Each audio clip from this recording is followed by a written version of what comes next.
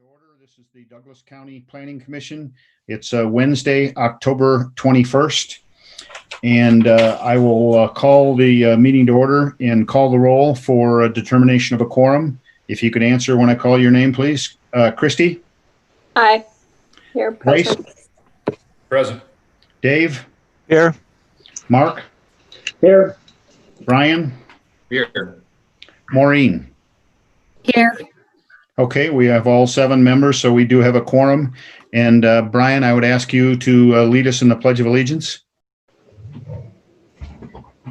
I pledge allegiance to the flag of the United States of America and to the republic for which it stands, one nation, under God, indivisible, with liberty and justice for all. Thank you, Brian.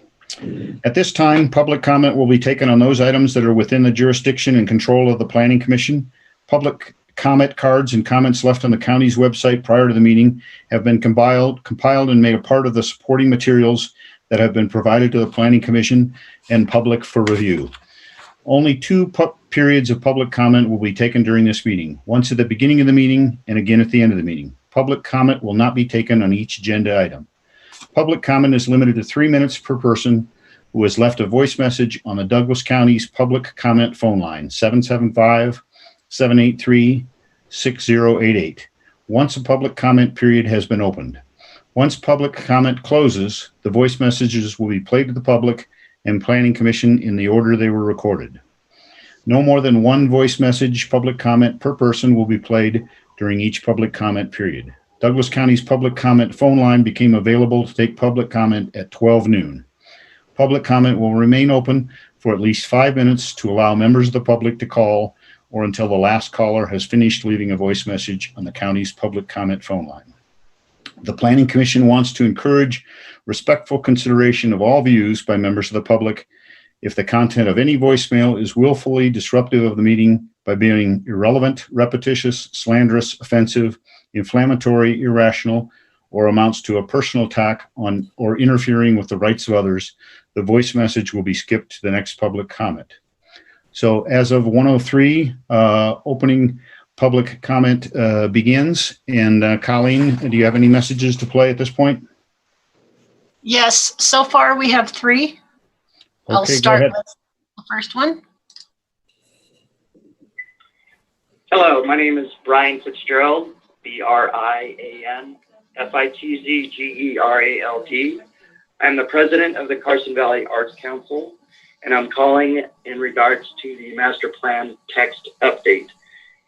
I am reading and seeing from yesterday's meeting that there was an item that talked about evaluating the creation of a countywide historic preservation board. And I'm kind of sensing that with the historic preservation element being combined with land use, all of the prior versions of the master plan had it separated. And I would encourage you to consider separating the historic preservation items into its own element and create an arts and culture and historic preservation element for the master plan. I think there are plenty of policies and goals that could be applied to arts and culture and historic preservation. And as far as creating a historic preservation board, I think you could even combine that and create a cultural commission similar to what they're doing in Carson City, and perhaps have a arts, cultural, and historic preservation board. I do think that yesterday's meeting, Maureen Casey had mentioned a concern about whether or not these new boards might have enough to do. And I think by adding arts and culture, there could be some additional policies and action items that could be addressed by this new board. Thank you. Number 2 coming up. Ellie Waller, W-A-L-L-E-R. 2 points to be made today. The implementation element should provide a history from 2011, the currently approved master plan, then to what was anticipated in the 2016 plan in the way of action items, and the current proposed action items. I have requested this historical look At the actions being status on several occasions, we just keep kicking the can down the road by not showing the historical perspective of what has been done and not done. Example, 2011 H, Action 2.1. As part of the required annual report on the master plan, include status report on affordable housing in Douglas County, including developments with density bonuses. I'll sidetrack for a moment, as this action item mentions the required Planning Commission elusive annual report I've been suggesting be sent to me on several occasions. I'm not sure the reason why I haven't received an answer on their reports, but maybe because some of them not been completed. Next topic is redundancy and elimination. The streamlining of the 2020 master plan is supposed to eliminate duplicity. Here are several examples that could be removed or combined. The subject is affordable housing. Policy EX5, support programs aimed at strengthening the accessible labor pool, such as affordable housing, recreational opportunities, etc. on that one. E, Action 19, support local employees through efforts of making housing, daycare, and other more accessible and affordable. Goal 3, increase housing opportunities and reduce the shortage of housing that is affordable to the local workforce. Policy GX9, support developments that include affordable housing with reduced development and building permit fees, as well as reduced water and sewer fees. GH Action 13, evaluate and update land development regulations to remove barriers and provide appropriate exemptions for the provisions of workforce housing. P 1.3, matching housing and jobs. View housing availability as an extension of the towns and counties' overall economic development strategy in order to meet the needs of the existing future workforce and residents. You get the point. We're trying to support affordable housing. Number 3. Jim Slade. The current 2011 Goal 1 for the ag element is, quote, to maintain agriculture as an important land use and preserve the rural character, cultural heritage, and economic value of Douglas County. That should remain as is to recognize the importance of our ag community. Goal 2, the first conservation goal, should be to protect its open-based natural areas, air, and water quality. The part about enabling types of development, problematic and merely a pro-development statement. The term is unclear and vague. What does it mean to acknowledge and enhance agricultural areas? Almost no development, especially urban densities, enhances ag areas at all. That phrase should be removed. Ag Policy A10, protect farmland by discouraging development patterns that harm this important research. Most of the agricultural land in Douglas County is ranch land rather than farmland, of which one could argue there is very little. Most of our ag land is used for raising cattle and growing hay and alfalfa. This policy, by seeming to differentiate between farmland and ranch land, would be another giveaway to developers. All agricultural land should discourage development patterns that harm this important research. This policy should be changed to begin protect agricultural land, or it should be removed as just another pro-development statement. Growth Management Goal 1 in our current 2011 master plan states to keep growth in Douglas County to a sustainable level that natural and fiscal resources can support. That goal should be kept as Goal 1 on this update. The phrase that our businesses need to flourish is so vague as to be meaningless. This is clearly a pro-development statement designed to accommodate more and more development without any plan as to how they might achieve this goal. It should be removed. Growth and Housing Goal 3, increase opportunities and reduce the shortage of housing that is affordable to the local workforce. This too is another pro-development statement. The county should not try to manipulate the housing market. Most residents believe in free markets. On the recent 2020 Master Plan Update Survey, this question got only 42.3% agreement. There are many great comments in the survey that support the idea of keeping our rural character and supporting slow, sustainable growth. There are very few that support even more or faster growth. How would the county propose to accomplish this growth? We already have about 7,000 homes approved, including Parks 2,500. Why encourage more at this time? To just keep building and building and building until you completely ruin the place we all call home? Is it worth sacrificing our rural character and quality of life so that everyone who wants to live here can? That would be a giveaway to developer and the definition of contrary to the public interest. Eliminate goal 3. Number 4. Hello, good afternoon. I'm calling to put in comments on the master plan, and specifically my comments have to do with the Martin Slough Nature Trail and Wild Bird Pond. My name is Jay Duda, that's J-D-U-D-A. Over the last few years, the pond has evolved to become a wild bird sanctuary. After sunset last night, hundreds of Canada geese joined the many ducks on the pond, where they spent the night, not leaving until sunrise. They do this every night at this time of year. Counting the number of Canada geese is challenging, but an estimate of 400, yes, that's 400 Canada geese every night now. But the pond is a wild bird sanctuary year-round. I have photos of pelicans and snowy egrets in June. The great blue heron is also a frequent visitor, along with red-tailed hawks, swallows, ravens, Cooper hawks, mourning doves, quail, finches, the ubiquitous magpies, California gulls, hummingbirds, sparrows, robins, and many more. The evolution of this pond is truly remarkable, and with careful planning, the pond and wild birds will continue to evolve. I'm urging very careful and limited development so the wild bird population does not become an endangered target of the master plan. Please protect the wild birds. It's the right thing to do.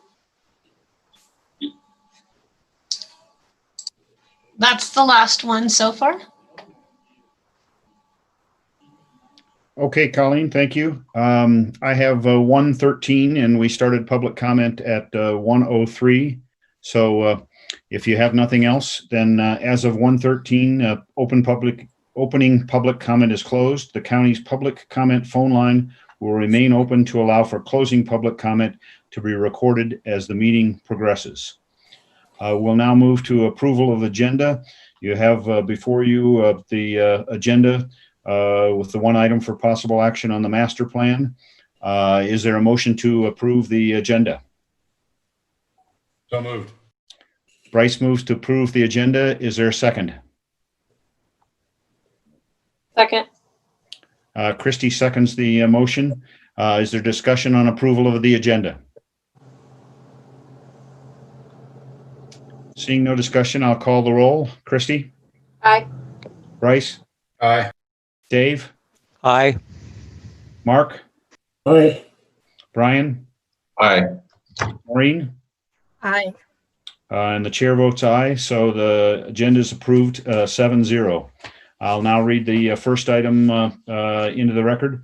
For possible action, presentation and discussion on the 2020 update to the Douglas County Master Plan, amending all existing chapters, creating a new structure of elements to include executive summary and county profile, land use and historic preservation, agriculture and conservation, growth management and housing, economic development, public facilities, services and recreation, public safety, and implementation. Following a presentation from staff on the plan update progress to date and the new elements, including suggested changes, the Planning Commission will vote to accept the draft 2020 master plan for review. Next, the Planning Commission will review goals, action, policies, and actions within the draft plan and vote on items that receive consensus approval. Then the Planning Commission will move into discussing proposed changes to goals, policies, and actions that did not receive consensus and will provide direction to staff to make changes to those items. Unfinished items will be carried over to the November 4th, 2020 Planning Commission special meeting. We've accomplished a great deal yesterday of the items in the agenda. We left off with agriculture and conservation. So without any other interruptions, we'll move to Sam Booth, who will guide us through the items that we need to have for further discussion and deliberation and approval. Sam, if you want to share your screen, and then this begins on packet page 40, agriculture and conservation.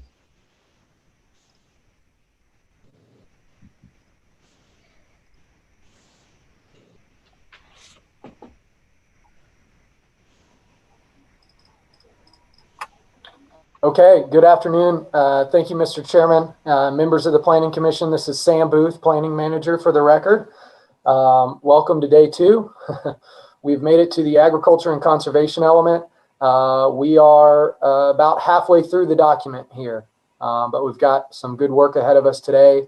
Before we jump into this element, I just wanted to bring us back to our early part of our discussion yesterday in the survey results for the elements that we're about to move into and reviewing.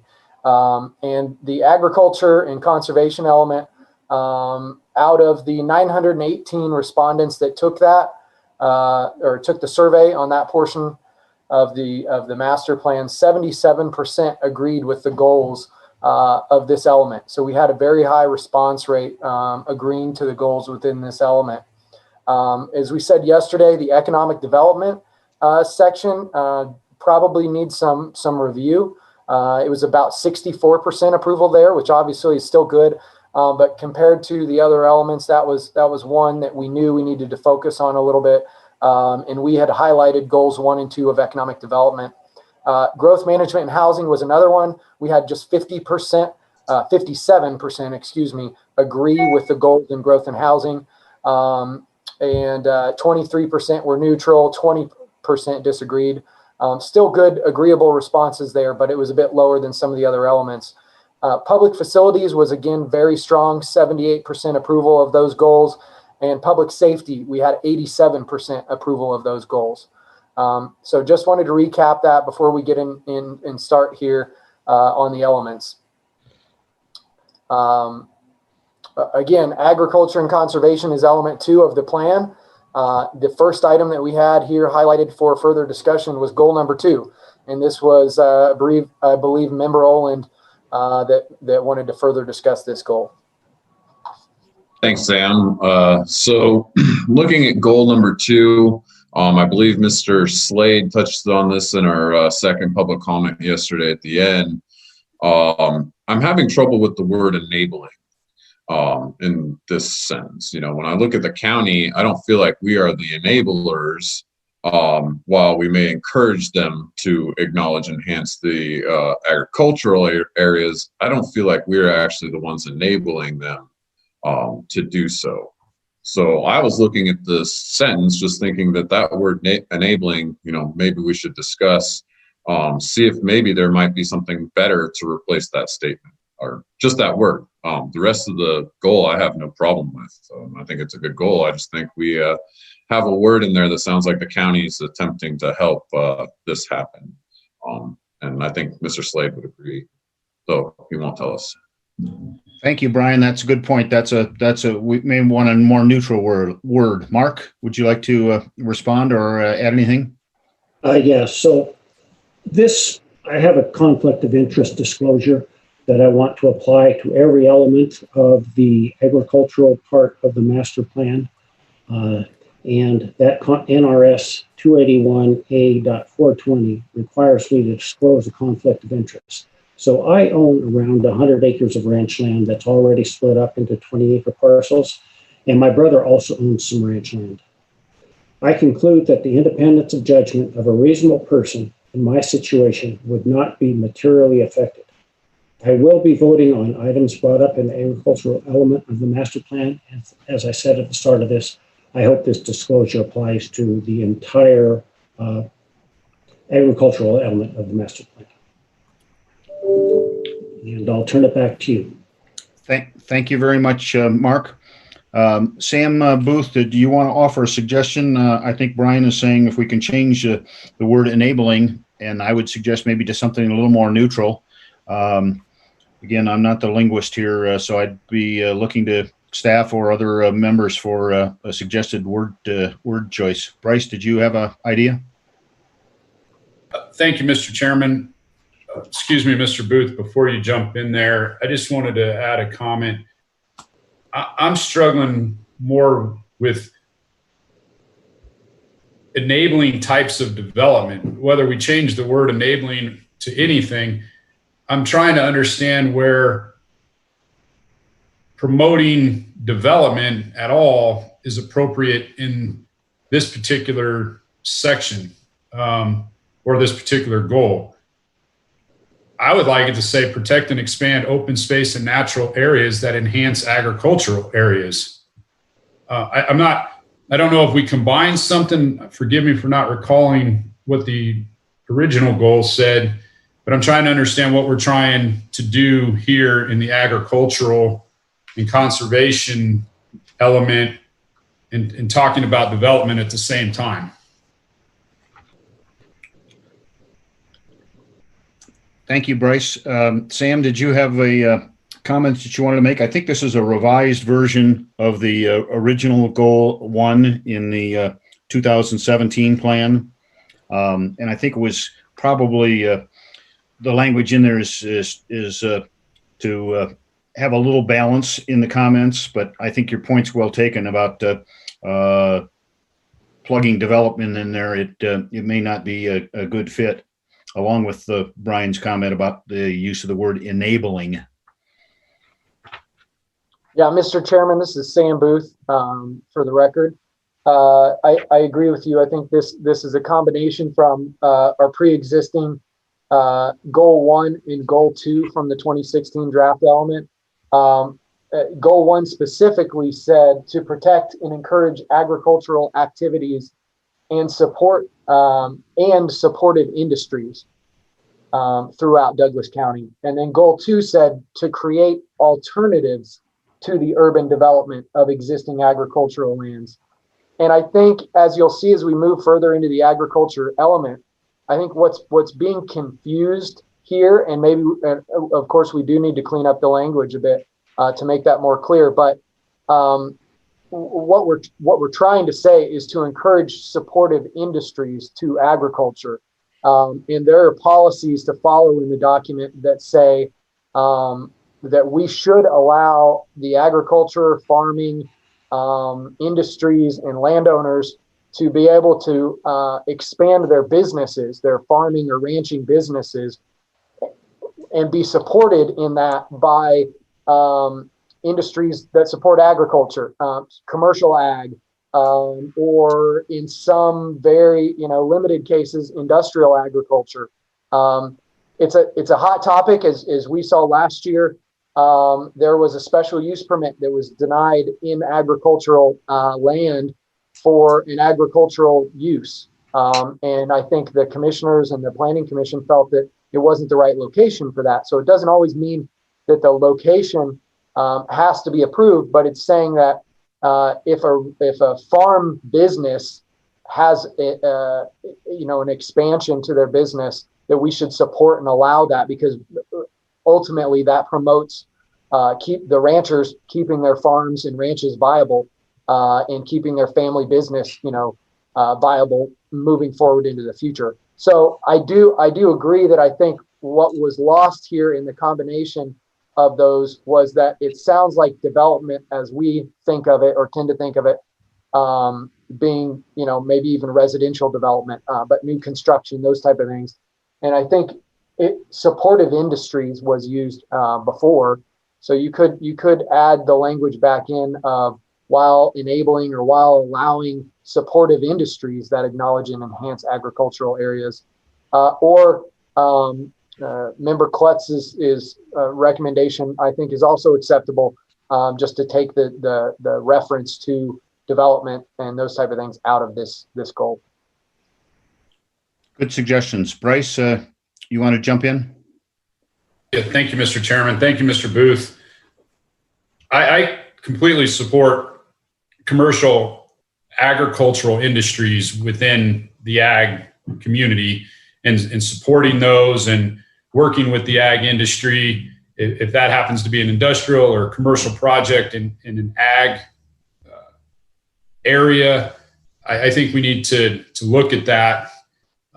I was hung up on the word development because I think that is something that concerns a lot of the citizens of our community.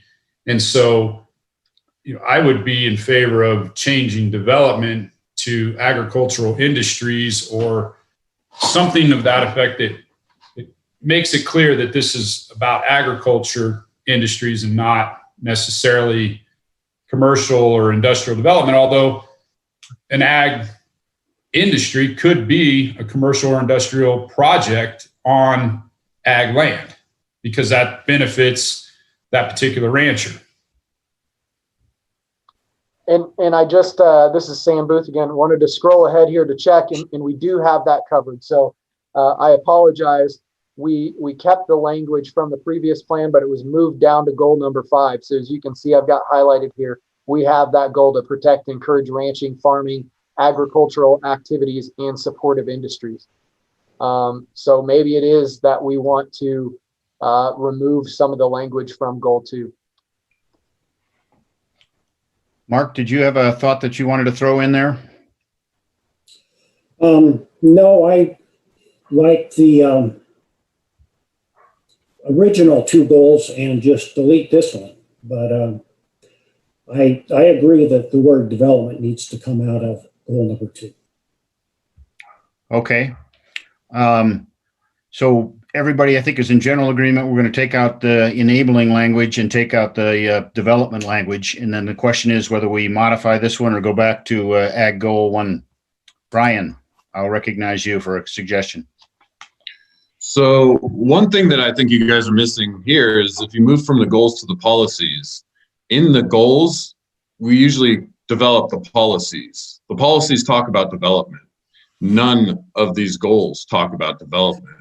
And while I know we have the assumption that the word development means, to me, it just really means anytime something is developed. Anytime any piece of land gets something put on it as a building, we are going to encourage that it acknowledges and enhances the agriculture area around it. I mean, whether that's a personal residence or even a commercial building, I think development covers everything there. Basically, you take a backhoe to the land and boom, and you're planning on putting something up, you've begun the development. And that development needs to acknowledge and enhance these agricultural areas.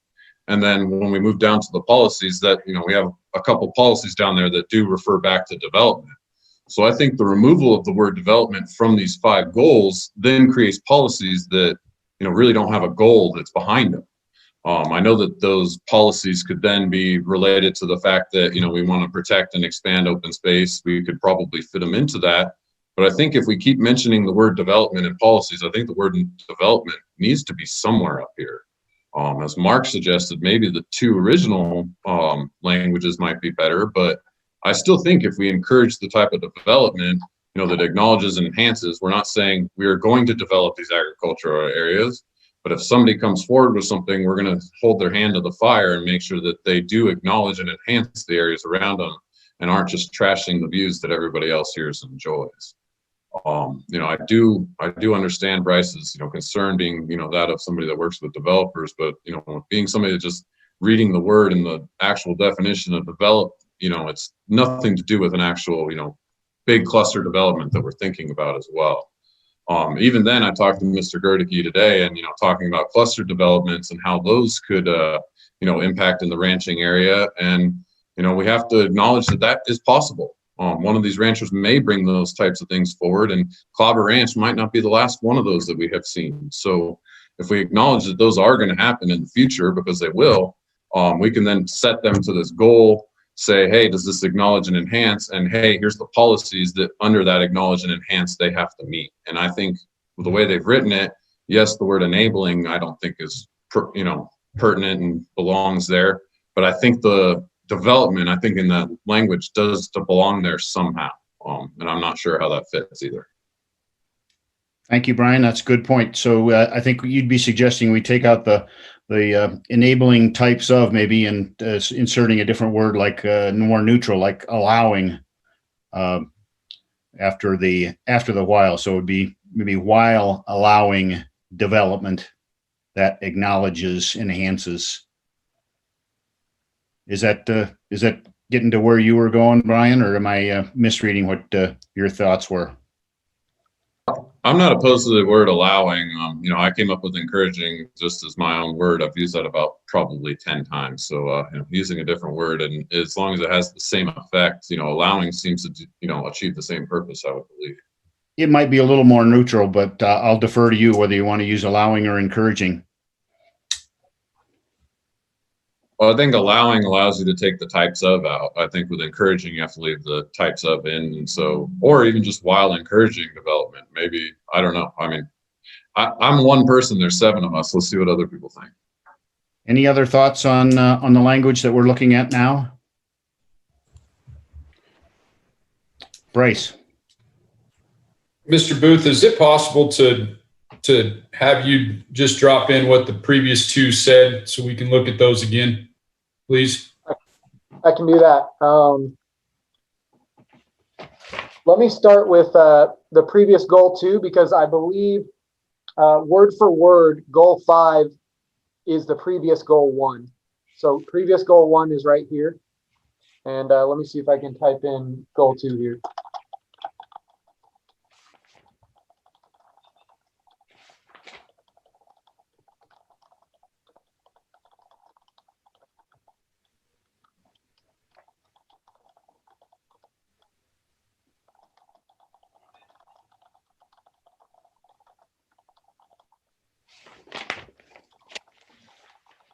Well, I really messed that up, but here we go.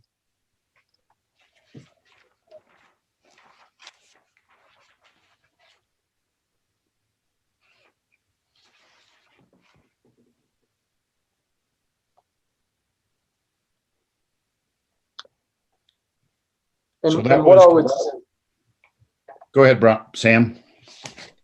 what I would say about this goal from the previous draft is that it's trying to say that, it's a land use planning term, essentially creating alternatives to urban development, meaning agricultural lands, farmland is often forgotten about as a land use, right? Developers especially look at it as an open opportunity, that it's vacant land to be developed. So it's saying, look at this land use as something that's an alternative to development, urban development of existing lands in order to preserve them. Okay. Thanks, Sam. Bryce, go ahead. Thank you, Sam. After reading that, I think I feel better about the new goal number 2. I would just offer, if we stick with the edits, we've got commas and things that need to come out of there. I think that should read as just one sentence without all the commas, but I'd prefer that over what the previous goal. Thank you, Bryce. I agree with you on the punctuation. Does anybody else want to discuss the language that Sam Booth just added in there as opposed to what we've got in goal 2? Mark, would you like to make some comments? Yes, so I like the old goal better, because what we're doing in the agricultural element is we are trying to give alternatives to monetize the rancher's assets other than development, i.e. the TDR program. Okay, that's a good point. Other comments, I think where we're at right now is we got a kind of an either or, unless we want to do both of those together and add a goal. So I'd be looking for comments from the other members as to which way they lean, or we can just go ahead and make the appropriate motion. I'd like to leave the to create alternatives to the urban development of existing agricultural lands in order to preserve these agricultural areas. I prefer that to the existing goal 2. Okay, you'd rather have the second one and drop the first one. Correct. Okay, thank you, Dave. Any other sentiments out there? Bryce? Thank you, Mr. Chair. After listening to Mark, I think I have a better understanding in Mr. Booth of what the intent of that goal is. And now that that's been articulated, I would prefer to stay with the old goal, which is to create alternatives to urban development. Okay, thank you. Brian, did you want to chime in on this one? So I think the word to create is an action. Again, going back to goals, policies, and actions, to create alternatives, are we writing a goal to create these? Is the county going to create these? Are we making alternative areas to these? What's going on here? I think, I do like the language of it, alternatives to urban development of existing agricultural areas. I just don't know that we, as a, body are creating these alternatives. I think the TDR program is already in place and thus created, though I don't know how, substantial that is in the achievement of this goal. But I find issue with the to create. I feel like that's a singular, item, and that once it's done, and, we've created those alternatives. So I think development itself, maybe I think this goal maybe is not needed. Maybe. Okay. I would say change create to adapt. Adapt would be one word. We could use provide or allow. Just tossing out some language there. Any other thoughts or comments? Mr. Chair, Bryce? We could also stay with the revised goal number 2 and put that down below as an action and achieve both. That's certainly an option. Any thoughts on using the language to create alternatives to the urban development as an action when we get to the action section, and then just modifying the existing goal number 2? Mark, how does that sound to you? Or Sam Booth, did you want to throw an idea out there? No, I like that a lot. I think that Brian is right. This is an action item, should be pushed into the action item area, and then we can modify goal number 2 however you guys decide. Okay, we're moving on the right track in. Then, Brian, can we go back to you? Language in goal number 2 that Sam has up there now, is that acceptable to you, or you want to adjust that a bit? Well, I like Bryce's that it's taking out the periods, just to make it read it as one complete sentence without all the breaking it up. I mean, I think, when you read it just on its own, although it's hard without this strike through, but I think it makes sense. And I do agree that, that was an action item. And if we include that in the actions, at least then we're still continuing to find these alternatives, even if we have created maybe some. So Okay. I think that would be good. Good. Let's get a motion then on goal 2 as modified, and then when we get down to actions, Sam Booth, save that language for creating alternatives, and we'll consider that as an action when we reach the action section. So, Brian, you want to make that motion? Yeah. So I have a motion to approve goal 2 with the revised language, saying that we protect and expand open space and natural areas while allowing development that acknowledge and enhance agricultural areas. Thank you, Brian. Is there a second? I'll second. Christie seconds the motion. Is there further discussion? I think you need a S on the end of acknowledge.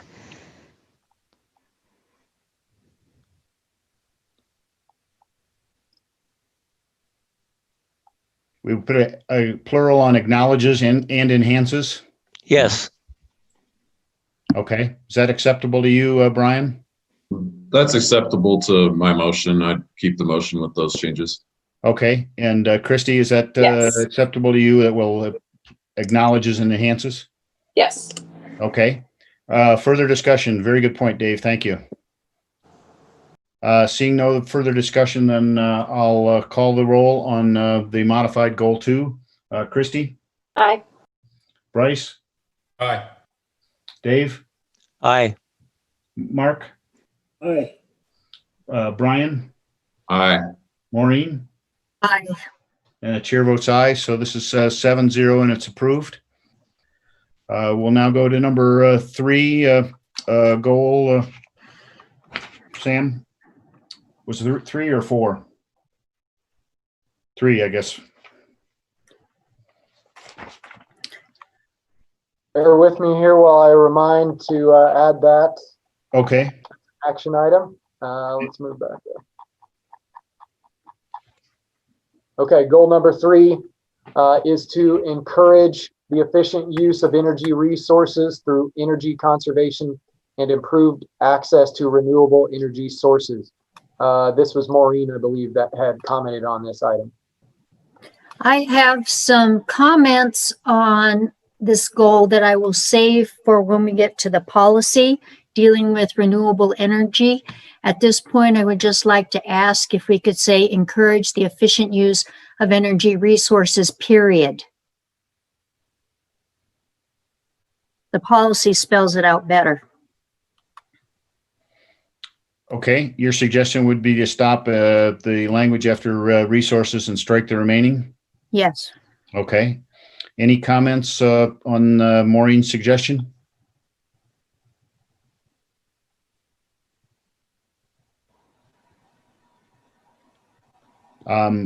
My comment is that I think the energy conservation language there highlights those portions of the goal, but I'm comfortable just addressing those through the policies. Other comments from members of the Planning Commission?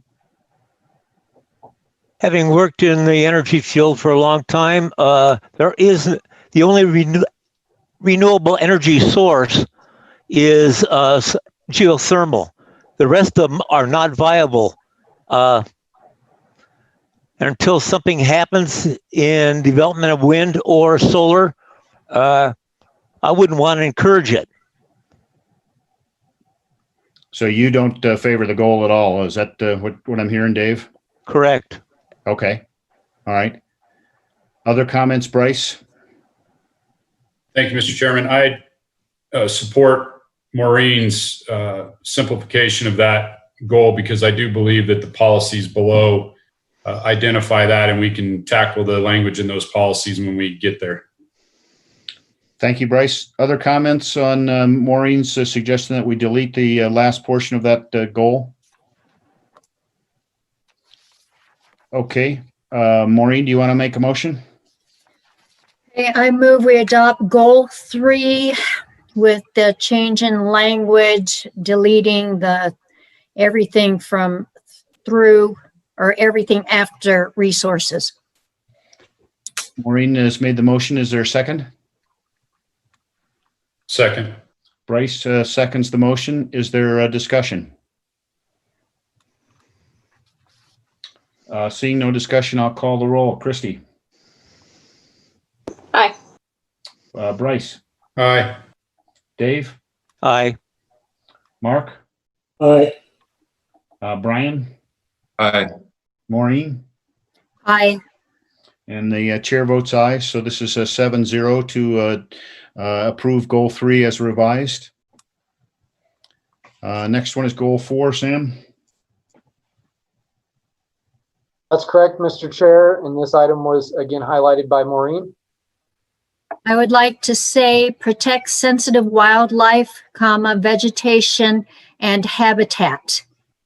Adding the words and habitat in recognition of their importance to our quality of life.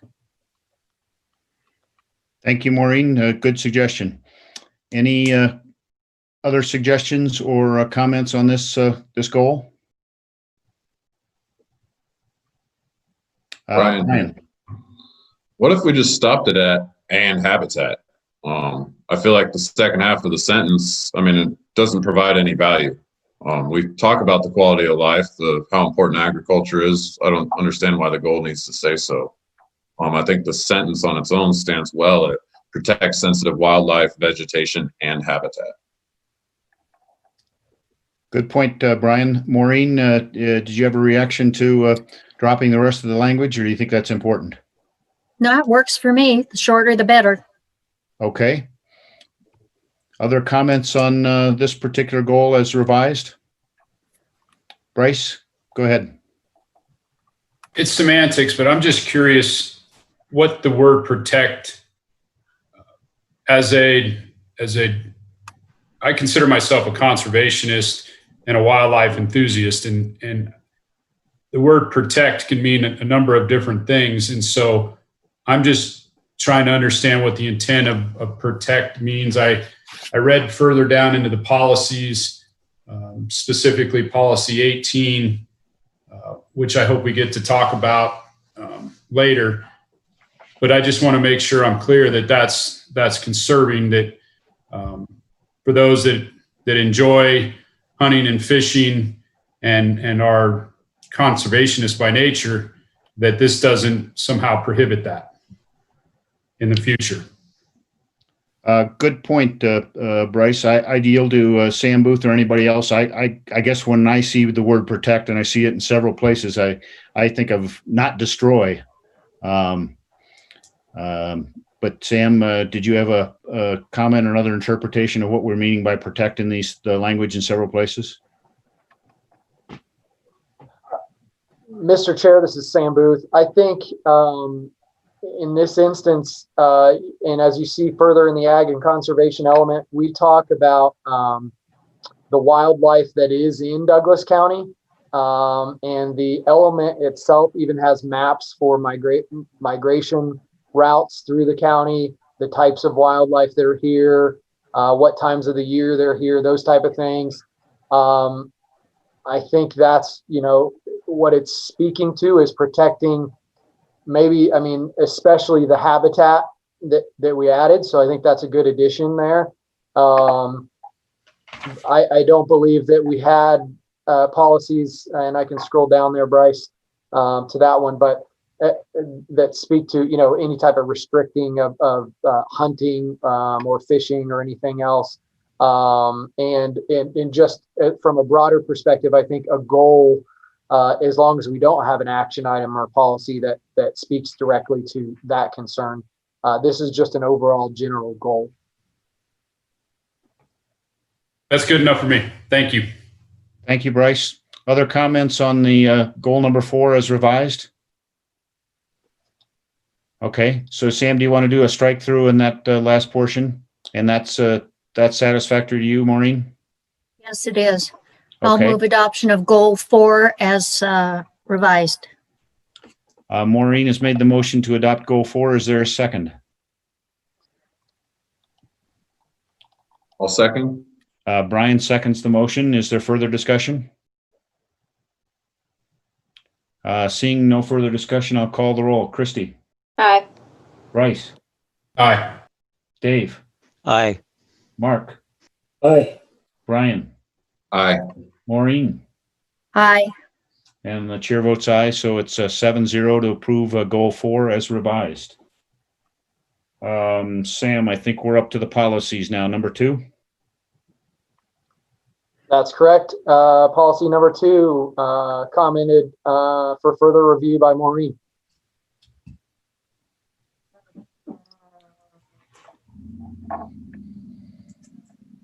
I have no idea why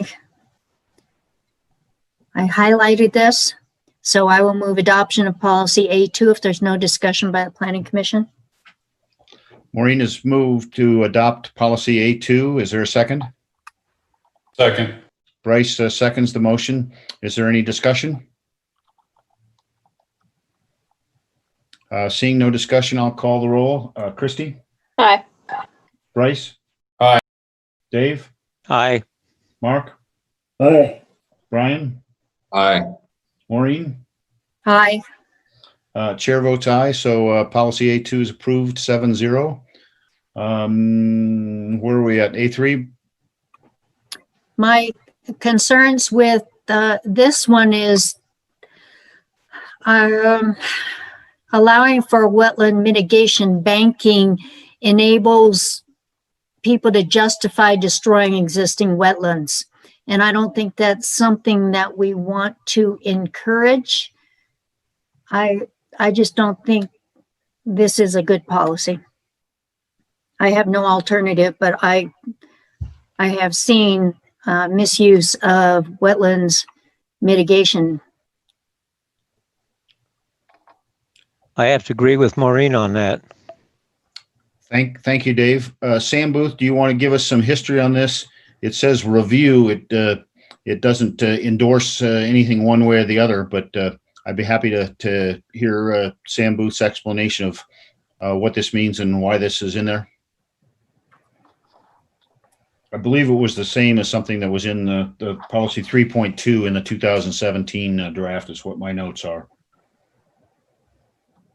Yes, that's correct, Mr. Chair. This is Sam Booth. This was conservation policy 3.2 from the draft 2016 document. I was not, a part of drafting this policy, so I can't speak directly to what they were looking for here. But my guess is that, yes, if there was some type of development that you could investigate, a program that would allow that development to reestablish wetlands in another area of the property or of the county in order to mitigate that. Okay, thank you, Sam. Maureen, do you think you want to try and tone this down a little bit and modify it, or would you prefer to I would like to remove it because one of the things, or I would rather see something about protecting wetlands, and there may be something farther down because there are a lot of very small species, insects, fairy shrimp, and others that live in seasonal wetlands. And if we allow them to be removed, then we're destroying a species. Because to move a wetland somewhere else that is not naturally a wetland, you're just digging a hole in the ground and putting water in it. And it doesn't have the same viability as a natural wetland or even a seasonal wetland. I don't like this being in here saying review the potential for banking. I would prefer something that talks to encourage preservation of existing wetlands. Brian, did you have a suggestion?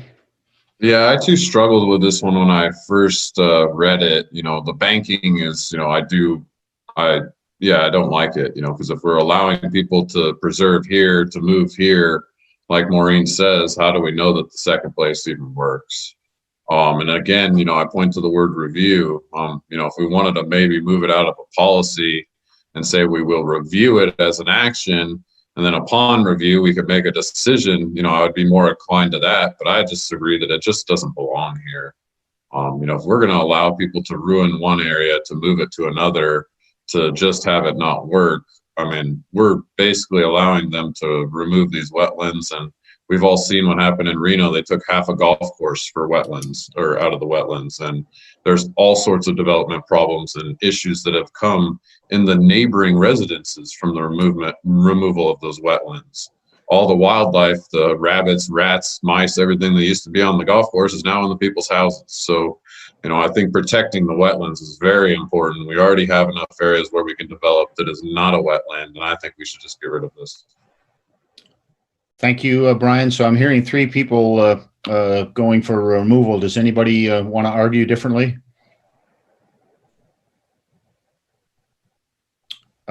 Seeing no comments, Maureen, do you want to go ahead and make the motion then? I'll move that we remove policy 8.3 from the agriculture and conservation element. Is there a second? Second. Dave Acola seconds Maureen's motion to remove policy A3. Is there further discussion? Seeing no further discussion, I'll call the roll. Christy? Aye. Bryce? Aye. Dave? Aye. Mark? Aye. Brian? Aye. Maureen? Aye. And the chair votes aye, so it's 7-0, removing policy A3. Number 4. Yep, that's me again. I'm satisfied with staff's explanation of development being allowed under the ag element. So if there's no discussion, I will move to adopt policy A4. Maureen moves to adopt policy A4. Is there a second? I'll second it.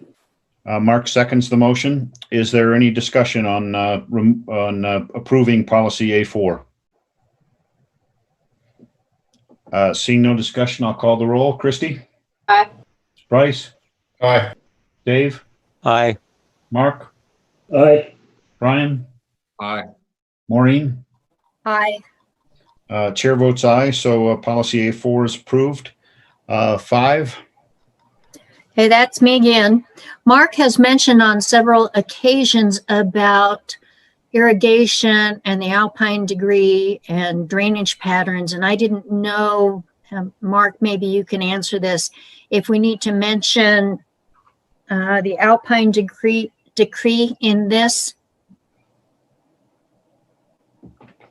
Mark, did because you have a it thought talks there? about downstream Well, users. I don't think we really need to mention the Alpine Decree into this.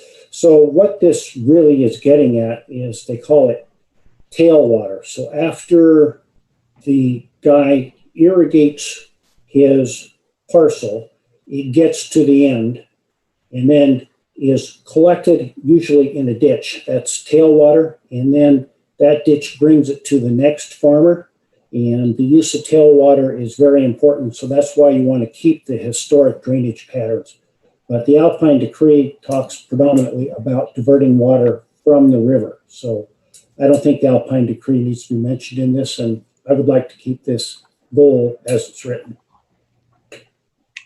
Thank you, Mark. Other comments on policy A5? If there are no other comments, I'll move adoption of policy A5. Maureen moves adoption of policy A5. Is there a second? Second. Bryce, that was you seconding? Yes, sir. Okay, thank you. Any further discussion? Okay, the motion is to approve policy A5, and I'll call the roll. Christie? Aye. Bryce? Aye. Dave? Aye. Mark? Aye. Brian? Aye. Maureen? Aye. And the chair votes aye. So this is 7-0, and that policy is approved. I think we're up to number 8 now, Sam? 6 or 8? Policy A8, I believe, Mr. Chairman. 8, This okay. is Sam Booth. I had a note from Maureen to pull this item. I believe, Maureen, your comment here was about where is this report and can we link to it, the potential for and possible effects of artificial recharge in Carson Valley, Douglas County, Nevada. And, That was just my question. Okay. And I don't know if Mr. Delaire knows any further, but I was able to find that the Carson Water Sub-Conservancy District has a hard copy of this report that you can check out, but they don't have a digital copy on their website. I wasn't able to find a digital copy. There is a similar report I was able to find about recharge in the Carson Valley. But to the best extent possible, what we're trying to do with everything in this master plan is make this a digital document and hyperlink to outside reports that we list in the policies, goals, or actions. Okay, my concern is that if we're citing a document, we need to have a link or something where it can be found. I've never seen this document. If we don't have hard copies in our library at the county, I think we should.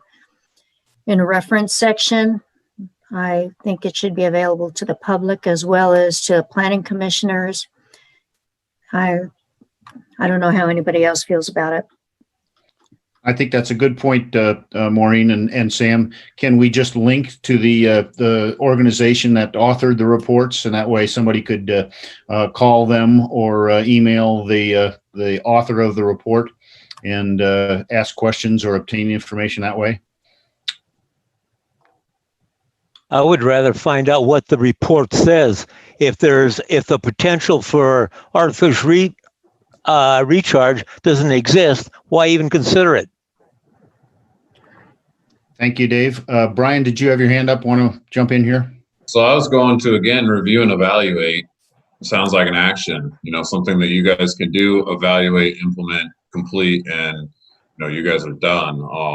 You know, I don't know that the policy to review and evaluate it is something that's really an ongoing thing. You know, maybe if we had, you know, to, I don't know, encourage the, you know, adherence to this, you know, document. I don't know. I mean, I don't even know how to say that to make it a policy. I think it's more action than a policy at all. That's a good, very good point, Brian. And I think we'd go back to Maureen, and since you're the one who raised this, if you would prefer to leave it there, move it to an action, or whether Yeah, it's fine. It's fine to move it into an action item. I agree with Brian, and I agree with David. If we're linking a document and I have no idea what this document is, and I don't think any of the other planning commissioners, except maybe Mark, knows what it is, it needs to be available to us. It looks, At least- Thanks, looks like Maureen. Tom Dallaire, did you have a comment that you want to make? Yeah, thank you, Chair. Sorry about that. Yeah, it looks like it was just printed in 1994 from just the Google search I've just done. So we can see if we can find a copy of it here in our office and then scan it or see if it's even relevant today. Well, if it was written in 1994, is that what you said, Tom? Yeah, that's what it looks like on the, yeah, that's what it looks like. So that's what, 26 years ago? Yeah, It's U.S. Geological probably- Survey. It's very out of date. So do we even want to include this at all? I would suggest we take it out completely. That's a very good point, Maureen. And I think Dave has proposed a solution. If it's outdated or we don't know the contents, then Brian's right. It's more of an action. But if we don't want the staff to review and evaluate this because it's outdated, then let's just knock it out. Any other comments or sentiments, Brian? What if we still moved it to an action item to review and evaluate the possibility of updating this document? I mean, I know that this is something that a lot of people talk about, and if we've got a document 26 years old, what's the reason we can't update this thing? And, you know, maybe it does cost something to pay somebody to do it, but what does that look like? Because if this is 26 years and we've gone without updating this report, I mean, it sounds like it's due for an update. I don't think it's our document. Yeah, Maureen is right. It's a outside document, and I think the thrust of the policy is that it needed to be evaluated for future county decisions. But I agree with Dave and Maureen. If something is outdated and we don't know what it says, maybe that's not something we want to have for sure as a policy. And then the question is, do we want to add it to an action and keep somebody busy doing something that might not be timely? Sam Booth, did you have a comment that you wanted to toss out? Yes, thank you, Mr. Chair.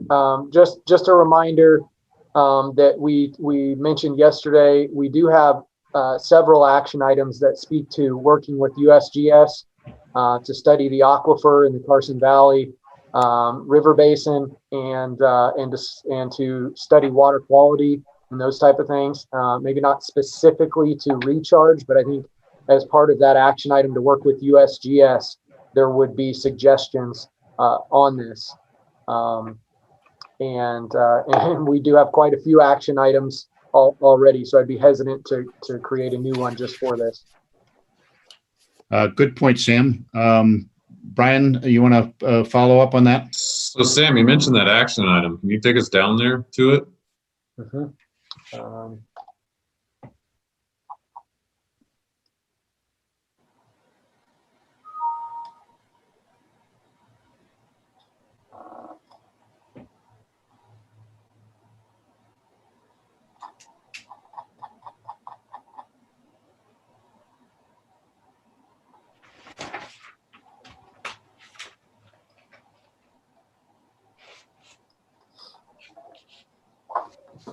Okay, so being ones that we've already approved, you know, I mean, I know that this does not say recharge. We've already approved it as is, and you say that it would possibly cover the recharge Would there be any way for us to get this into that language, possibly to include just the word recharge in there somehow? Maybe Sam Taylor can answer how we could maybe get that done, if that would be amenable to other people as well. Because I think the recharge is important. I mean, not just what water we have and the quality of the water, but what's the potential for it to come back.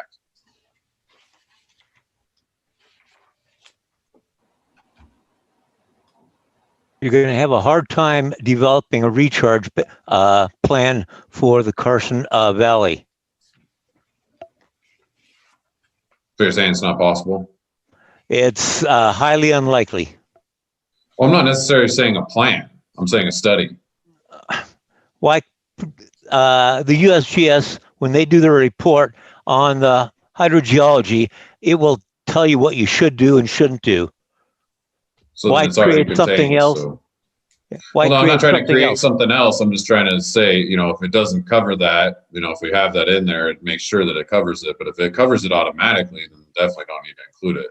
I just wanted to see where that was included because, it's not in this section. Thank you, Brian. I think that's a good point. I would say that that Public Facilities Action 18 does cover that when it says a complete understanding of the availability and quality of water. So I think that should cover it, in my opinion.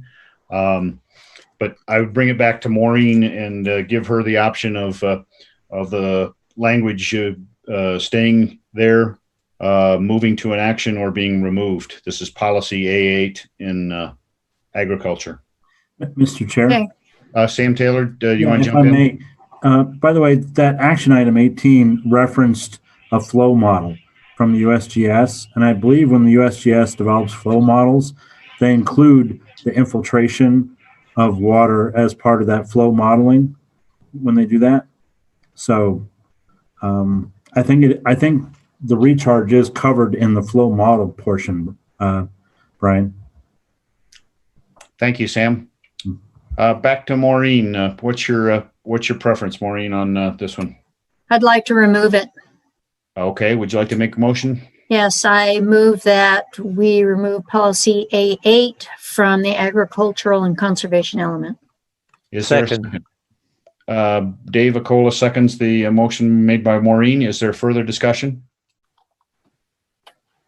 Okay. All right. I'll call the roll. Christy. Aye. Bryce. Aye. Dave. Aye. Mark. Aye. Brian. Aye. Maureen. Aye. And the chair votes aye. So policy A8 is removed. Number 9. That's me again. I just wanted to know what kind of buffer we were talking about. Are we talking about hard zoning? Are we talking about a physical buffer? Are we talking about acreage or what? I recognize that, Sam has commented to me on the side that it needs to be in the code, but I just want to know what we're talking about in this policy. Thank you, Maureen. Sam, do you want to provide a little more explanatory information on this? Yes, thank you. I don't have much to add, Mr. Chairman. It's a pretty simple policy here, but it does leave some, open to interpretation. I think Maureen's question was how much of a buffer or exactly what type of a buffer. We're not calling that out with this policy. It's saying, best practice is to not build, right up to the river edge. To protect those wetlands and those riparian areas. That's what it's trying to get at with a buffer there. But we don't have any detail within this policy. Thank you, Sam. Other questions on this policy 9? What if we add language about utilize best practices in order to buffer water bodies and wetlands and riparian areas from development or the impacts of development, something like that? I think that's a good suggestion. Bryce, did you have a comment? In reading this, I think we want to be careful. A lot of this, the details is in the code. And so I think we want to be careful that we don't get too detailed and specific in a policy, because ultimately the details of this is contained in code. Am I correct, Sam? That's correct, Bryce. Thanks, Bryce. Other comments on policy A9? Yeah, if it's covered in code, let's get rid of it. Thank you, Dave. I think in this case, it's designed as a policy to give people an overall perspective when they read the master plan of what's contained in code. So we're trying to give any person who would look at the master plan an idea of what Douglas County wants to do. And then the details would be in code. That would be my explanation of why we have it highlighted in a policy. Maureen, do you want to add some language on here, or do you think we're good enough with just knowing that this is a best practice and the details are in code? No, I think we're fine. So I'll move adoption of policy A8. I think this would be 9, the buffer water 9. body.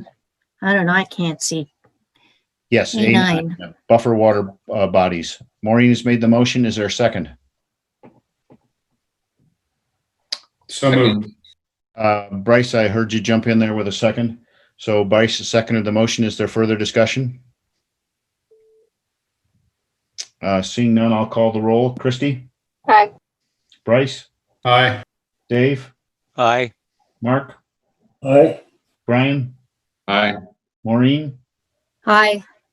Chair votes aye. So this is 7-0 and the policy is adopted. Number 12. I had a question. It was the noise stuff, and my question was whether or not the airport was private or under private ownership, and it was answered yesterday. So if there's no discussion, I'll move adoption of policy A12. Maureen has moved to adopt policy A12. Is there a second?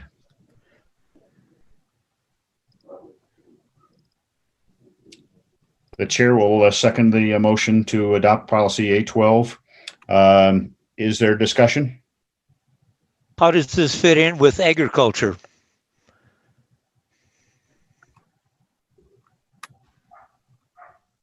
I don't think we need it. Sam, I think when I read notes on this, it was in the conservation section. It was policy number 13.1 of the draft of the 2017 draft. So I believe, Dave Acola, the answer to your question is it's really not as much an agriculture as a conservation issue, recognizing that there are noise sensitive lands. That's where we'd have some of those types of provisions. Sam, is there anything you wanted to add on that? Yeah, that's correct, Mr. Chair. I think noise related, at least conversations, are contained in the conservation element of the 2016 draft plan, and that's where this has come from. Thank you, Sam. Other discussion or debate on the motion? Okay, seeing none, then I'll call the roll for adoption of policy 12, agriculture. Christy? Aye. Bryce? Aye. Dave? Aye. Mark? Aye. Brian? Aye. Maureen? Aye. Chair votes aye. So this is 7-0 for that approval of policy 12. We're down to 15 now. Yeah, this is me again. My concerns with the previous goal 3 about encouraging the efficient use of energy resources.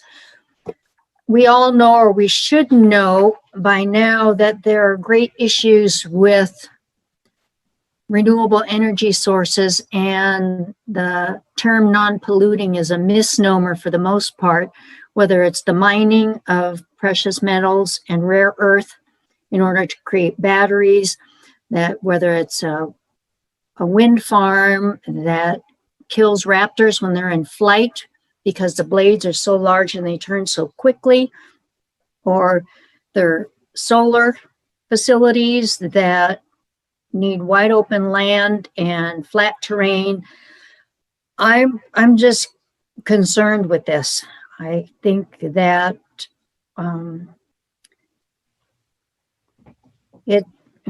it's more of a, I don't know. It's just, I like what David was saying, that there really is not, other than geothermal, a renewable energy source that is actually appropriate for our area. I have no problem with a house having solar panels on it. I have no problem with farm areas using a windmill for water. But as far as larger scale, I don't think it belongs here for me. Thank you, Maureen. Other comments on policy 15? Bryce? Thank you, Mr. Chair. I'd go back to public comment, and having gone through all of those responses to the surveys and just listening to the majority, not all, but the majority of public sentiment, I don't believe the residents of the county are looking for us to support the development of renewable energy sources, specifically solar and wind, within the valley.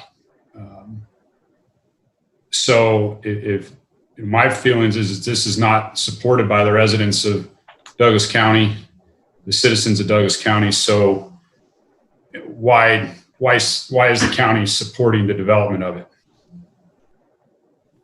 Thank you, Bryce. I agree with you. When I looked through the comments, there were a number of them that were made about some of those types of issues. So I think that's a valuable perception. Other comments from members of the Planning Commission?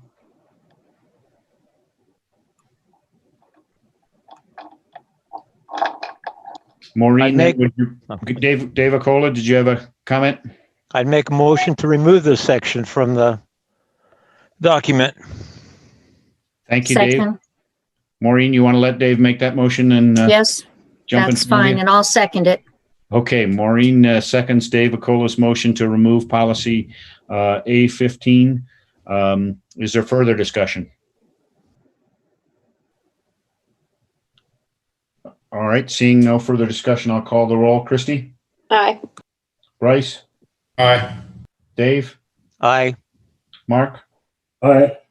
Brian? Aye. Maureen? Hi. And the chair votes aye. So on this, it's a 7-0, and we'll remove policy 15. Number 16, I had a note, Brian, that this was one that you raised.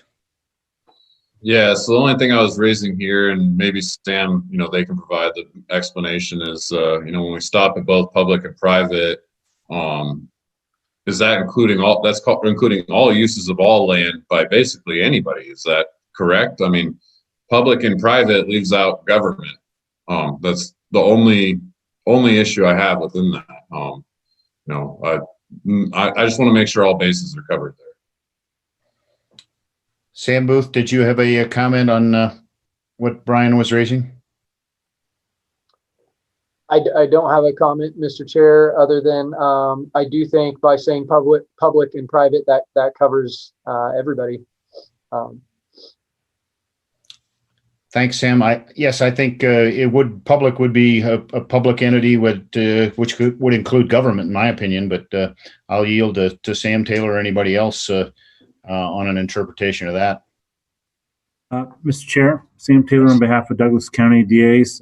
Yes, I think it does include government as well as non-governmental when you say public and private. All right, and then the second part I had with this is the substantial rehabilitation projects. I know we go back to, I can't remember, I think it was a document we had that said over 50%, 40, I can't remember exactly what the number was. We're talking about substantial rehabilitation projects. That is defined, right? And there's a value that people would be able to use to know when that is crossed. Sam, maybe. Yes, Brian, this is Sam Booth.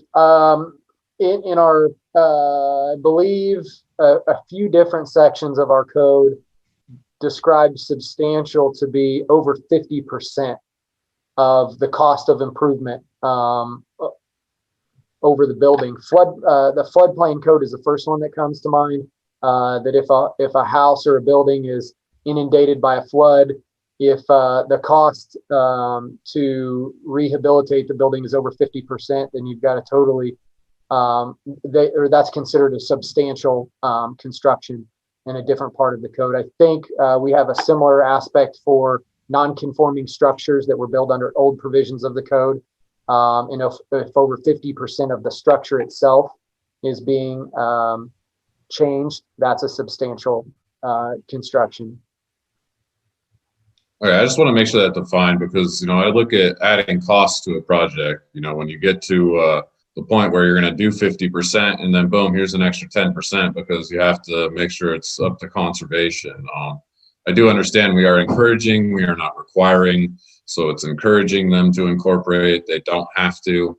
I just wanted to make sure that, you know, we're not throwing extra costs on, you know, a lot of people that may be not able to or not wanting to do so because of those costs. I do remember the sprinkler ordinance that came through and hearing all the complaints and things around that. You know, I worry about putting extra costs on, you know, the $275 a square foot that we're already building on. Mr. Chair, if I may. Yes, Sam Taylor, go ahead. Yes, Appendix A of Title 20 essentially defines substantial improvement to mean any improvement which exceeds 50% of the market value of the structure before the start of the construction. Thank you, Sam. Okay, welcome. Brian, have you got your questions and concerns addressed on this one? Well, yeah, I'd say I have my concerns addressed. I mean, I do understand, and, you know, I was just looking to see if we could clear up, you know, exactly where substantial came in, and making sure, you know, we were including everybody that, you know, if anybody does this within these areas, that they'd be sought to do so, though not required. So I think I'm good there. Okay. So I would make the motion that we include policy A16 as written. Thank you, Brian. Is there a second? Second. Maureen, was that you seconding? Yes. Okay. Brian has made the motion. Maureen is second to approve policy A16. Is there further discussion? I'll call the roll. Christy? Aye. Bryce? Aye. Dave? Aye. Mark? Aye. Brian? Aye. Maureen? Aye. And the chair votes aye. So this policy is approved. Number 17 is next. That's me. This language is very similar to Goal 4 with regards to sensitive wildlife, vegetation, and adding the word habitat. I don't see if we have it as a goal, if we really need to have it as a policy. And if we kept it as a policy, I'd like to stop it at ecological functions, period. Because if we're protecting it, then we will be limiting their development. And we're not really fond of mitigation when it comes to wetlands. So I don't know, I think it needs to be a little more distinctive than Goal 4. Sam, do you have any suggestions?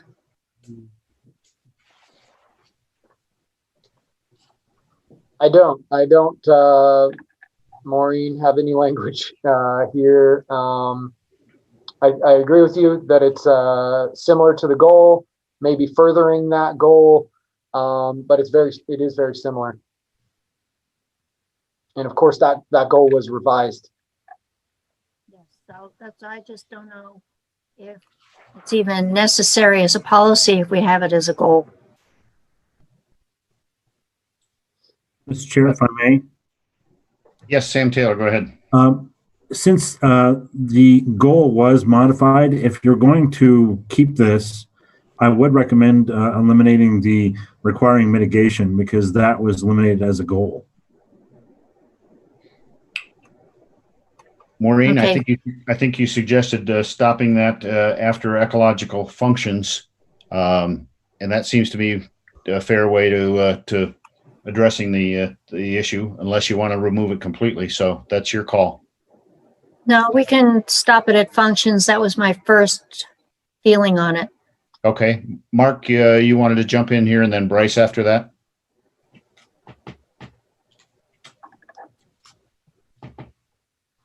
Mark, you might be muted, I think, if you can. So we all know that the judicial and law enforcement building was built on wetlands. They filled it all in, as was TJ's Corral. So my question is, shouldn't we allow some mitigation? I mean, what if we needed to add on to the law enforcement center because it's substantially cheaper than building a whole new building? Is that allowed for anywhere in the code? And I guess I'm addressing Sam Booth. Sam, are you able to respond to that now, or do you need some time to look at that? Thank you, Mr. Chair. I'd pass the buck to maybe Tom DeLayer. He's an engineer and has more expertise in this than myself. But member Nedenrip makes a great point. I think the reason the mitigation language was originally in the goal in this policy is that, as we know, wetland mapping is a unique and difficult task, just like floodplain mapping and other things like that come down from the state or federal levels. And those maps change over time, but they're not always updated frequently. And I think there are times when we see a development proposal for a site that there's wetlands mapped on that property, and the property owner will come to the county and say, look, here's photos of that site, or let me take you to the site. There's no wetlands, there's no water at all on the site. One example I can think of specifically is I believe Chuck Hathoot's project near the Moeller and Pine Nut roundabout. There was an irrigation ditch in a Blue Line stream. I don't know how many years ago that had water in it that went to that property, and there's a mapped wetlands there. But over time, that irrigation ditch had been abandoned upstream, and water doesn't enter the property anymore. So they had pointed out to us that there are no wetlands there. The entire property is dried up. In fact, he doesn't even irrigate or anything on that. And so I think what the mitigation here is trying to point out is that, okay, can the county try to say to that person, all right, we acknowledge that that's not a wetland any longer, but what we're going to require you to do is to go put in a new wetland somewhere else, either on your property or in the county. And you can extend that. A lot of federal projects or state projects will require that you've got to do maybe a 2-to-1 replacement factor. So if there was an acre of wetlands, now you have to go replant and establish 2 acres of wetlands somewhere else. But it is difficult to do, and I understand Maureen and others' points earlier that we don't want to encourage doing those type of things. Mark, does that answer your question, or do you need some elaboration?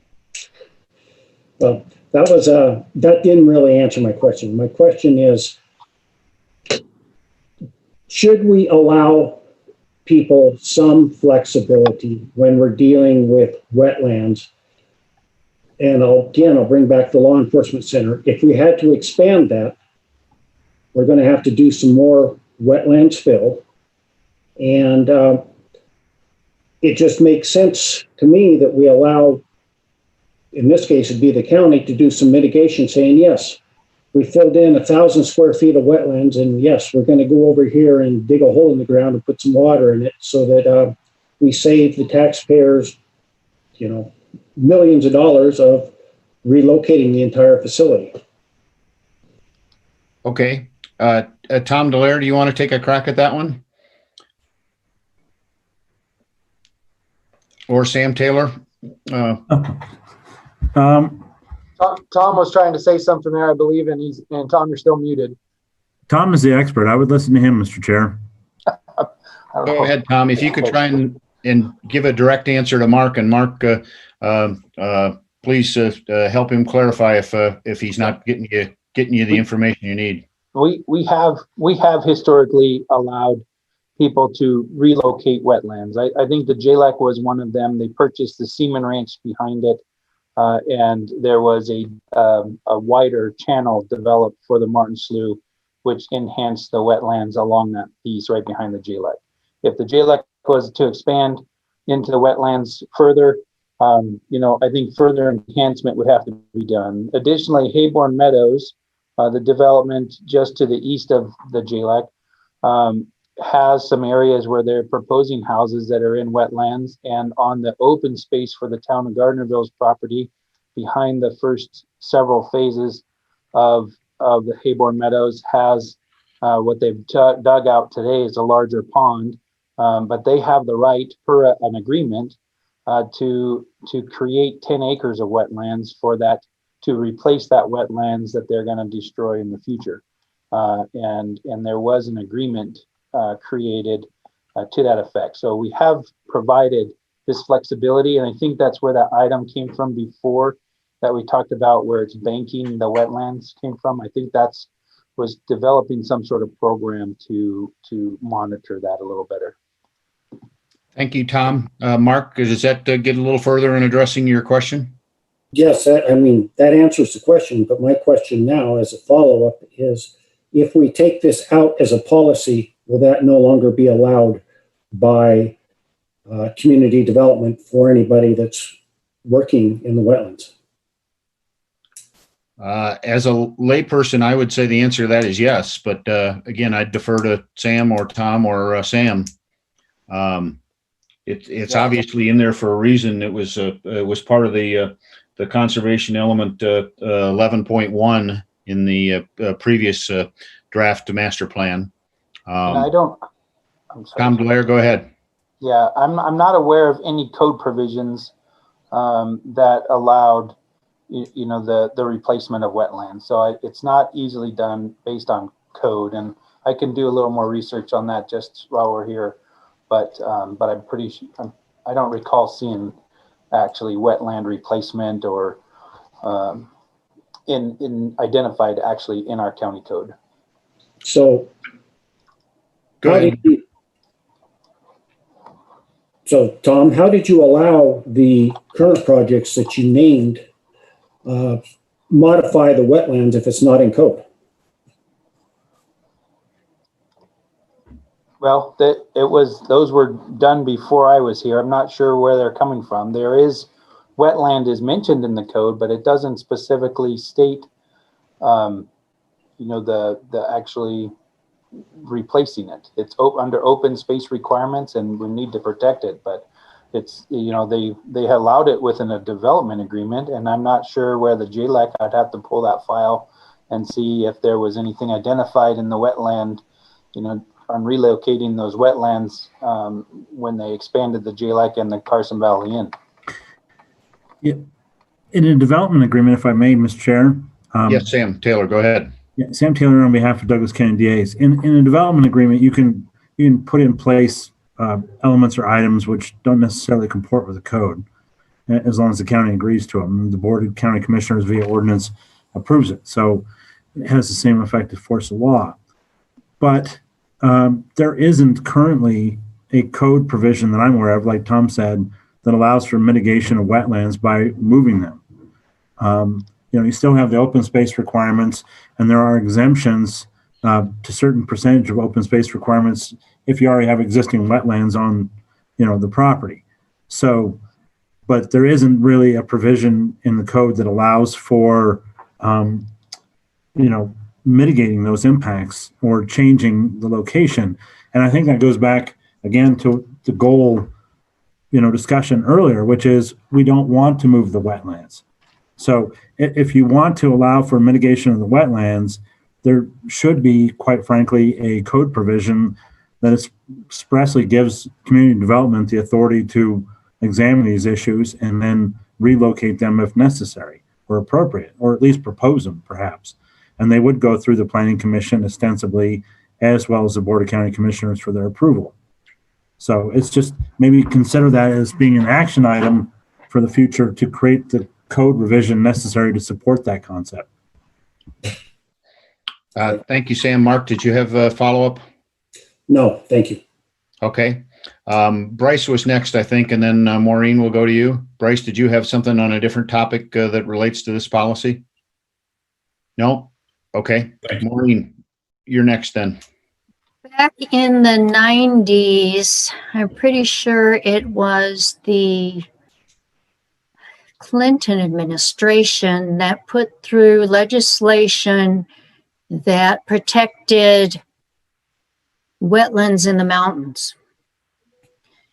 And I was wondering if the Nevada Department of Environmental Protection has some type of legislation that deals with wetlands. And we're not just talking about a ditch unless it has habitat attached to it. We're not just talking about a pond, a man-made pond, unless it's been there forever and it has habitat around it. Because a wetland in and of itself has a very specific definition. And I think that's where I'm getting stuck on this, is the conversation is around ditches and a pond in the middle of an infill area, which really has no environmental value anymore. There may be a goose on it, but as far as supporting any type of wildlife, healthfully, it's not there. It doesn't exist. It's got a lot of pollution from all the development that's been done around it. So I would suggest that we move this to an action item and say explore and support protecting environmentally sensitive habitat areas that serve ecological functions, and require mitigation as approved or dictated by existing regulation, whether it's county, state, or federal. Because I know there is some legislation out there at those levels having to deal with mitigation of wetlands. Thank you, Maureen. Is there a reaction to moving this to an action and modifying it as Maureen said? I think the best way procedurally would be to strike it as a policy and then bring it back up when we come to actions. But do people want to react to Maureen's thoughts now? Because we're going to have to take action on this one way or another, either removing it or keeping it or moving it to an action. Bryce, go ahead. Thank you, Mr. Chair. Maureen, can you share, I guess I'm still not understanding, if we left the policy as it is, what is it about the policy that concerns you? Because I think Mark brings up some very valid points about when this may be necessary. What is the overall concern? So maybe we can help address whatever the concern is. Well, first I wanted to just shorten it. And then the issue is the mitigation. Because if the mitigation includes moving them, which is something we don't want to do, we still need to come up with language for that to tie it down in the code.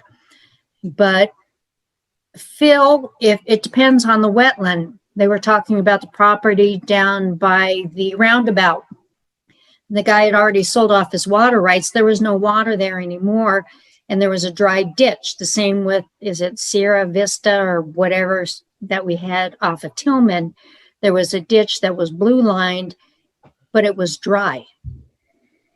So there's a very specific definition for wetland. And that's where I'm getting bogged down with the mitigation of a wetland. If it's an environmentally sensitive and a habitat area that serves a valuable ecological function, we don't want to allow development at all. We could just add where appropriate if we wanted to do that, or if appropriate. Well, I don't think we can say we can't do it at all, because there may be those rare instances. And I think when it says by limiting their development or by requiring mitigation of the adverse impacts resulting from the development, it addresses that. Okay, well, maybe when we get to the action items, I know there are a lot of action items, Sam, I'm sorry. we could say something that is about developing, review, and come up with a unacceptable mitigation plan for adverse effects resulting from development around environmentally sensitive areas. Thank you, Maureen. Brian, did you want to jump in here?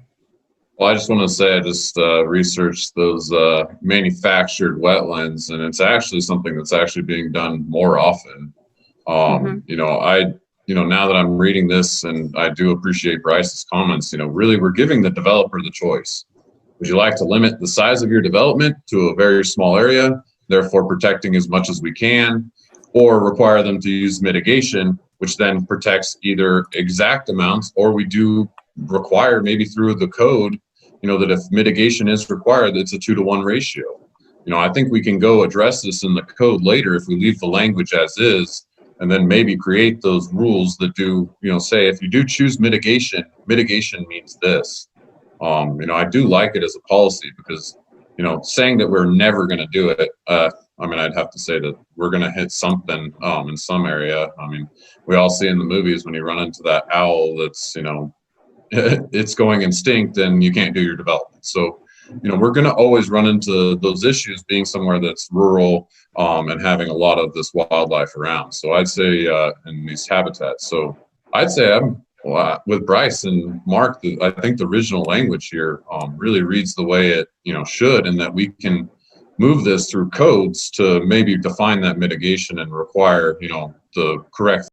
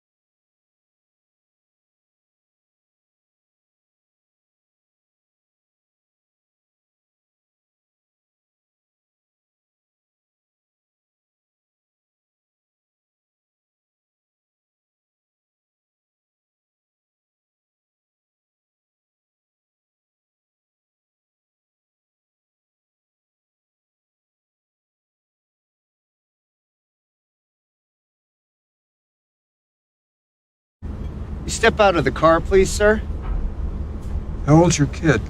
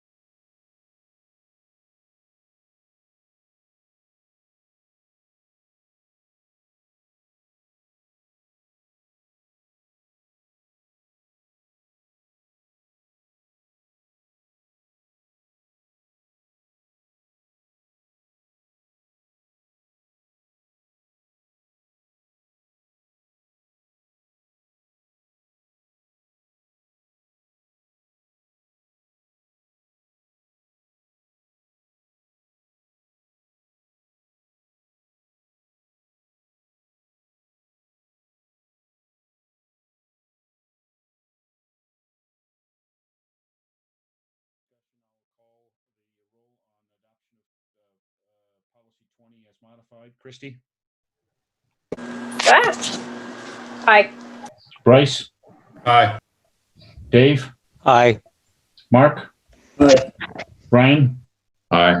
Maureen? Hi. And the chair votes aye. So this is a 7-0 to modify and approve policy 20. Now 22. Yes, the issue I have with this is we are talking of calling out in the master plan a specific type of development. It's not a generic form. And I don't believe it has place in the master plan. I think it could be something that's in the development code, but I don't take issue with the survey that they're doing to find out about the viability of these, but we do have one type development that was approved, the Corley Ranch project several years ago, which is still vacant. And I don't know why. And I just don't think that jargon, which agri-hood is a word that I believe is jargon, belongs in the master plan. We need to be very specific. And if we can remove that word and say support and encourage developments which include commitment to farmland and open space preservation and so on till the end of it, I think that sends the message that we're trying to send without identifying a specific popular project right now. Thank you, Maureen. Other comments or thoughts on policy 22?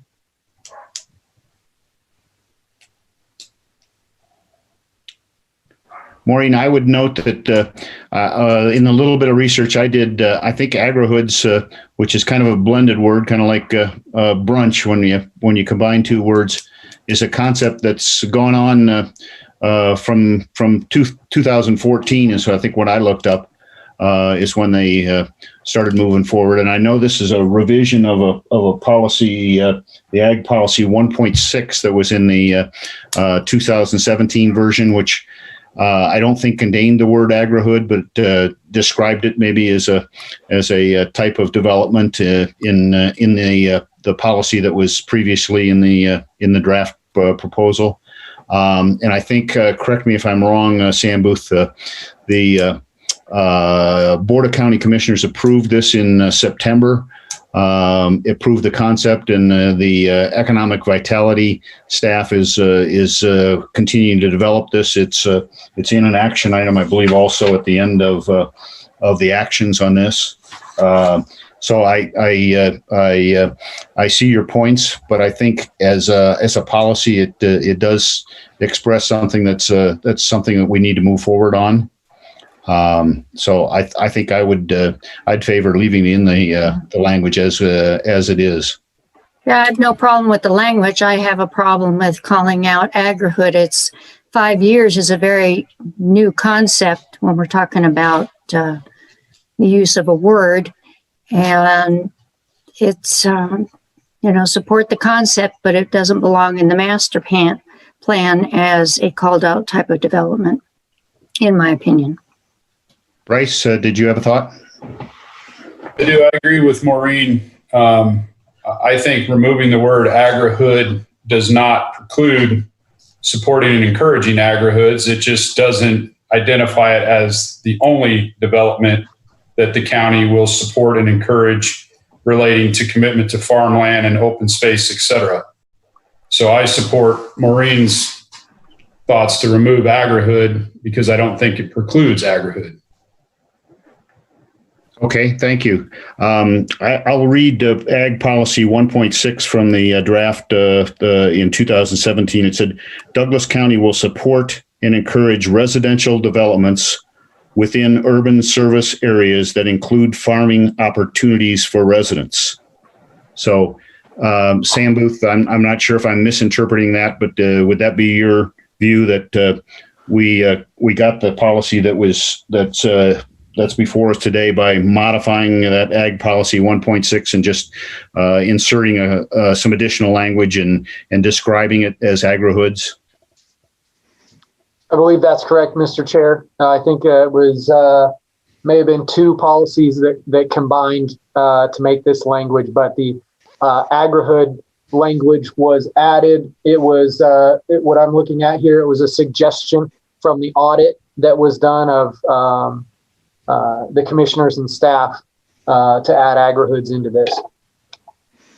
Yes, thank you, Sam. I think at least two of the commissioners, when I went back and looked at the minutes of our joint meeting in August, I believe, I think at least two of the commissioners used the word agrihood and were strongly supportive of this. But Maureen, would you be comfortable if we take out the word agrihood and insert language from policy 1.6 would be something to the effect of encourage residential developments within urban service areas that include farming opportunities for the residents?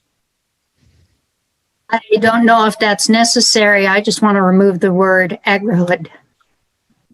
Well, I think we're missing the whole concept if we remove the word agrihood, but I defer to anybody else as to how they want to deal with the policy in totality. I would support taking out the agrihood. Period. Brian, go ahead. And reading this, I think, Maureen's kind of onto something. If you support and encourage developments, you can apply this anywhere in the county. It doesn't have to just be out on farmland. I mean, you could apply this within the urban areas. You can provide it up in the park area that he's going to build to 2,500. I think it makes it non-specific. Just in the agrihood word is just kind of, fluff, I guess, on that statement. And I feel like the second half of the sentence after the semicolon is almost the definition of agrihood. So in totality, I think we've included agrihood by including the definition of it behind the which include. So if we're encouraging this type of development, and we're encouraging it throughout the county, not just in the rural agricultural areas, I think this is a great thing, whether it be in an urban area or in the agricultural area. So I would be amenable to removing the agrihood because I think we can put that into the actions, and talk about the agrihoods and the actions and create an action out of, around the agrihoods, that we seek out areas where we could potentially have additional agrihoods or something like that. Maybe we could be on the lookout for it, but not necessarily as a policy, I believe. Good points, Brian. Bryce, go ahead. Thank you, Mr. Chair. As a follow-up to Brian, action items 21 and 22 specifically identify what the Board of County Commissioners wanted as it relates to agrihoods. So again, I'm not anti-agrihood. I just don't believe that this change precludes agrihoods. It just doesn't preclude others. And I think specifically talking about one type of development is not necessary, especially given action items 21 and 22. Thank you, Bryce. Very good points. Any other discussion or comments on policy 22? Maureen's suggestion is to remove agri-hood. Okay. Seeing no other comments, Maureen, you want to make the motion? I'll move adoption of policy A22, which removes the word agri-hood from the description. Is there a second? Second. I'll second you. Bryce got in before you, Brian. So Maureen moves and Bryce seconds motion to approve 22 as modified. Further discussion? Okay, I'll call the roll. Christy? Aye. Bryce? Aye. Dave? Aye. Mark? Aye. Brian? Aye. Maureen? Aye. And the chair votes aye. So this is 7 votes in favor, and that policy is modified as adopted.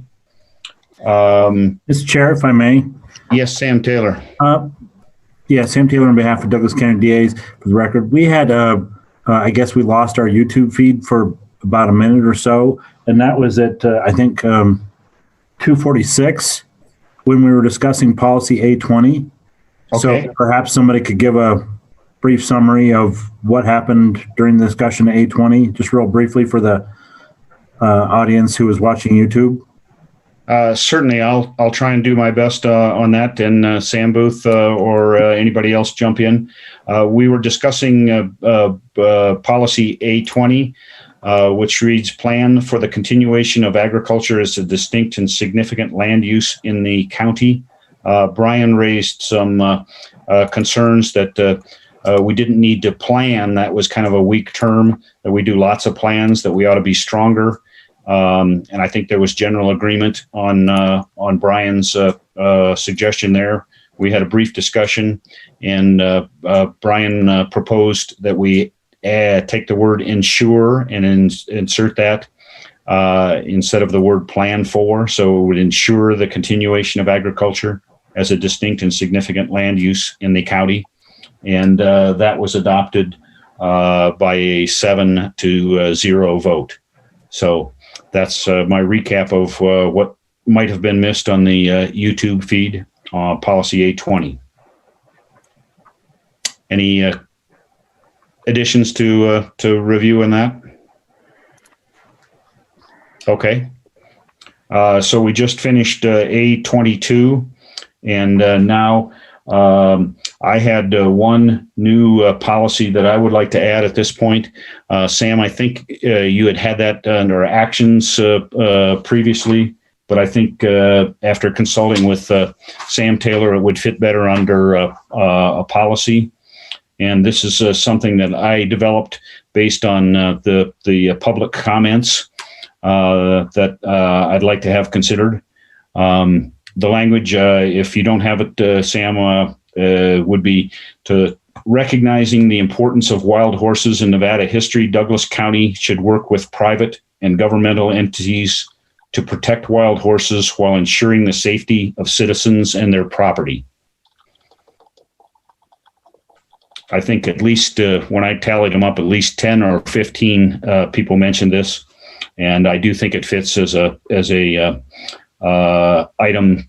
Sam Booth, I believe you noted at one point in our conversations that there will be a descriptive material about the various unique and important wildlife in the county, and that will be added when we add the descriptive information to the elements. So I think this complements that, and I think it would be important for us to consider adding as a policy. Can you repeat that for me, Mr. Chair? I'm not quite a fast enough typer here for you. That's all right. Recognizing the importance of wild horses in Nevada history. So we could put in Nevada history. And then a comma. Douglas County should work with private and governmental entities to protect wild horses while ensuring the safety of citizens and their property.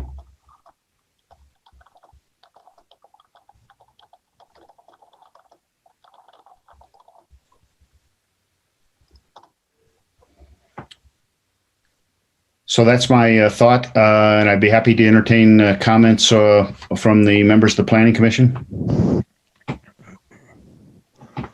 Having just come back from a hunting trip in the other half of the state, wild horses are very abundant. I saw over 1,000 wild horses in the week I was out there, and they are destroying all the habitat for the game and other species out there. The pine nuts have so many horses that they're destroying all that habitat. So I would not want this in the master plan at all. I think there should be something done to limit the number of wild horses. Thank you, Dave. Other comments, Brian? So then with Dave's point, what if we encourage the protection of wild horses through cooperation with private and governmental entities while ensuring the safety of citizens and their property? I know we should work, but if we encourage the protection and we work with those agencies, we're not really forced to hold our hand to protecting them. I still think in this sentence I'm reading that we are going to work to protect them. And as Dave says, what if we do hit a point where they've overcrowded us and we need to do something about it? I'd say we encourage the protection, but not, work on the protection. I think we need to limit the number of wild horses. My question to you, Dave, then would be how do you intend to limit the number of wild horses? Put a season out on them. I beg your pardon, I didn't understand that. Shoot them. Okay. Control the numbers. Thank you, Dave. Bryce, you had your hand up, and Maureen, we'll go in that order. Thank you, Mr. Chair. As a horse owner, pretty much my whole life, I absolutely love horses.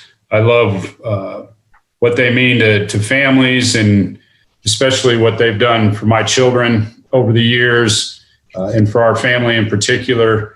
That being said, I don't believe it is Douglas County's responsibility to limit or protect wild horses. I think working with the residents of Douglas County and the Bureau of Land Management to coexist is something that I would be open to. This is a very sensitive subject. There's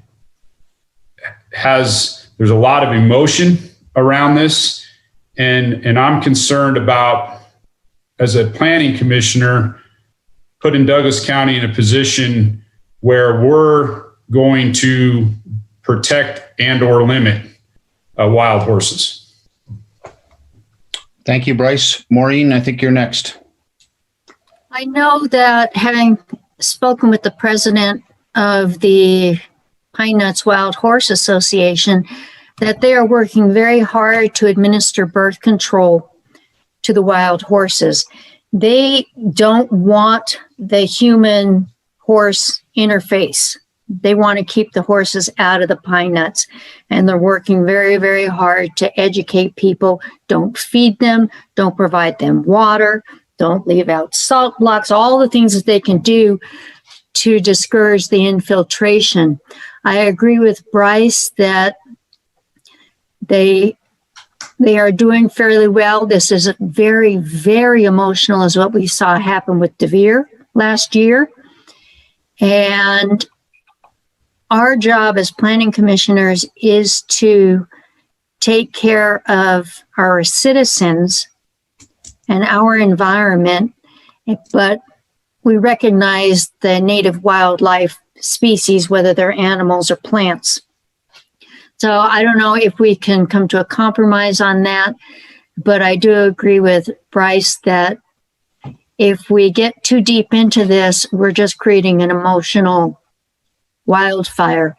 And I think just supporting the work of private entities to maintain the wild horse population, or to whatever it is that they do with the wild horses to ensure their safety and the safety of citizens. It's just, I don't want to, like Bryce, get into an emotional storm over this. Thank you, Maureen. Very good points. Bryce, go ahead. I didn't get to talk about it, but and I understand why, but I'm going to loop it back in. With respect to policy 18, it discusses the enhancement of the viability of deer and pronghorn antelope and their seasonal habitats and migration corridors. I believe that it's our job as a county to retain and enhance the viability of all wildlife habitats and migration corridors. This includes wild horses. This includes bear. This includes waterfowl. This includes upland game, and so on and so forth. So I don't think it's our job to single out any particular type of wildlife, because although there are many folks who love the wild horses, are passionate about them, including myself and my wife, I'm equally as passionate about our deer population and our waterfowl population. And so I think when we carve out a specific animal and wildlife, it gets muddy, because yes, that appeals to some, but not necessarily all. And our job is to try to incorporate all of the feelings of the residents of Douglas County. Thank you, Bryce. Very good points. Other members want to comment on the subject? Yeah. Dave. In the past month, I've driven 3,500 miles deer hunting and elk hunting. In 3 weeks, I didn't see one elk and I didn't see one buck until the season was over. I saw thousands and thousands of horses that were destroying the habitat for everything else. So I wouldn't put anything in there about protecting the wild horses in there. And if it goes in there, I will vote no. Thank you, Dave. Other comments from the Planning Commission? Brian. Back to my comment of encouraging. I think when we say we encourage somebody to protect, we're kind of encouraging the person, as David pointed, from shooting the horse that walks on his property. There aren't tags on horses, I don't believe, because Dave wants one. So currently, killing these wild horses is not something that's allowed. And if we encourage the protection while ensuring safety, I think we're saying there is a horse-human interaction that is occurring within this county. We can't deny that that occurs.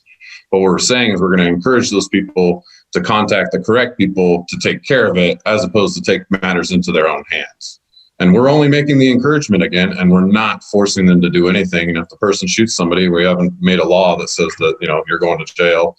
Although federally, I'm sure there's stuff like that. So, I'm still of the, I still agree with Kirk that I think we need to say something possibly here because of, the amount of people in the community that do find this as an issue. The organizations that we have here, and then BLM, we need to make it known that this is something that we do care about in this county, and that, I've heard that they have a very lack of cooperation with our current private entity. So, for encouraging us to work with them and these people to ensure that the citizens here are safe from these horses when they encroach on people like Dave's property, I think we're encouraging the right thing.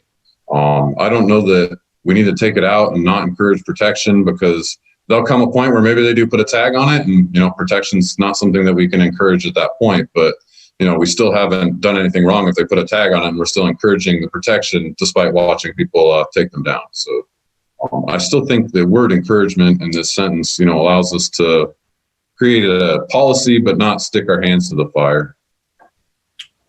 Thank you, Brian. I would then suggest, Sam Booth, if you can modify the language, instead of saying work, say should encourage, and then we can take out the with private and government entities, So it would just say, should encourage the protection of wild horses while ensuring the safety of citizens and their property. So that would be my proposal to modify it. I recognize the points that you're making, Bryce. They're very good ones. The reason that I offer this was because of the significant number of comments that I read. And I do want to be responsive to those people who are very passionate on this issue. So I recognize the opposing viewpoints and respect those viewpoints as well. But I would offer this revised language and entertain any other comments. And without other comments, I would move forward to make a motion if there are no other comments. I have one short comment. Yes. Down by Death Valley, they have the burros that the miners used to use running wild into Death Valley, and they are wreaking havoc on the environment. But somebody started shooting them, and the wild storm that came out of that is incredible. So I would not encourage or support anybody taking it upon themselves to shoot anything that doesn't have a tag. Thank you, Maureen.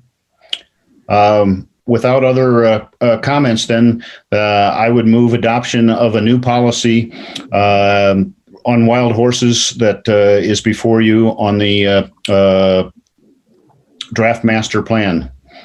And that would be my motion to approve that as a new policy. Would there be a second? Brian, I'll second. Brian seconds the motion. Is there further discussion? Yes, Mr. Chair. Bryce. I just want to go on the record that this subtle change is very important to my position in the fact that it says that Douglas County should encourage the protection. It doesn't require Douglas County to protect and or limit, and therefore I'll be supporting it. Thank you, Bryce. Other discussion? Seeing no other discussion, then I'll call for a vote on the new policy. Christy? Aye. Bryce? Aye. Dave? Nay. Mark? Aye. Brian? Aye. Maureen? Aye. And the chair votes aye. So on this, there's 6 votes aye and 1 vote nay, and the policy is added. Now, Sam, did we have something else that we wanted to add as a policy, or are we ready to go to action? So now. We did, Mr. Chair. This is Sam Booth. Mark Nedenrip had asked to add a policy as well. Excuse me, Mr. Chair. Yes, Sam Taylor. I believe this is Sam Taylor again for the record, Douglas County DA. I believe the vote tally was 6-1, Sam, not 7-0. Oh, excuse me. Thank you. So I did think I had a policy, but I have spoken with Sam Taylor, and I believe it's better put under action items than a policy. So I'd like to add an action item. Thank you, Mark. So unless we have any other new policies on the agriculture, we'll move to the actions. And we'll start with action 2. All right, so I don't really have any problems here, guys. I'm just pointing out that we go 1, 2, 2, 4. Yes, the second number 2 should be number 3. That would be on packet page 44. So Sam Taylor, tell us, that was the consent item. Does the number really matter? Sam Taylor again, Douglas County DA's office. No, minor errors like that can be corrected at will. Okay, so I would move to approve action 2 under the ag and conservation element as written. Okay. Brian moves to approve action number 2. Is there a second? I'll second the motion. So this is merely correcting the typo in the action that was double listed as number 2. Is there discussion? Mark? Discussion. Yes. So I'm reading the action. It says update the 2007 Open Space and Agricultural Land Preservation Plan prior to September 29th, 2029. What is the significance of that date? And I guess why is it so far away? Sam Booth, do you have an explanation for Mark on that one? I don't have an explanation for that date, Mr. Chair. I'm not sure if Tom Delaire knows. I can check our notes real quick here and see if we can see where that date came from. Yeah, there is. Date came from. Oh, go ahead. Maureen, did you have an answer to that? Yes, the date is specified in NRS 376A as when the BOCC or the smaller counties under 100,000 lose their ability to collect any tax related to the acquisition of open space. Thank you, Maureen. Does that answer your question, Mark? Yes, that answers my question, and sorry that I asked. It's always good to get things clarified. Further discussion on action number 2? Okay, this is merely correcting that the numbering is goes 1, 2, 3. So I think we had the motion, Brian, that you made, and I seconded. So I'll call the roll. Christy? Aye. Bryce? Aye. Dave? Aye. Mark? Aye. Brian? Aye. Maureen? Aye. Chair votes aye, so this would be 7-0 in approval. And now number 4 is next. So the only question I had on this for you guys, Sam, is would this be something that we did if the sales tax fails? If we basically have a sales tax fail and we're not going to have that money coming in, is this something that we are going to pursue as a county if in the event that does not pass?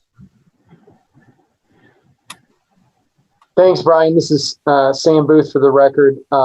My interpretation of this action was that this would be done if the open space sales tax passes, that the acquisition program would be what would essentially be paid for by that tax. So I feel like, we're creating the rules of how they're going to prioritize here.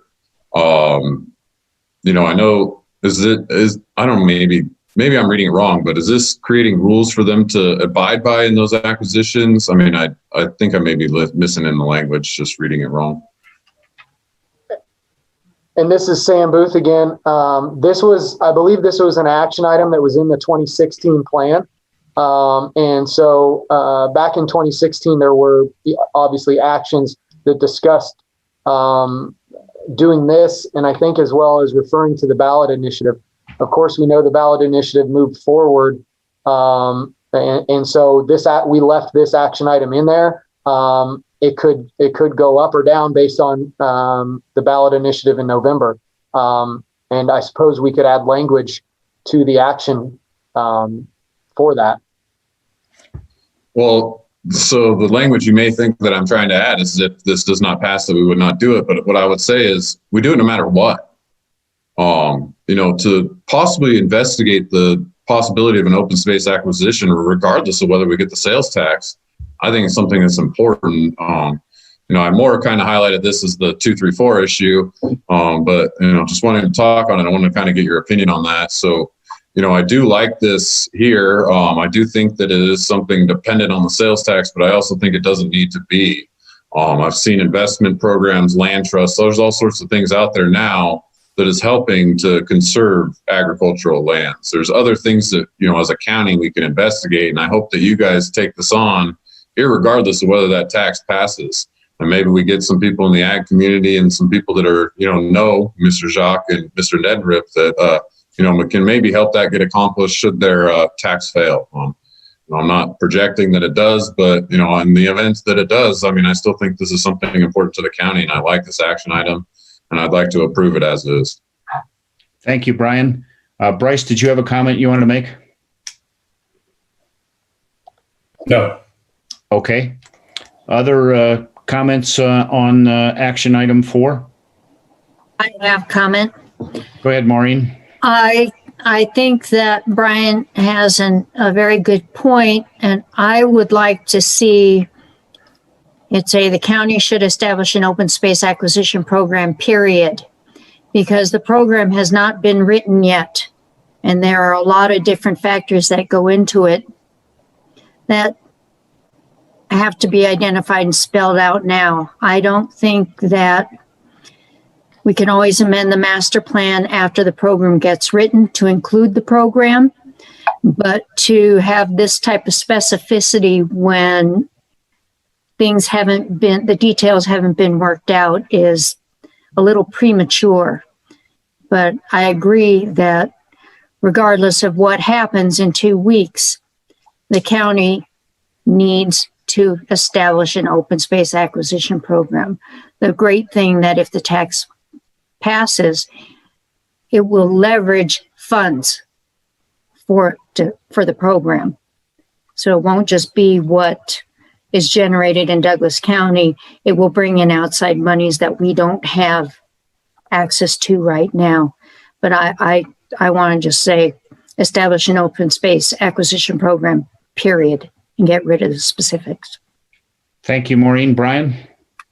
Not that numbering matters, but I agree with Maureen. If we stop it at establish an acquisition program, we should put that as action 1, and then action 2 should be action 1, because action 1 reads that we, facilitate planning and implementation of a open space acquisition program. So I think we should establish the program first, and then, to facilitate the planning and implementation. But I don't know that numbers really matter. I'm in agreement with Maureen that if we just stop it at the establish an open space acquisition program, I mean, regardless of the tax, we're heading in the right direction. So I'd be amenable to that as well. I think the rest of it kind of creates rules and things for them to abide by before we actually know what it's even going to look like. Very good points, Brian. I think we can do the numbering, just keep the numbering as is. Things are obviously don't always fall in exactly the right place, but I think both Brian and Maureen have suggested we end the action item after the word program in the first sentence. So if there's further discussion on that, we'll entertain further discussion. If not, one of you can go ahead and make a motion.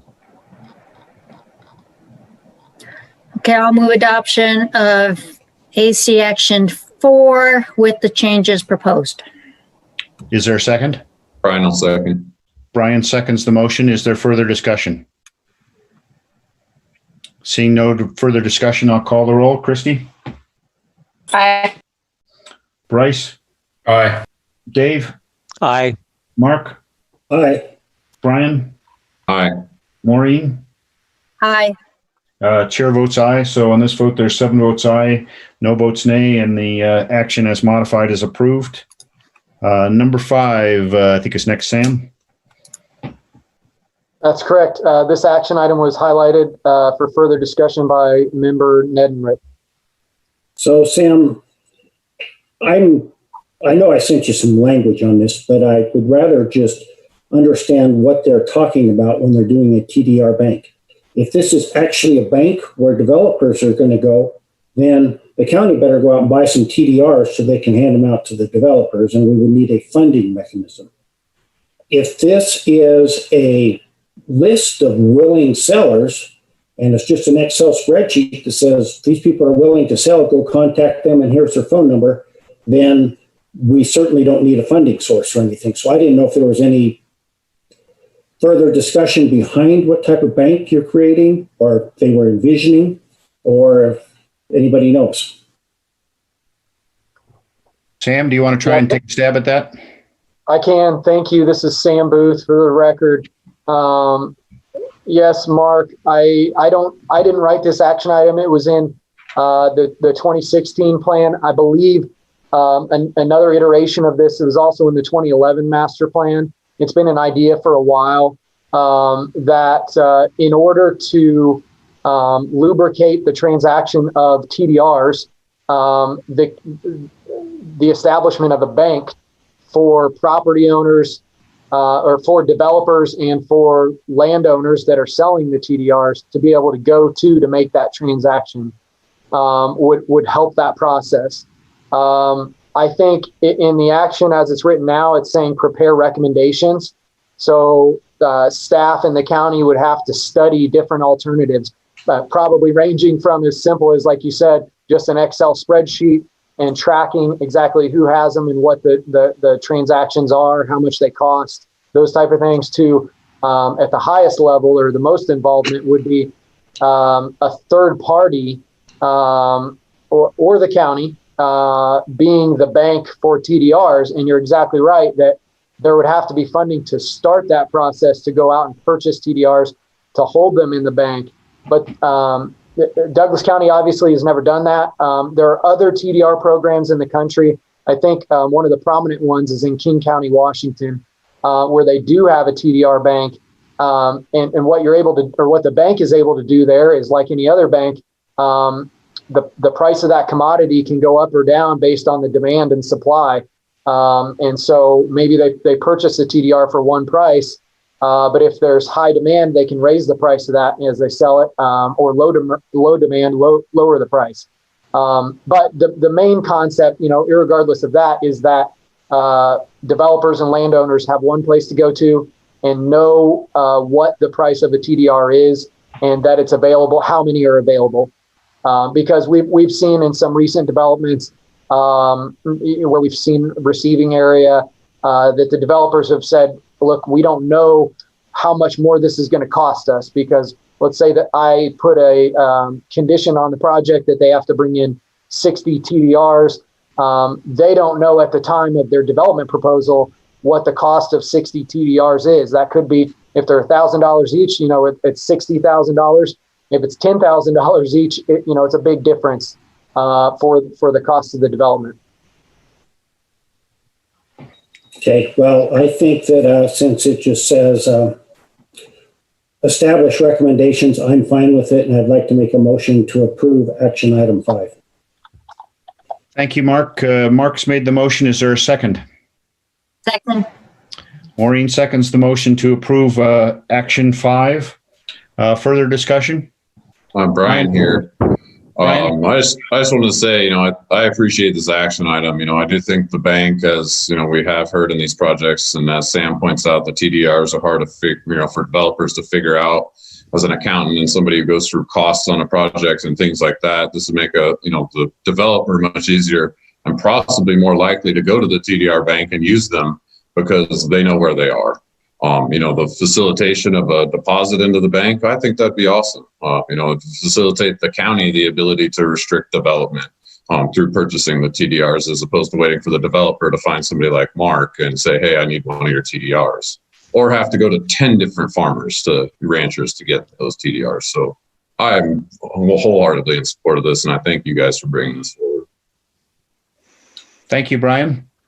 I'm opposed to it. I don't think it's the county's job to take and control the TDRs. It sounds like you're just building more bureaucracy, and I don't think it's a prudent thing to do. Thank you, Dave. Other discussion or debate on the motion on action 5? Seeing no further discussion, I'll call the roll. Christy? Aye. Bryce? Aye. Dave? Nay. Mark? Aye. Brian? Aye. Maureen? Aye. And the chair votes aye. So in this, there's 6 votes aye, 1 vote nay. So the action item is approved.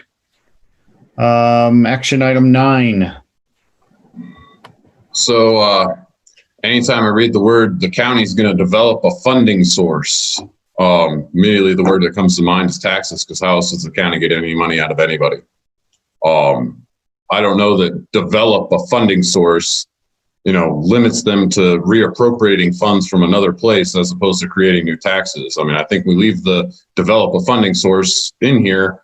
BOCC come 3-5 years down the road says, hey, we have an action item to develop a funding source for this. And I think we need to place a new tax on the ballot or pass a new tax without even us being able to say so, but I don't think that's possible. So, in the end, I'm still opposed to anything saying that we are going to develop as a county a funding source.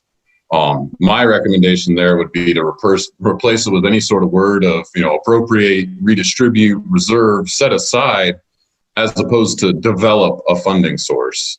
I don't know that we as a county are really developing anything unless it's actually taxes, as far as revenue goes. So I'd like to hear what other people have to think on that. I would support getting rid of the whole thing. Thank you, Dave. Thank you, Brian. Other comments on action 9? Mark? Chair? Yes. So on action item number 9, what the rancher or landowner needs is we have the county and all these developments dumping runoff into the irrigation ditches, and nobody's monitoring the water quality on these ditches. I think that it should be up to the county to monitor the water quality that's going into the irrigation ditches that eventually goes to the Carson River. The next problem that we have is all of these stormwater runoff ditches collect a whole bunch of trash. And so the first irrigation season that the landowner has, he's, bringing out large quantities of trash out of the ditch that all floats down to his very first irrigation box. And, that's kind of unfair to the poor landowner. And then the last thing is the poor landowner has to maintain these ditches, but doesn't get any support from, the county or any of the developers that put the initial runoff into the ditch. So those are just some of my thoughts. It's not really an action item, but I certainly put it here because if you're going to be taxing people to develop a funding source, well, then by God, we better include these problems. Thank you, Mark. Bryce, you're next. I'm with Brian that we shouldn't be developing a funding source. However, I do think that Douglas County needs to develop and implement a stormwater management plan for the Carson Valley. I can't get my head around how that's not already in place. And I think it's staff and the Board of County Commissioners' responsibility to determine how that's going to be paid for, just like water management, just like waste management. I can't believe we live in a valley that sheds from the Sierras and the pine nuts, and this county doesn't have a stormwater management plan. And so I don't think we need to develop a funding source. I think we need to develop and implement a stormwater management plan. Thank you, Bryce. Brian? And I was going to say that exact same thing. I think, striking the develop a funding source from this, will develop and implement a stormwater management plan for the Carson Valley. I mean, I think that is absolute necessary, and I agree with Bryce. Thank you, Brian. Maureen? I do believe we need a stormwater management plan, and I agree with Mark that the developments that we all live in contribute to the debris and the contamination of the ranch lands and our water supply. So there needs to be a fund to support this management plan. What that looks like will come from the Board of Commissioners. So I don't know how the language would go, Mark. That might be something you want to write, but I believe that we need to come up with a funding source. It doesn't have to be taxes. It could be a set aside, as Brian has said, or it could be a fund that's created, any new development. The money has to be set aside, a certain proportion that goes into a specified account to fund this plan, but it's critical, far long overdue. And Mark, whatever language you put together, I will support. Thank you, Maureen. Mark, go ahead. So I think I agree with what everybody said, and I think it should just read Douglas County will develop and implement a stormwater management plan. I would strike for the Carson Valley as well. And this plan shall include water quality monitoring and irrigation ditch maintenance.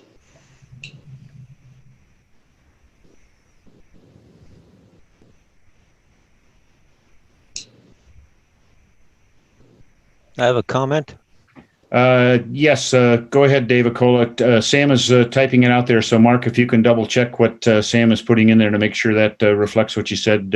But yes, Dave, go ahead, please. Okay. The stormwater management plan is required under the Clean Water Act. I have written many of them, and if you haven't read one, don't take and put this in there until you've read one and see what's involved in it. It's not something you can just say. There's all kinds of mitigation that has to go into it, and you identify every single thing that's happening on any construction project. It's not something that's done overall for like the Carson Valley. It's for each individual project. It's required under the Safe Drinking Water Act. Federal government. It isn't Douglas County's place to do this. Thank you, Dave. Any other comments on the language that is in the action item and the addition that Mark has made? Bryce. I have some concerns about the language that Mark's added, although I don't necessarily disagree that those two things are important. However, if you're not going to list them all, I would assume not list any. Whoever develops the stormwater management plan, as Mr. Acola stated, will be responsible for following the guidelines. So whatever those guidelines are, they're going to be part of the stormwater management plan. And I don't think it's the purview of this board to start getting into the details of that. Thank you, Bryce. Brian, did you have a comment? So I think the one thing that Mark said that was still remaining to be removed is for the Carson Valley part at the end of that. I have to agree with that portion to say that, you know, if we're gonna develop and implement a stormwater management plan, and I think that's for all of Douglas County, not just Carson Valley. The only thing I would say there is, Sam, maybe one of you guys, is TRPA not the one that would administer this up at the lake, and we would have no say on that anyways? Yeah, I think that's correct, Brian. This is Sam Booth. The Tahoe region and Tahoe Basin are subject to TRPA's environmental rules and would be separate. So if we say just the Carson Valley, we're still even missing like the pine nuts and stuff like that. But is that even possible out in the pine nuts, topaz, and those areas to really have this plan, really take major action there? Or is this something directed to where major development is occurring, you know, right here in this valley and where the ranching is occurring? Because I think that's why it says for Carson Valley, is because it's relating to where the ranching is occurring and where the major development is also occurring. Thank you, Brian.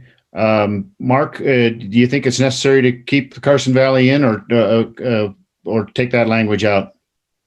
I think that language can come out. I think that, you know, Brian's absolutely correct. We're not going to be able to do anything in the pine nuts. We're certainly not. We don't have the resources to monitor anything, and I don't think we have any drainage ditches out there that we would clean. But I think having it Douglas County is probably more appropriate than just saying Carson Valley. Okay. So, Sam, if you can strike for the Carson Valley, and the sentence will end with the stormwater management plan. And then I think, Bryce, your point is well taken. When you mention a couple of things, sometimes you're leaving out 10 others. I guess I would defer to Mark to explain that further. My interpretation is when you include certain things, you're just trying to emphasize that those are very important and they got to be in there. If there's other parts that have to be in there, then they can be added as well. It's not necessarily exclusive, but just merely a intent and an emphasis on inclusive, what needs to be included. I understand that, but to Mr. Acola's point, if you haven't participated in stormwater management plans in the past, or water quality management plans, or wastewater management plans, they are extensive. And when it says this plan shall include water quality monitoring, stating that in a stormwater management plan could have severe unintended consequences. And I have concerns about adding that language when that's not the responsibility of this commission to determine what should be in a stormwater management plan. There are all kinds of state and federal guidelines, and water quality may or may not be one of them. Thank you. Good. Brian, did you have something that you wanted to add? Well, I was kind of going to say on that same point, when we put these, 2 in here, we could say something like at a minimum that these must be included. But like Bryce points out, what if these are things that just don't belong in this plan and we're saying they need to be here? What if they belong in the water plan, or somewhere else? I say, I don't necessarily like, saying 2 things if there are multiple things, not to mention restricting what must be in there if these plans are federally guided, and those federal guidelines should be adhered to more than our own county actions. So, in the, tyranny of government, federal rules over the state rules over the county. And so I think we lose that argument. And if we put something in here that crosses federal guidelines, I think we're being too restrictive. Thank you, Brian. Mark, go ahead. I think that David, Bryce, and Brian have all made good points, and I would think that maybe we just end it after a stormwater plan and delete all of that language regarding water quality and irrigation ditch maintenance. Thank you very much, Mark. We're in the spirit of compromise here, and I think we can try and work these out as best we can. So that's very much appreciated. Brian, you started this, but Mark, you kind of added your take on this. Did either one of you want to make the motion on action item 9? I'll move that we adopt action item 9 as edited. Is there a second? I'll second. Brian seconds the motion. Is there further discussion? It's not the place for Douglas County to take and direct federal requirements. Sam Taylor should comment on this. Thank you, Dave. Sam Taylor, do you have comments that you wanted to add regarding what Dave was referring to?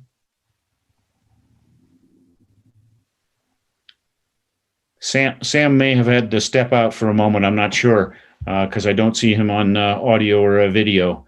I would just add my interpretation.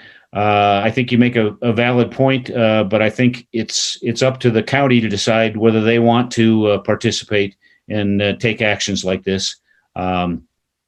Well, it's always difficult questions as what's federal responsibilities, what state responsibilities, what county's responsibilities. But obviously, if people in the county feel strong enough that this is something they need to do, then I think that's something that they can press forward on. If there's a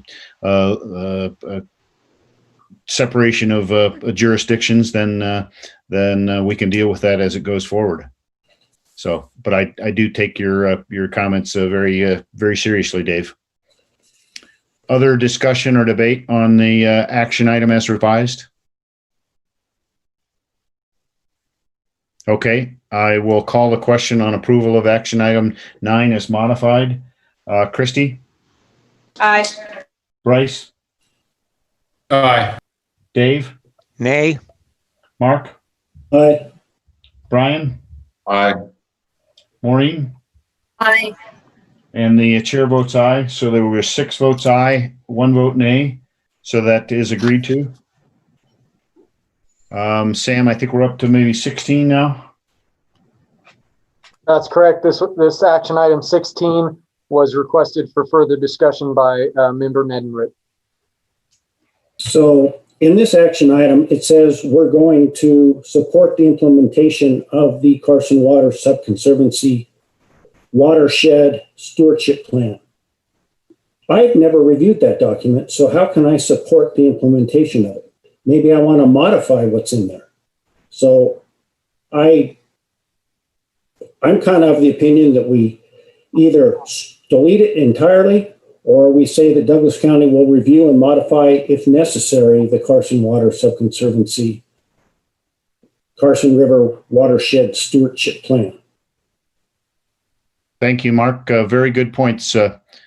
Sam or Tom Delaire, do you know on the specific plan what the timing when that was approved and whether county staff have reviewed and endorsed it?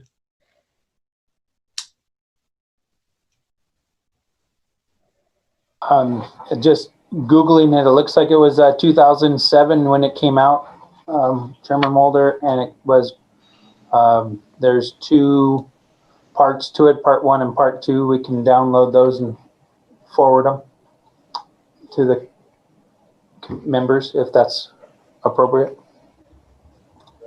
Thank you, Tom. That's helpful. I think the more important question is, has the county staff reviewed and endorsed this?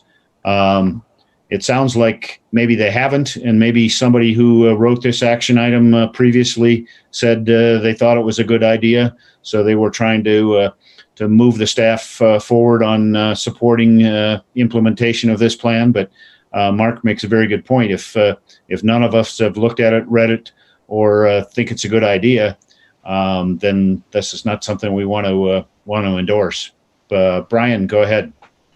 So I've mentioned this a couple times on the later developments. We had that talk from the water conveyancy people come through where they had introduced something that we were going to adopt. We discussed and we kicked it out of the court. We did that twice, maybe even 3 times. Is that not this plan that you guys are talking about? Because I believe that was going from Alpine County all the way to the terminus of the Carson River. And so therefore this plan was something that other counties around us are also considering adopting at the same time. The only problem was we had not approved it yet to have adopted it.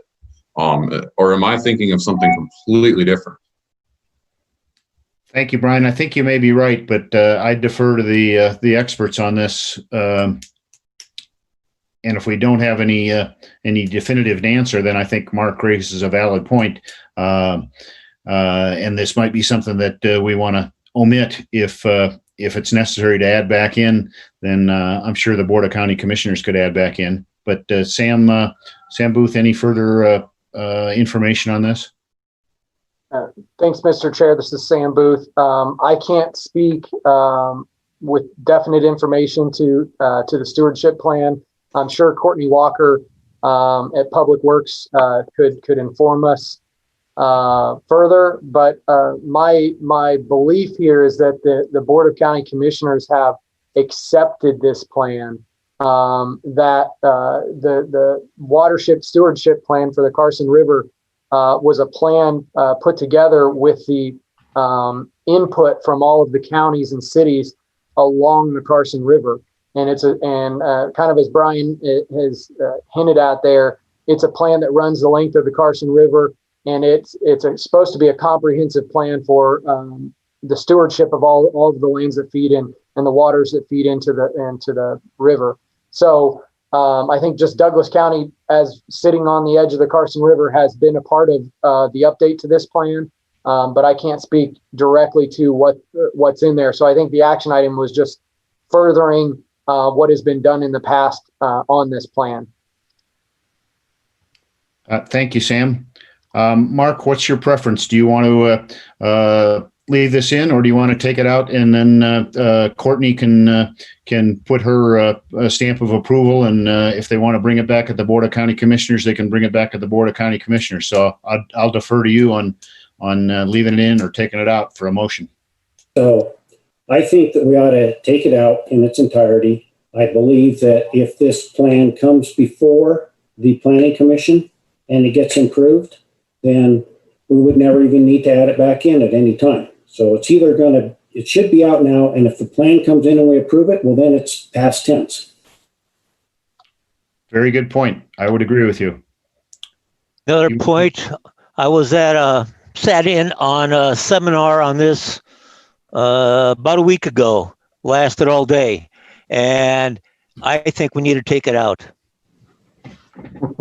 Thank you, Dave. Other comments, Brian? So from what I can remember from this presentation was the presentation of the flood zone. This was the presentation that helps to protect the ag lands along the Carson Valley River or Carson River so that we can get the water in the event of a flood to go back into the land to prevent the massive damage that we see up in Reno.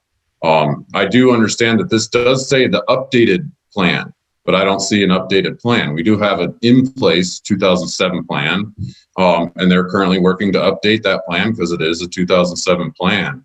You know, I don't know that we need to, as Mark says, support the implementation, because I think when the plan does come before us and we approve it, we've almost, you know, said that we're going to implement it because we have approved it within the county.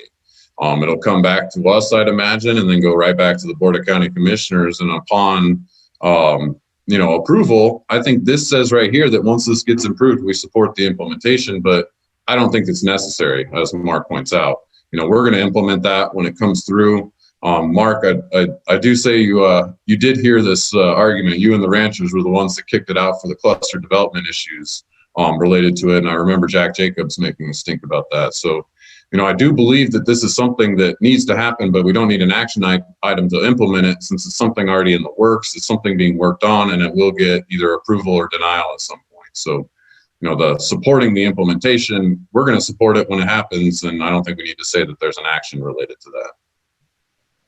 Thank you, Brian.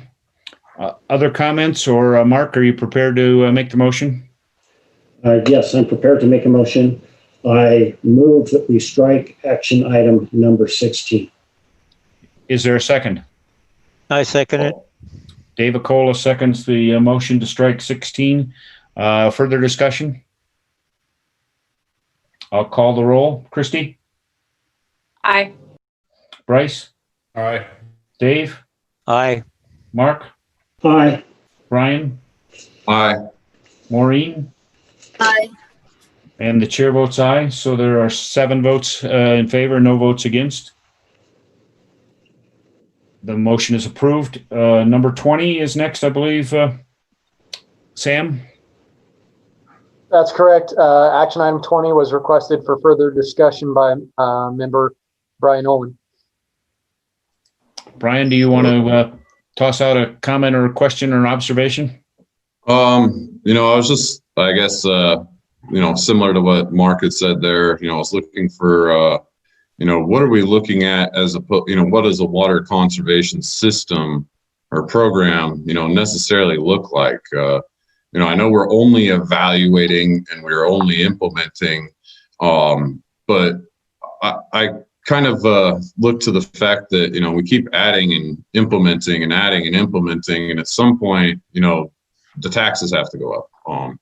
You know, so when we look at this right here, what does a water conservation program look like? And are we talking about individual residents participating through having to do things to their homes? You know, I want to kind of look at what really a water conservation program entails, because I think from this, I'm not quite, you know, gathering other than reduced water demand. Thank you, Brian. Bryce, do you want to add a comment, and then we can ask Sam Booth or Tom Dallaire for an explanation for Brian's question? But go ahead, Bryce. Thank you, Mr. Chair. I agree with Brian. The thing that gives me comfort on this particular action, though, is that it's just simply asking the county to evaluate. And so I suspect at some point they'll come back with what that looks like and what that costs and how do you do it? And, you know, different water conservation efforts look different in different places.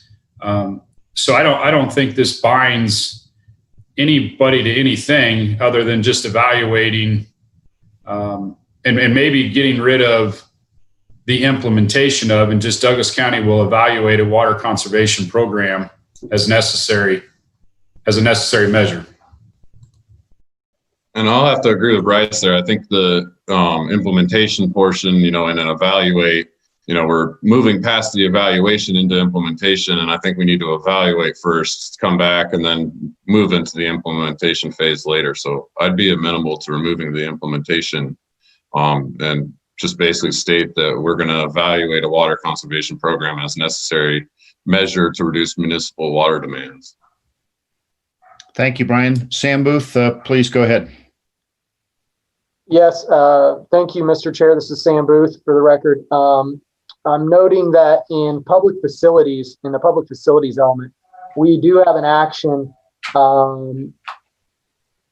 action 20 that says to update the water conservation plan pursuant to NRS 540. So I believe this is a requirement of the county and that we have a water conservation plan. But I would also note that this action here may be redundant of the action that we have in the public facilities element, which is more specific and calls out the NRS provision. Thank you, Sam. That's very good observation. So I think it's Sam's opinion that this is redundant, superfluous. So we can either leave it in or we can take it out or modify it. Brian, what's your preference?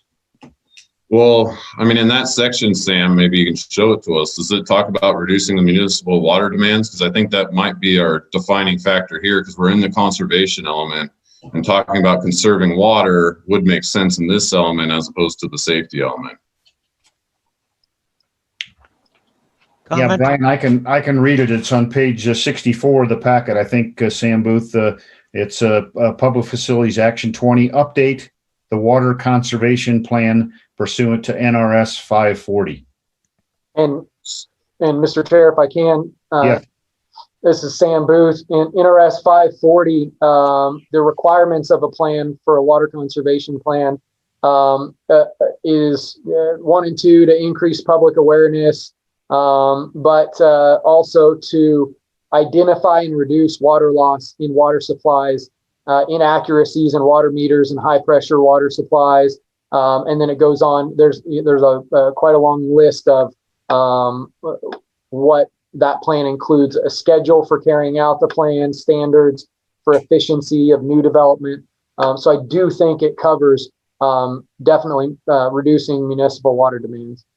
So we do have a plan. We don't need a program. So I'd say I'd move that we remove action item 20 here under the agricultural and conservation element. Thank you. Is there a second to Brian's motion to remove the action 20?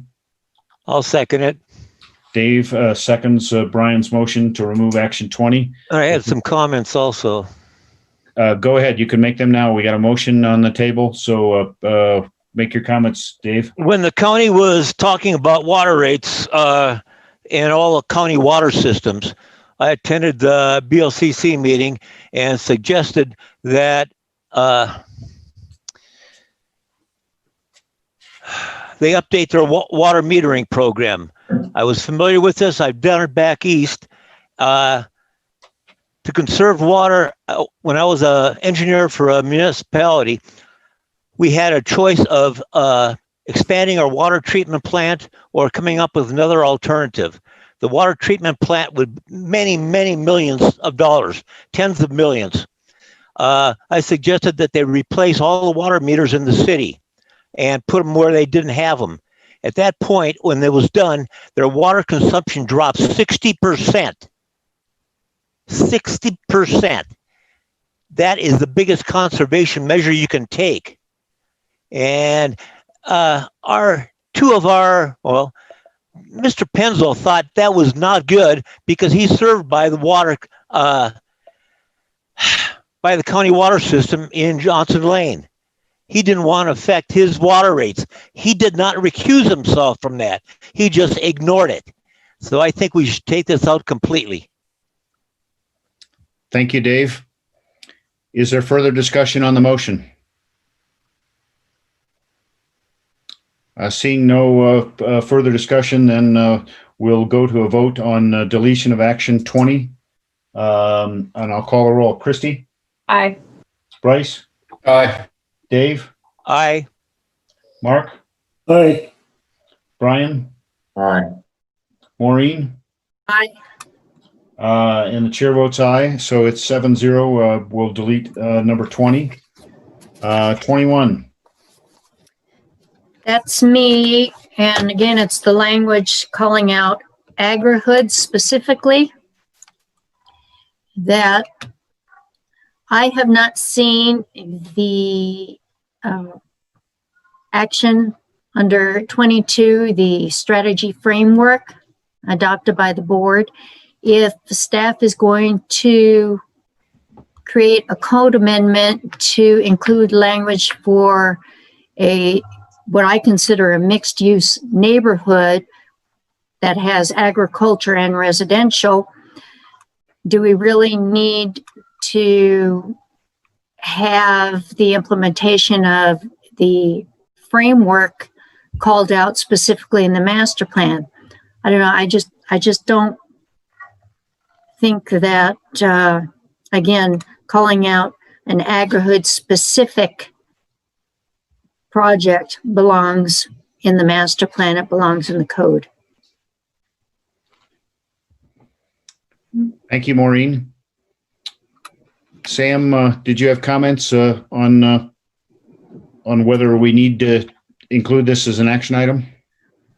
Yes, thank you, Mr. Chair. This is Sam Booth. I think it may be possible that we keep one or the other of these two items and not necessarily both, although we could. I know that when the agri-hood strategy framework was presented to the commissioners and accepted, it does include an action, a few action steps within the framework. And one of those, which is making a code amendment to include language for agri-hood developments. So I believe if the Planning Commission is going to accept Action 22, Action 21 is already within that strategy and framework. And vice versa, if you would like to strike Action 22, then I think we would need to keep Action 21. Maureen's right. Agri-hood language, those type of things really are going to be where they're going to be effective are in the code. I suppose the implementing the framework is a little more comprehensive. Their strategy framework that was presented to the commissioners and accepted has language about what a agri-hood is. There's some studies that they are suggesting that need to be done to find appropriate lands for this, and some outreach and some other things. Of course, as you can see there, the Board of County Commissioners did accept that document in September. Thank you, Sam. I think you make a very good point. We don't need to duplicate things. Sam Taylor, did you have a comment? Yes. I was Sam Taylor again for Douglas County DA. The one thing is, if you would like to create the agri-hood framework that was approved by the board, then I think action item number 21 is a more limited sort of way to go about doing that. And there are code revisions that are necessary in order to effectuate the board's intent to create the agri-hood sort of concept within the code. So, if you wanted to not have action item 22, I'd say action item 21 is the minimum, if I may. Thank you. Thank you, Sam. Very good observation. Maureen, I'll throw it back to you. Do you prefer keeping 21 or keeping 22 or making a modification? Oh, I would support striking 22 because, as I recall, on the Board of Commissioners, it was not a unanimous decision to accept the framework. And I don't want the master plan to be driven by politics, which I believe because it was a split decision on the Board of Commissioners, that we, the Planning Commission, regardless of the makeup as custodians of the master plan, should be apolitical when we're making recommendations for this review. So I would strike 22 and then do with 21, put agri-hood -type developments, or agri-hood in quotes type developments, but not call out the agri-hood solely by itself as a specific development, because I think it's fashionable right now. I don't know the feasibility. We haven't seen those studies, and that'll all come when their studies for feasibility are done at a later date.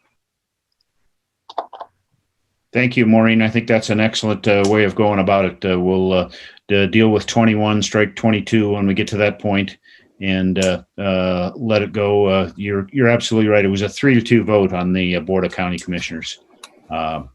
Brian, comments, questions?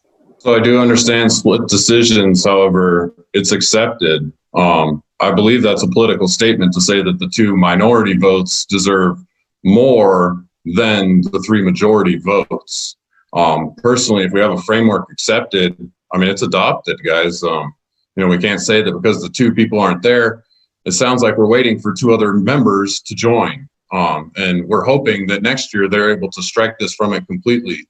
I am not in favor of that statement at all. This sounds like the Supreme Court issue that we just went through with the president, saying that you can't do it because, you're headed in an election year. It doesn't matter that we're in an election year. The 3 that are there approved it. I think we're going to put a code in there for maybe an agri-hood type of development, maybe an agri-hood, but I think the implementation of the framework that's adopted is very important for us to say as an action, because if we have somebody that approves something, we have no action to implement that framework that's approved. What's the point of approving a framework if we're not going to implement it? But then that also goes back to the other one where we say that, we're going to implement the plan even when it's accepted. So I don't think we need either of them, because if we have a framework and it's meant to be implemented because we adopted it, why do we have to say again that we're going to implement it too? I mean, I'd almost be opposed to or amenable to just taking them both out. And, I do defer to Sam Taylor if that's even possible, but I would think that if we've already created a framework, we've already approved it, that this is already working on, and the implement tells us to get that done. So I think either action 22 or neither is my opinion. Okay, thank you, Brian. I think what we're trying to do here is just, as the master plan is kind of an overall direction for the county to go, is we're trying to highlight this as a direction that we want the county to go. And I don't want to speak for Maureen, but you might be reading too much into what Maureen was saying. I don't think she was saying she's waiting for the Board of County Commissioners to re-vote on this. I think she's just saying if they've voted on it, fine, they voted on it. We can say that we need to have a code amendment because that's what flushes it out. They're going to have to approve a code amendment as well, and that would come at whatever point the language comes before the Board of County Commissioners, whether it comes before the Board of County Commissioners in 2 months or 2 years. So I think we just let the chips fall where they may on that. But I'd be happy to entertain other comments at this point on. Well, I do think Sam Booth did say that part of the framework is, developing code related to that framework. So, I think number 22 literally says what 21 says, and I know we go 21 over 22, but I think 22 says something more important than what 21 says. My opinion is that if we have a framework and we're working on implementing it, and that framework includes developing a code, I'd rather implement the framework because that develops a code and does action 21. We don't necessarily need to, do any other type. Maybe there's no such thing as another type, agri-hood type of development. I'm not, I know agri-hoods are hot and that's the thing that people want to do, but what if there isn't another agri-hood type? That's a waste of an action, I think. So I'm in favor of 22 over 21 wholeheartedly because we've already approved this. I think it includes a development of a code within the framework. And so I think, 22 covers 21 as opposed to 21 covering number 22. So that's my personal opinion. Thank you, Brian. Do other members want to weigh in on the action item before us, either 21 or whether we can do one or the other, or have a preference? I would delete both of them. Dave Okolik, I'm sorry, I talked over you. Could you go ahead? Yeah, I would prefer to delete both of them. Okay, thank you. Bryce. I'm with Brian on this one. The Board of County Commissioners took action. And so I think it's the responsibility now to implement that action. And if 21 is covered within that framework, then so be it. Okay, so you'd be in favor of removing 21 and going with 22? Correct. Okay, thank you. Anybody else want to weigh in on this? Maureen, since you put these down, do you want to see if you can go with one way or the other, or we'll let you make a choice as to how you want to frame the motion for action item 21?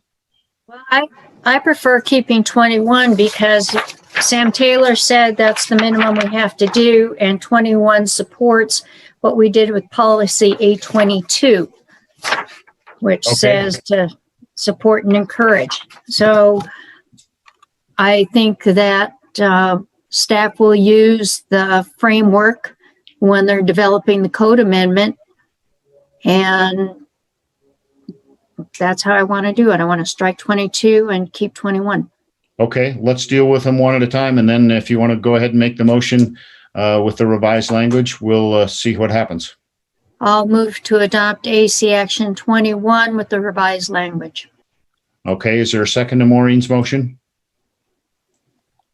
I'll second it.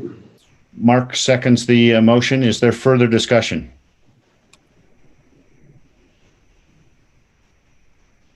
Okay, seeing no further discussion, I'll call the question on adoption of the revised Action 21. Christie? Aye.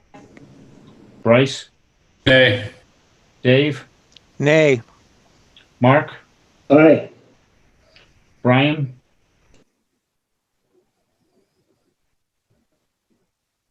Brian, you're Nay. And you are a nay? Yes, the button wasn't working. Okay. Maureen? Aye. And the chair will vote nay. So on this, there's 3 votes aye and 4 votes nay. So the motion is not agreed to. I'll make a motion to remove action item 21 from the agricultural and conservation element.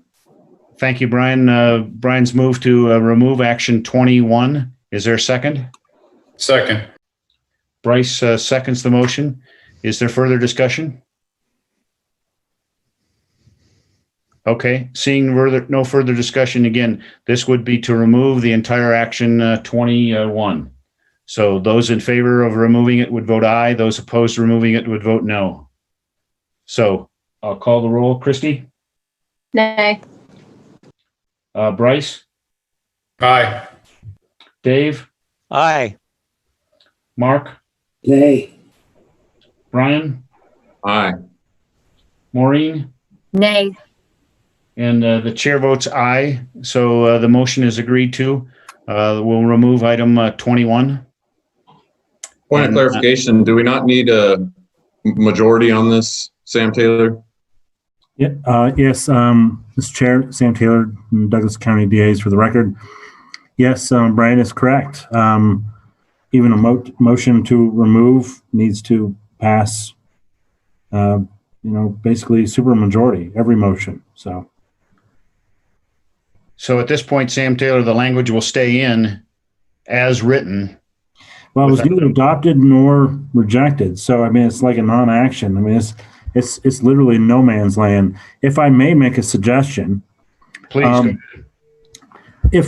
If everybody agreed, like, for example, to keep action item 22, or at least the majority did, 5-2, then you could maybe perhaps revisit action item 21 again on the motion to remove. It might change people's vote if they already knew that action item 22 was going to stay in. Okay. I think that's an acceptable solution to the stalemate that we seem to be at.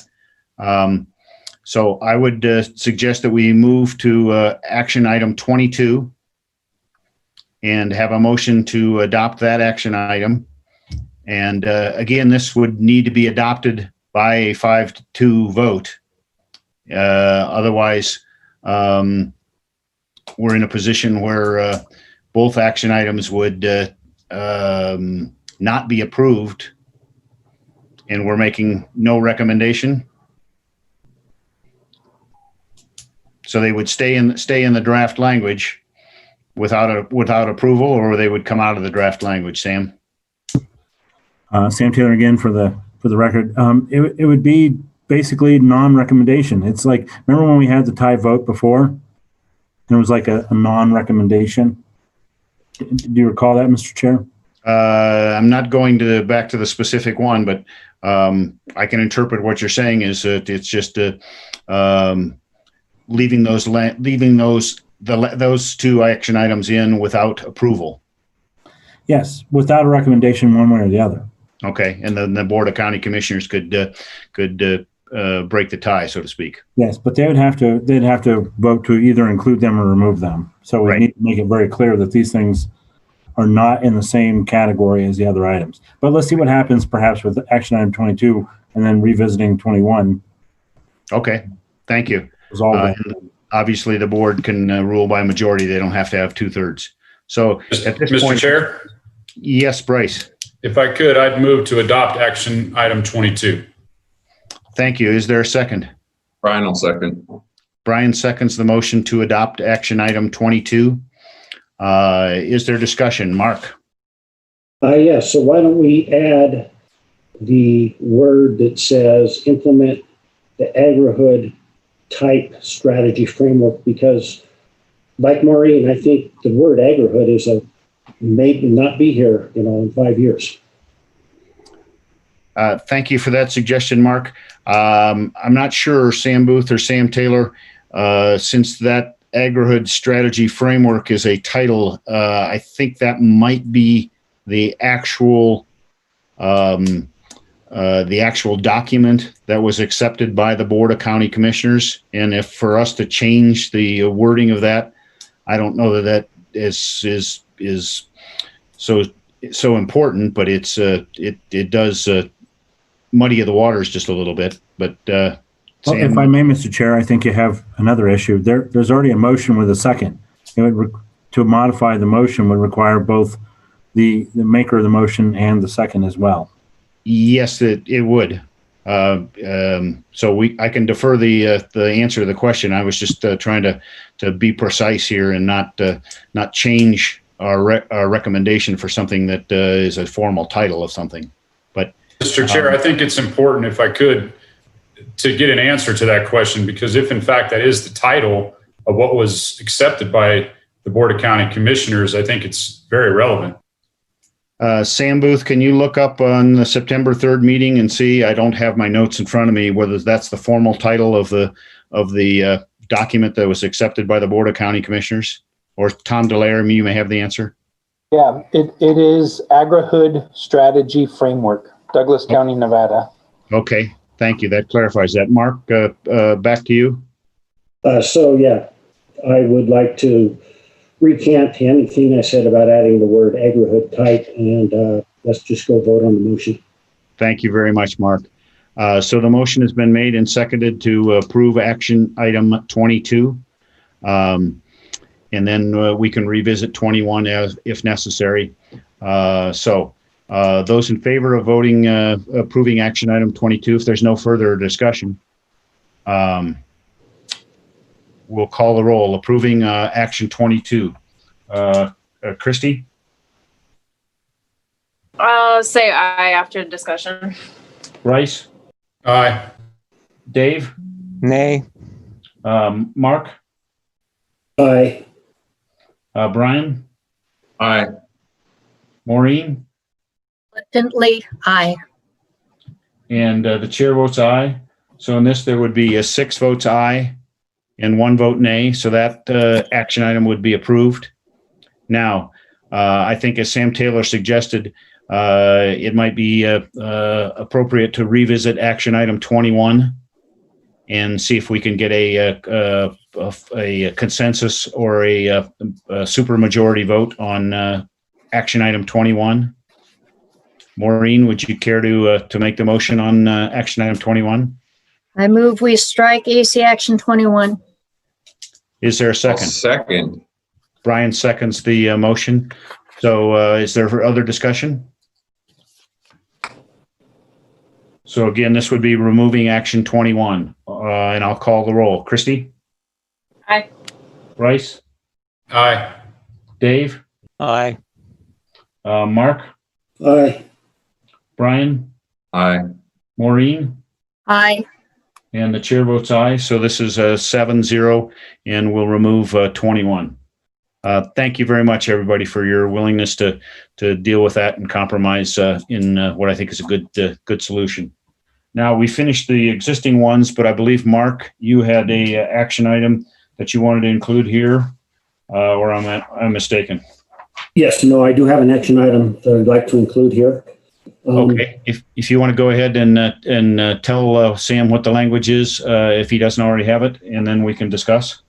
So I believe that Sam does have the language, but basically, when I went through the survey on the master plan done by the residents, everybody talks about the importance of agriculture and wide open spaces. So if we're going to achieve that, we all know that there's no such thing as a free lunch, and somebody's going to end up paying for it. So you have two options. You can, I guess, possibly go out and try and downzone the A19 to something less than A19. I don't believe that the ranchers would stand for that, since they already went from 1 acre zoning to 19 acre zonings. Or the second option is we mandate the use of TDRs so that we create a market for them, and then hopefully all of the ranchers sell their TDRs and we achieve our goal. So my policy is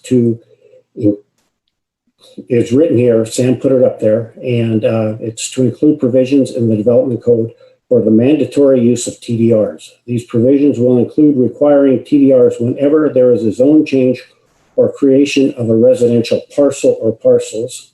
Only the BOCC is authorized to waive this requirement on a case-by-case basis. Thank you very much, Mark. Are there questions or comments on the language that Mark has presented? Bryce, please go ahead.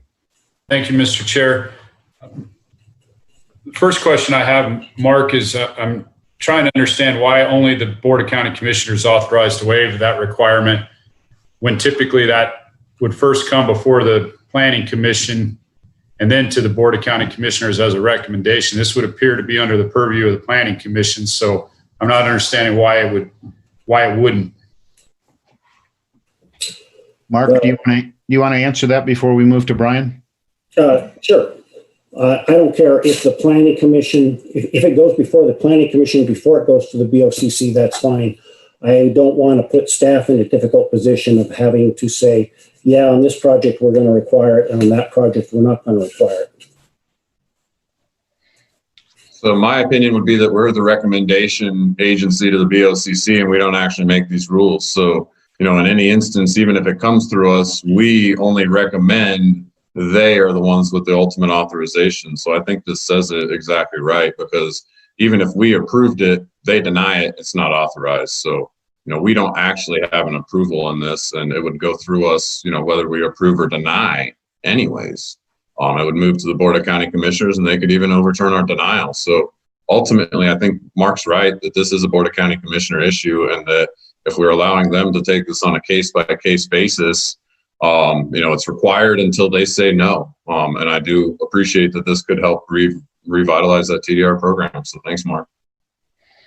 Thank you, Brian. You're entirely correct. Bryce, it's kind of a funny process that we go through is we recommend. So we could recommend something, but only the Board of County Commissioners is authorized to waive it. So we wouldn't be cut out of the process. We're just again, as we are in almost all instances, a advisory body. So I think Mark's drafted some good language. Then why state it? I think I'll defer to Mark, but I think he's just trying to really emphasize that it can't be a staff decision. It can't be otherwise done. And emphasizing the importance of board consideration of these. But I would defer to Mark if you wanted to explain that further. Yes.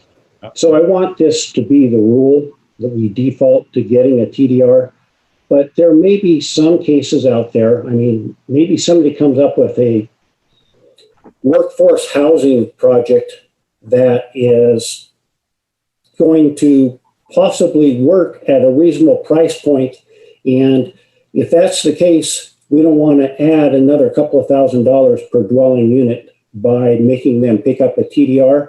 I think the county commissioners can say, hey, yeah, this is in the best interest of the county. On this particular case, we're not going to require it. Thank you, Mark. Bryce, did you have something you wanted to follow on that?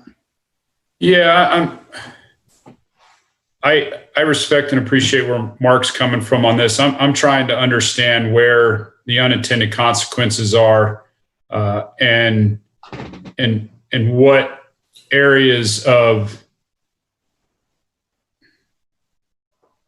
what the intended consequences are, because I get where we're trying to go here.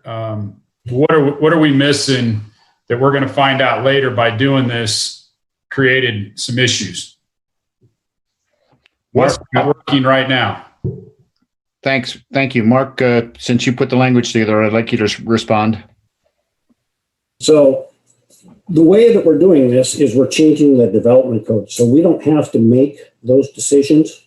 Hopefully by putting this in as an action item, we'll get Sam Booth and his staff to go look at other possible language in different counties and say, yes, if we're changing the development code, this is how we change it so we don't get into hot water. This is just an action item that says, hey, we got to change the development code to make this happen, so go figure it out.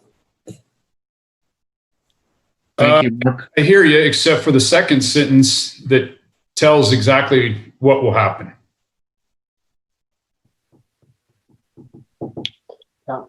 Mark or Sam Booth, do you want to come in and add some perspective here? Yes, thank you, Mr. Chair. If I can, I've talked to Member Neddenriff about this in the past, and I think we've had some conversations, maybe at Planning Commission meetings about this. I know I've heard a few county commissioners mention this through development proposals and their potential support for this. I would echo Bryce's concerns just about unintended consequences. But one thing I wanted to point the Planning Commission to, if I can, is we have an action item in growth management and housing. Let me get to that here. That I think covers this, maybe not as directly as Mark wants, but it's very close. And it looks like this is an item we've already approved now. But saying that Douglas County will analyze the effectiveness of the TDR program before the next update of the master plan and prepare recommendations on sending and receiving areas and TDR values. And I think the reason that was worded the way it was the first thing we need to do is form a task force, probably, obviously with the ranching community and developers in the county to discuss and brainstorm what are the problems with the TDR program today. What are the obstacles to using those? And we need to evaluate the effectiveness of how often they're being used and those type of things. And after that research is done, we can start to come forward with some recommendations. I think it's very likely a recommendation would be that we need to, as this says, revise the sending and receiving areas in the county. But that's a very sensitive topic as well, because as we know, landowners have receiving area and it gives them certain rights to increase density. And if we move the boundaries of that area, or if we designate other receiving areas, that may affect the profitability or the rights that they had on their property with the current receiving area. It's a delicate process there, and I think there are a lot of unintended consequences. And so I think rather than directly saying what we should do, I would like to say that we should analyze the entire program. And I would just reiterate that I know the program is in trouble. It hasn't been used often. We haven't had a new conservation easement established through the TDR program since 2009. I gave a presentation on our TDR program last year at the Nevada APA State Conference, and we discussed, first of all, just touting that our program here is one of the most unique programs in the western half of the United States. As I said earlier, there's a program in Washington that's very successful, King County. I think it was established prior to Douglas County. But we have some great things that we've done here. We were one of the first programs established, but it hasn't been utilized very often. since then. And in the past, what we've done is to just create bonus incentives for the landowners to establish more TDRs. Basically, we can't affect the price of the TDR, but we can affect how many TDRs are created. But I think the entire program needs to be looked at, and I guess that's where I'm saying that I feel like this action here may cover what Mark's trying to get at, if not as directly. Thank you, Sam. I think you make a very good point. Mark, would you be satisfied with the language in the Growth and Housing Action 4, or do you believe that we need to add some additional language in this element? I will hold my comments. Brian's had his hand up for a while. Okay, I'm sorry, Brian, I didn't see you. Go ahead, Brian. So Sam, I do understand that we are going to analyze the effectiveness, but how much time do you really have to analyze this? I mean, the action that Mark is proposing right now is immediate. You guys will seek out code, you guys will put this in the code, and we will implement this next year. I think the developments that I have the most problem with, and the reason that Mark may be bringing this before us, is because he has problems with the hard zoning developments. The hard zoning developments is where you lose those TDRs. And even though it's not within receiving area, they just hard zoned an area that did not have that many development rights on that property. And that's essentially circumventing the TDR program. And I believe that is why the TDR program has gone down over these past years. I've seen too many hard zones come before us and thus circumventing those TDR rules. I do appreciate the fact that we are putting this into implementation now. I understand Bryce's comments regarding the second sentence. Only the BOCC is authorized to waive. Why don't we just call it a major variance once we put it in the code? If you would like to have this waived, you've created a major variance. That's held to the fire by the Board of County Commissioners, and we don't even have to say that here. You know, if we include the provisions for the development code, I think the reason he's only saying that is to make sure that there is the possibility that we don't just say this is not allowed at all. But I think we're really including the provisions within the code, and in the code, we could then say that this can be analyzed on a case-by-case basis without having had said so here. I think this is very important. I think the implementation needs to be immediate as opposed to 5, 10. I mean, when are we going to analyze this again? Because last time this was done is 2011. I know we analyzed it in 2016, but it didn't pass. If that happens again, 10 years before we get something like this based off the analyzation. So I'd rather have this implemented immediately and stop the hard zoning that currently a lot of people are trying to do. I'd rather have the TDRs used in those instances because I think that does benefit the entire county. Hard zoning to me is a circumvention, though they could still use the clustering of development, and it doesn't eliminate all options. So, I think we include everything up to the period, and I think we eliminate that last sentence after parcels. So I do appreciate the statements by Clutch and Ned and Rip and Sam, but I don't think the growth and housing element does it fast enough. Thank you, Brian. Mark, did you want to respond to either Brian's thoughts or Sam's observation on the other action item in the growth and housing? Well, I think that Brian hit the nail on the head. This thing's been out there. We've said we're going to analyze it. I mean, that means nothing. There's no action. There's no timeline.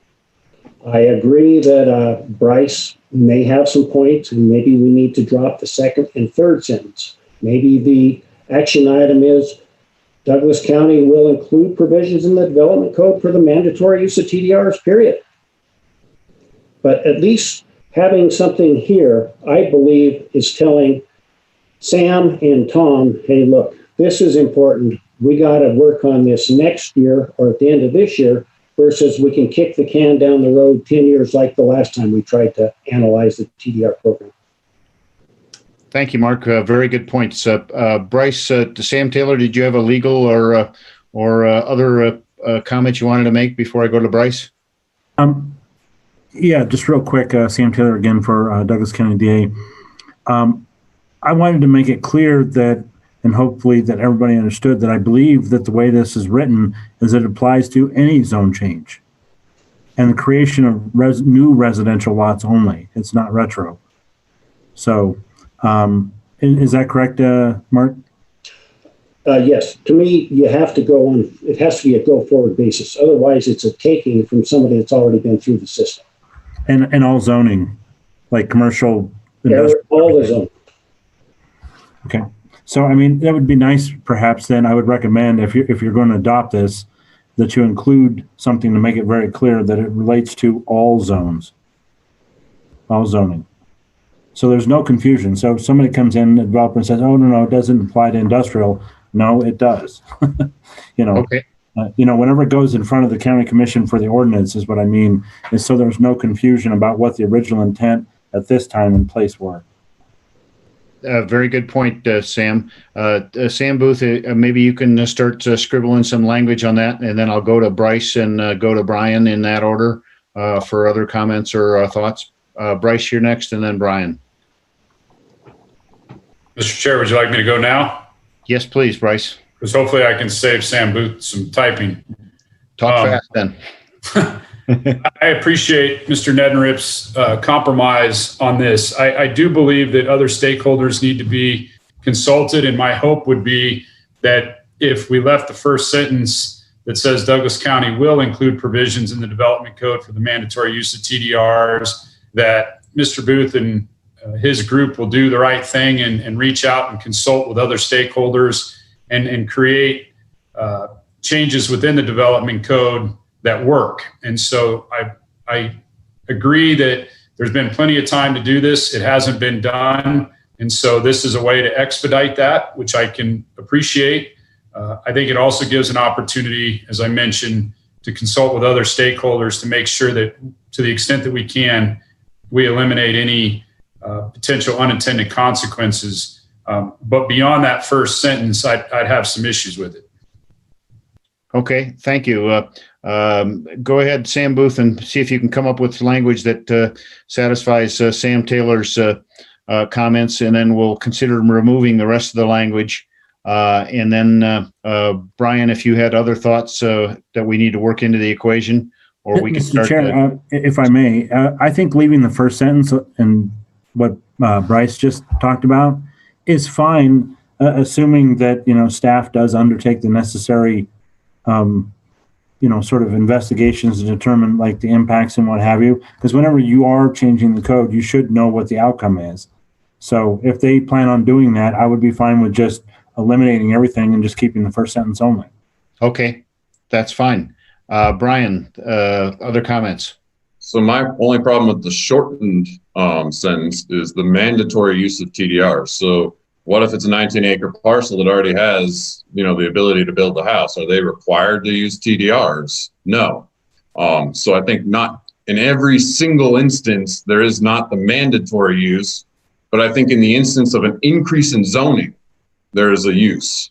And so I think we add to the end of the sentence, Douglas County will include provisions in the development code for the mandatory use of TDRs when an increase in zoning or increase in density, I don't know, Sam can help me there, is requested. Sam Taylor, did you have a thought there? Yeah, increase in density is fine. That would work.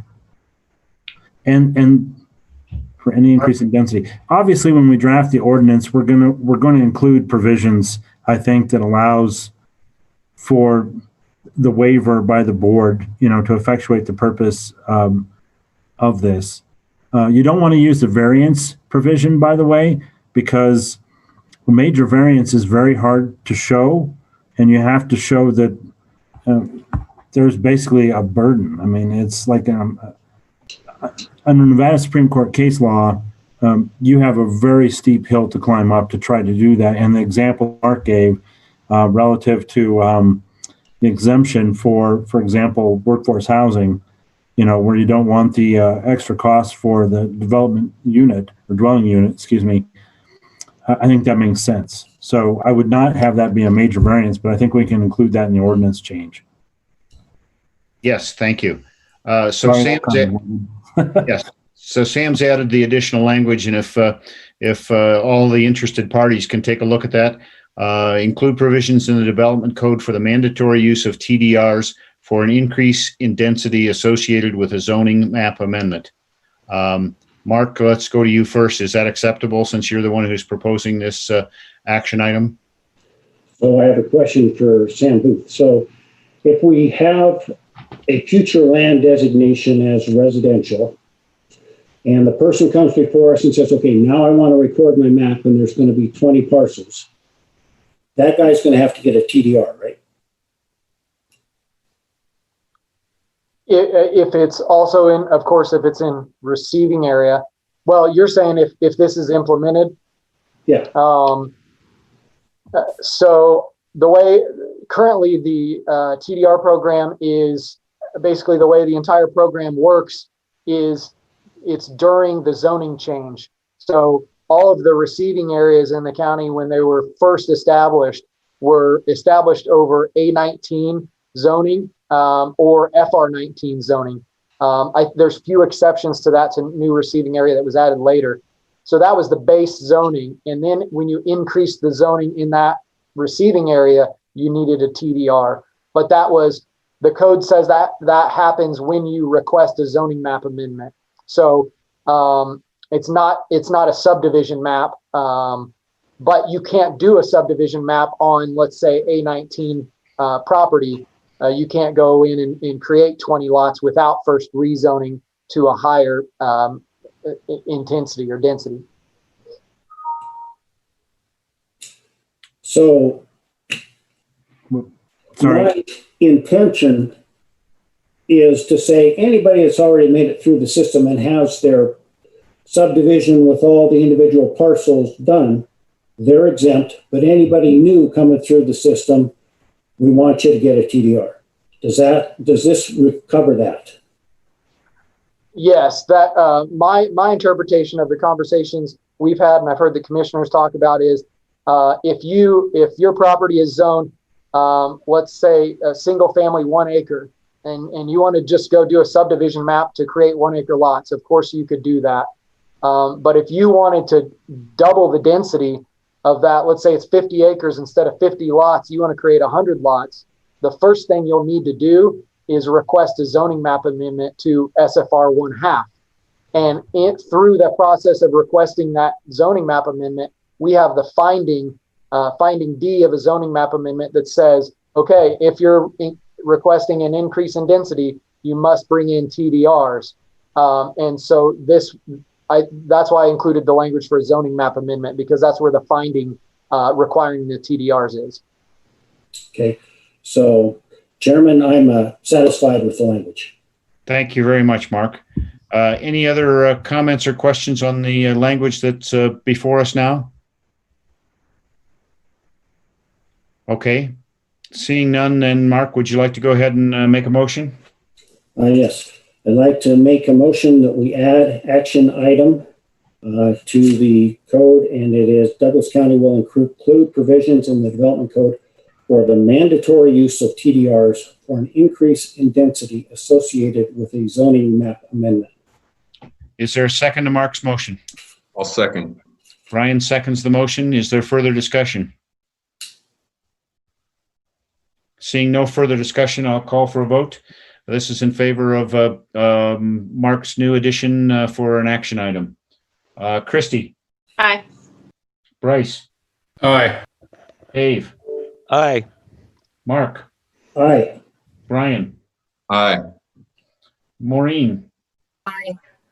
And the chair votes aye. So on this, there's 7 votes aye, no votes no. So that's added as an action item. Now we're finished with agricultural, unless anybody has additional action items that we need to move forward with. So at this point, I'd like to take a break. We have a lot more to go on the remaining elements, but if we can take a 15-minute break and come back at 5 o'clock, we'll continue with economic development. Mark, do you have a comment? Yes. So as Sam Booth was scrolling through there was some action item that we cut and pasted out of a policy. That's a great point, Member Neddenrip.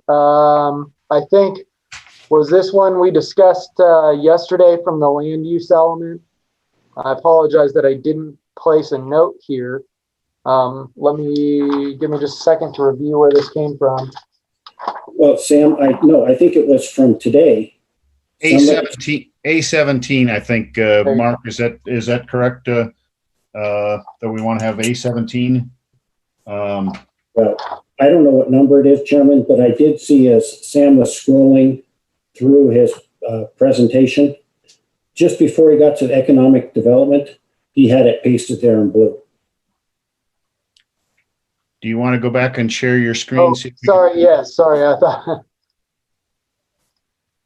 There we go.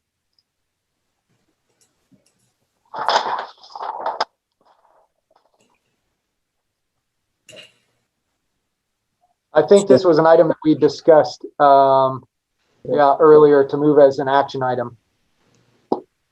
So I'd like to move that we add action item to create alternatives to the urban development of existing agricultural lands in order to preserve these agricultural areas. Second.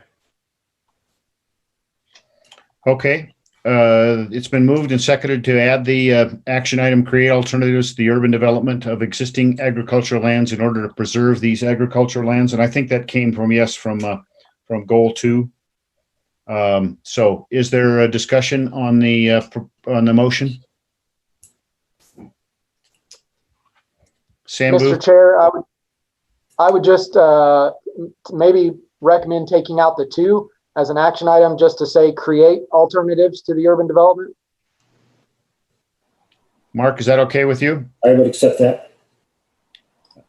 And do we have a second on that one? I think Bryce seconded that. Yes, that's okay, Mr. Chair.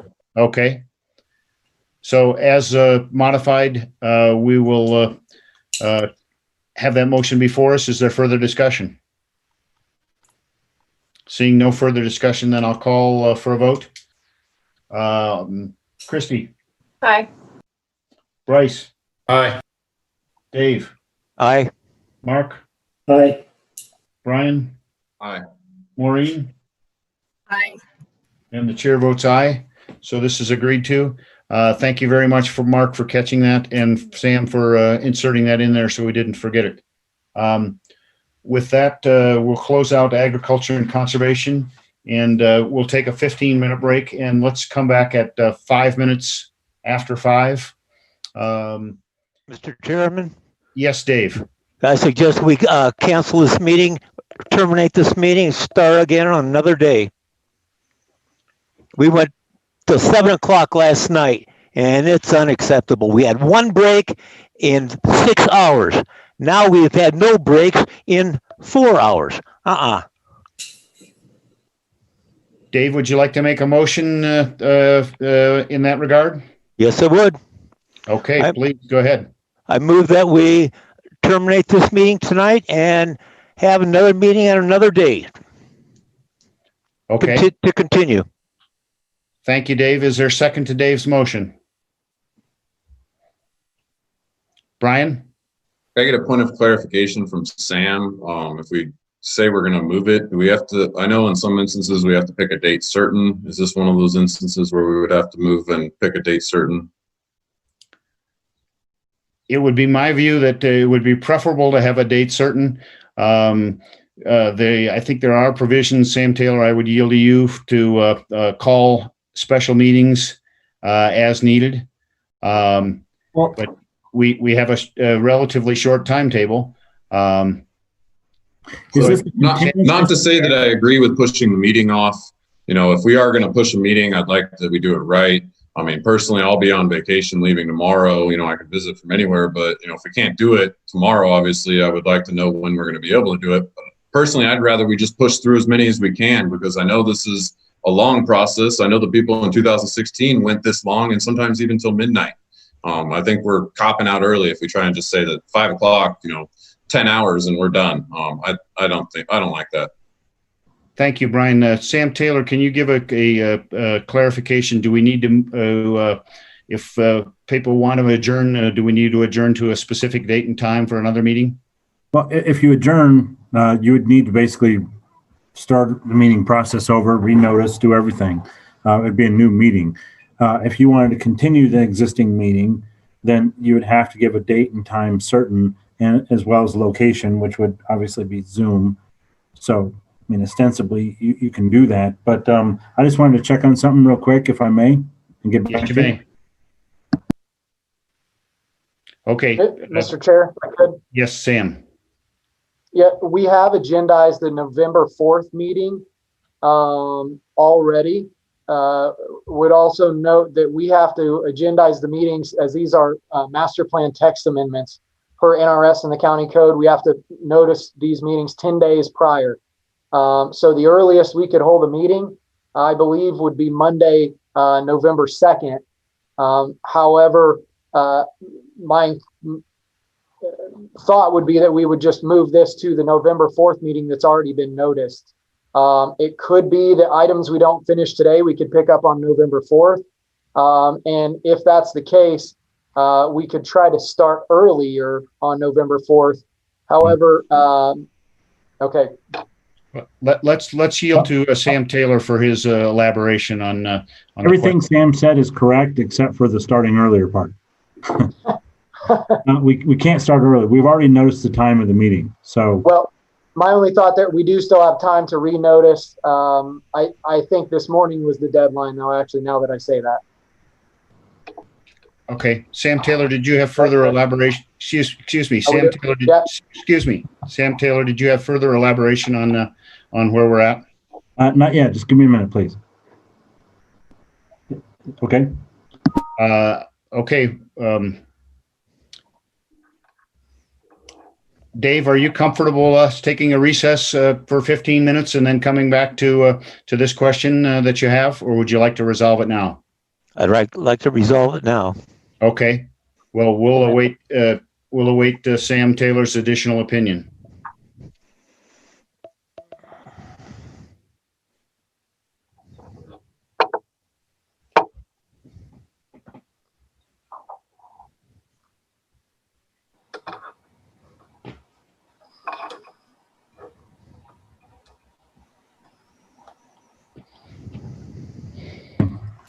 Yeah, Mr. Chair, again, Sam Taylor for the record.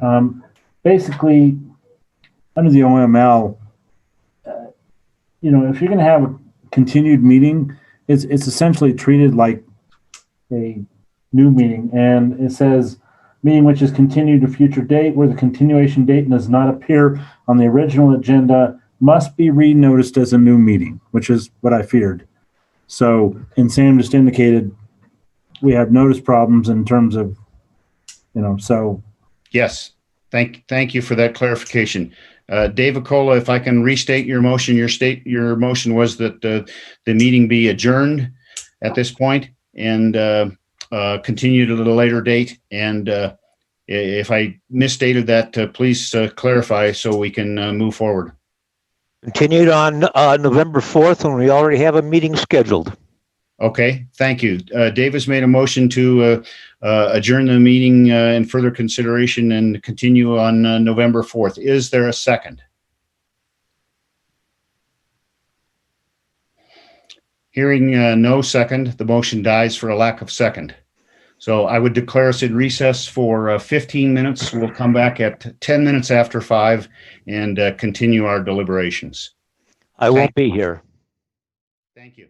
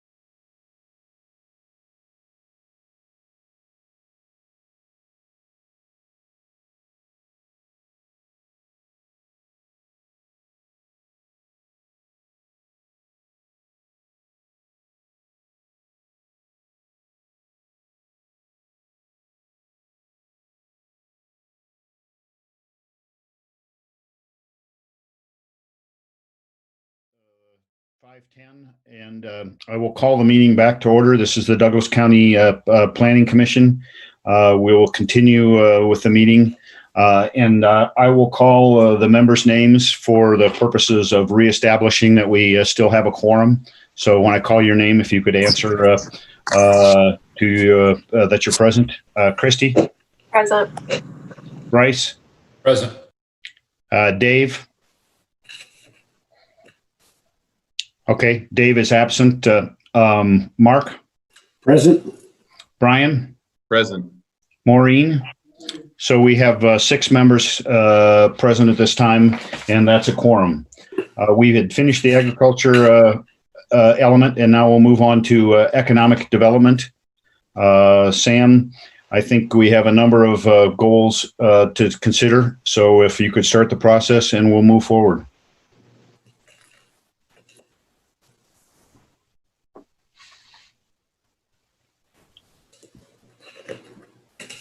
Sam, is that you? Is it my item? My go? Sam Booth, are you muted? Or are you? I think I'm back. Sorry about that. That's this okay. Is Sam Booth. Goal number 1 here, I had highlighted for Brian. Brian, in looking at your notes, maybe you were just talking, you were asking a question about all the goals, but I'll let you speak to that. Well, yeah, initially, I mean, I do have a question on goal 1.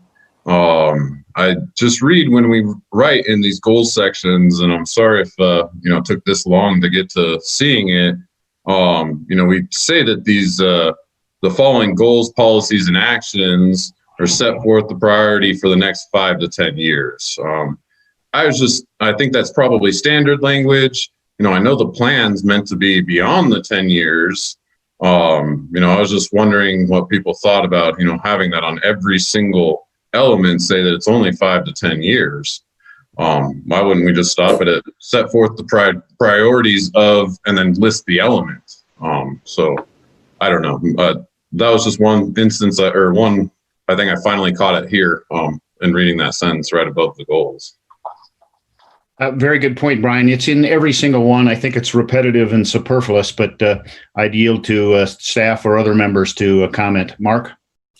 Sam Taylor needs to answer this, but I believe it's in the NRS that says we have to have an update every so many years. But Sam Taylor's the one to answer it. Yes, 278-190 does require an update, but it's only on the implementation.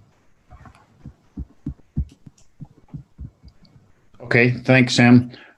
It would be my view that we should just take out that language in every one of the elements, because it really has no meaning and it's just repeated time after time. But I guess we can deal with that maybe when we do the wrap up at the end on November 4th.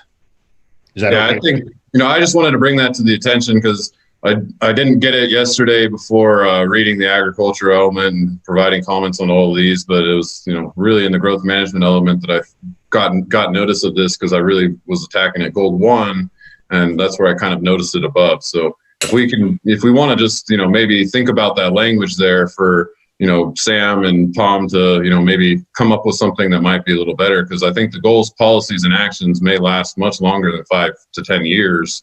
And if implementation is all we're required to update, I mean, goals, policy, and actions could never have to be updated per that statement. So I think limiting it to 5 to 10 years, I think we're almost forcing us to revise the goals and policies and actions every 5 to 10 years, as opposed to, being able to leave them in place if we think they're okay. So that's the only reason I was bringing that to the attention here. And sorry, guys, that I took 3 chapters to figure it out. Okay, thank you. Do we need then Sam Booth or Sam Taylor to go ahead and approve goal 1 since that was pulled for discussion? Well, no, I also have or maybe not that goal. So I think I do. Yeah. So no, that is it. Yeah, you're correct, Kirk. Sorry, I'm looking at my growth management section. So yeah. Okay. Sam Booth, I can't see your screen. Is it goal 1 that we're on now, or do we not need to approve that? Yes, Mr. Chair, goal 1 still needs to be approved because we had pulled this earlier. Yeah, Okay. so I would move that we approve goal 1 as written, just inserting the comments, like I said, about the previous statement. Okay, so we're approving goal 1. Is there a second? I'll second that. Mark seconds. So is there further discussion? Sam Taylor.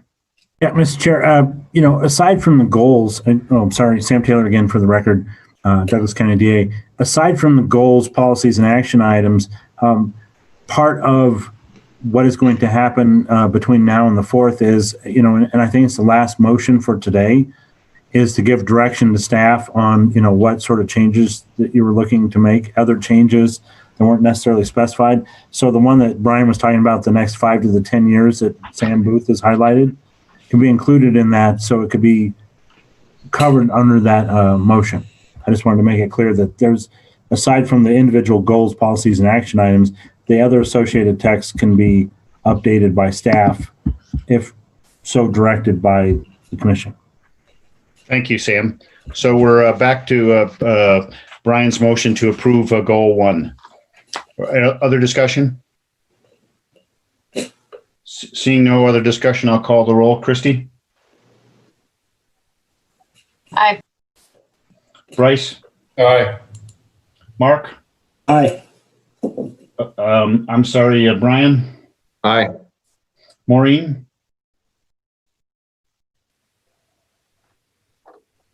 Maureen?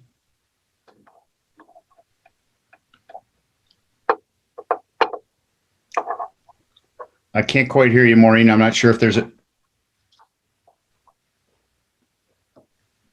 Okay, I see you nodding your head, but you may still have a sound issue on your end. Yes. Okay. Do you want to try and log off then and come back on and see if we can get your sound back? Okay, thank you. So the chair votes aye on this. So there's 6 votes aye, no votes nay. So we've approved goal 1.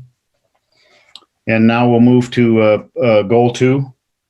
Mr. Chair, I have one additional item I'd like to bring up that wasn't necessarily related to last motion.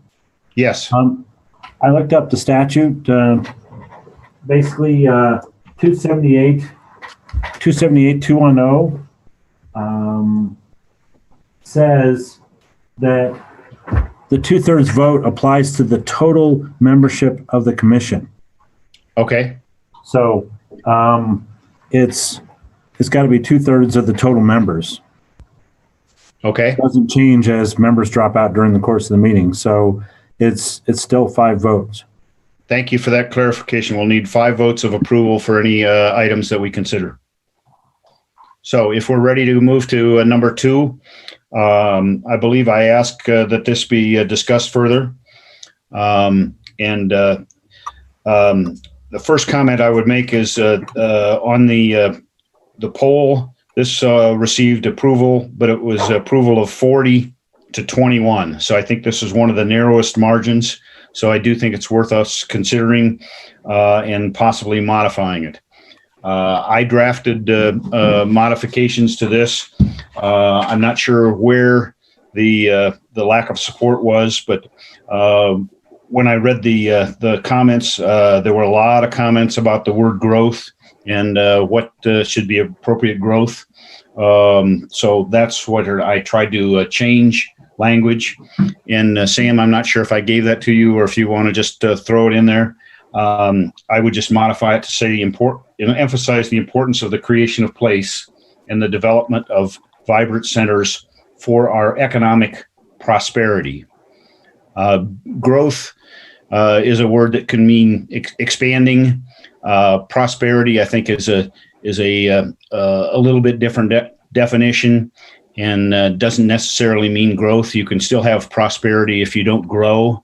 Prosperity is a word that encompasses all means of improving people's lives. So I was trying to modify this with the public comments in mind to create a goal that would still have the same essential meaning, but recognize that there's a lot of angst over the term growth.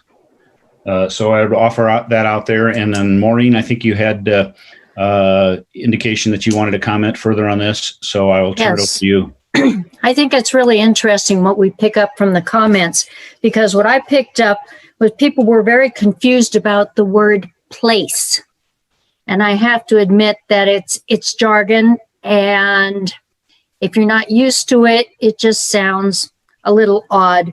So Sam Booth suggested, and I support changing it from place to either our identity, our unique identity, but just a whole nother word. The unique identity of Douglas County, if that's what we're talking about, or the unique identities of each area, but we just got to get rid of that word place. I think that's a very good suggestion, Maureen. I picked that up too. So I think that's something we should put on the table. Bryce, did you have your hand up? You're muted. Go ahead, Bryce. Thank you, Mr. Chair. I have trouble with the whole goal, honestly. I think somebody worked too hard to try to make a bunch of words work, and they don't. Creation of place, even unique identity, vibrant centers. What does all of that mean? I think if you're going to have a goal, the goal needs to be specific and it needs to be achievable. How do you measure unique identity? How do you measure vibrant centers? The whole goal is challenging for me. Goals should be measurable.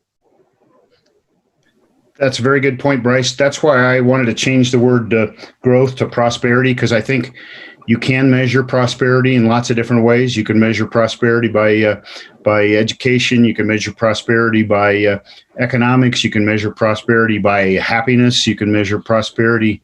There's lots of different prosperity indexes. I do agree with you. It's a little bit of a fuzzy language.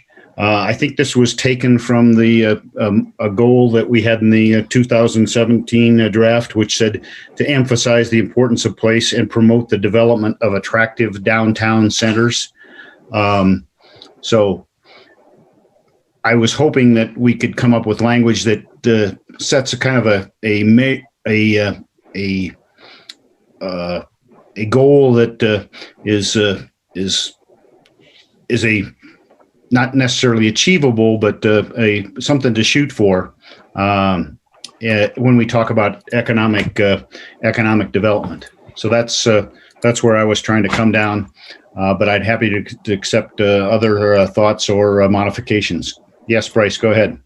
Well, I think if it said emphasize the importance of the creation of economic or the creation or continuation of our economic prosperity, period. That it's the stuff in the middle that isn't measurable. It's messy. That's an excellent suggestion. The creation. What are we creating? I think that's an excellent suggestion. Sam, did you have an observation? Yes, I can just add, Mr. Chair, this is Sam Booth.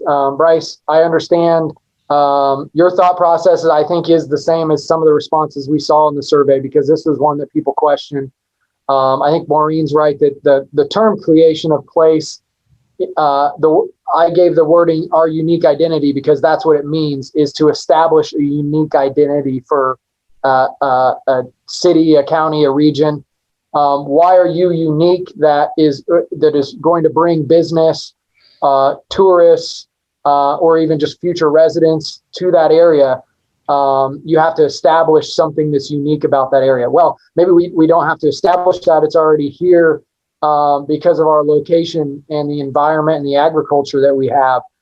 So it could be continue or some of the language that you added there. But it is kind of an economic development term, creating your identity, creating your sense of place. And then the development of the vibrant centers is downtown Minden and Gardnerville. What's unique about them? What's interesting about them to bring people here, to bring businesses here, arts and culture, and things like that that make it an interesting community that people want to live and work in. Thank you, Sam. Other thoughts on language that we have either before us or that people would like to add or take out?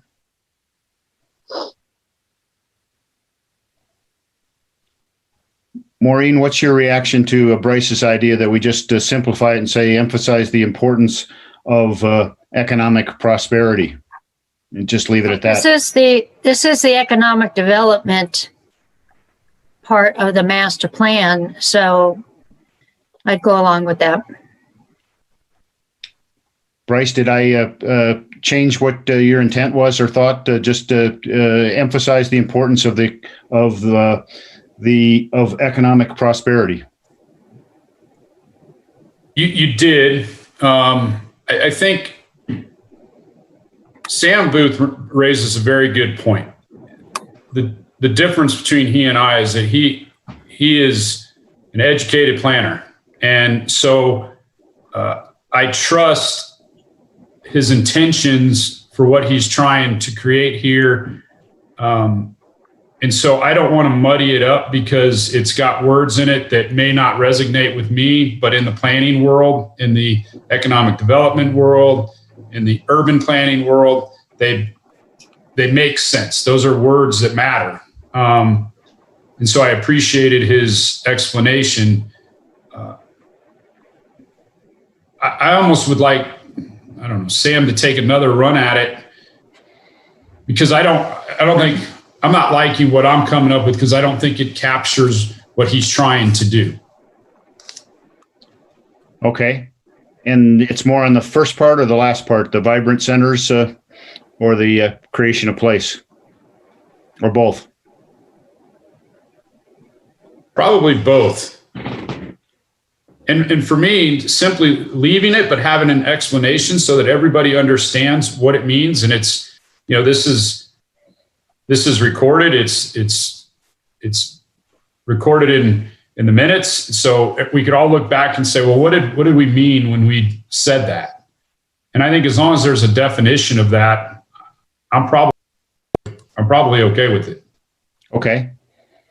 I mean, from my perspective, the creation of our unique identity is kind of along what Sam and Maureen were talking about, that we are a distinctly unique county. We have unique cities in those counties. And we want to recognize that, the importance of that, and we want them to thrive and prosper. So I think, Sam, if you want to throw in any other words or change words that you think might work better along the lines of Bryce, why don't you take a stab at that? And then in the meantime, I'll recognize Sam Taylor. Yeah, Mr. Chair, I was just going to make a recommendation and maybe move this along. Goal 3, you could just insert, capitalize on our unique outdoor recreational lifestyle and agricultural tourism business opportunities, which reflects what Sam Booth was saying about the uniqueness, and then leave goal 2 as develop, encourage development for economic prosperity. Mr. Chair, in the essence of time, I don't want to rush it, but I'm good with the way it's written as is, the way that it's been modified. Okay. Maureen, are you satisfied with that language? Yes. Okay. It is good for me.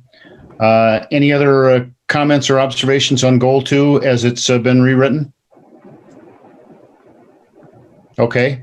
Maureen, do you want to make the motion? Okay, I will move adoption of goal 2 with the changes. Is there a second? Second. Bryce seconds the motion. Is there further discussion? If not, I'll call for a vote. Christy? Aye. Bryce? Aye. Mark? Aye. Brian? Brian, I'm not sure if you're muted or thinking. No, I said aye. It was not I'm coming sorry. through. I didn't hear that. Thank you. Maureen? Aye. And the chair votes aye. So there's 6 votes aye and no votes nay. So goal 2 is adopted as modified. Now on goal 3.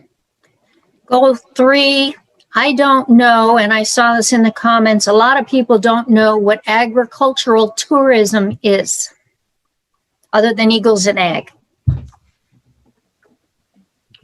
Thank you, Maureen. My only note would be that there's been a number of discussions with some of the small farmers that you got fruit stands, you got other things, and that can draw a lot of tourists in. So promoting that kind of business is something that would be beneficial to the county. That's what I picked up on previous discussions at the Board of County Commissioners. Well, I think we still need to clarify that language. Someone who wasn't in on those discussions will have no clue what agricultural tourism is.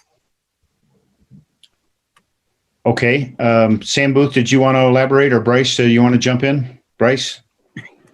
Mr. Chair, I think if instead of it could either be agricultural tourism or the definition is, or the word is agritourism, and that is defined, could mean a number of different things. And some of that does already exist in the county. I'll give you a good example of when a rancher utilizes his private property to provide hunting opportunities, and people travel from other places to come here because that particular place within Nevada has, a higher probability to harvest a certain animal.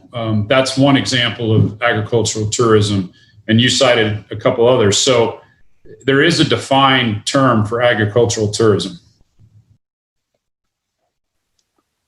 Sam Booth, do you have something to add? I don't have anything to add, Mr. Chair, other than to agree with your statements and Bryce's statements, and that generally agricultural tourism is, I think just that, it's tourism to the agricultural areas or agricultural businesses that we have in the county. Like you said, farm stands. It could be like Bryce said, whether it's just for the wildlife itself.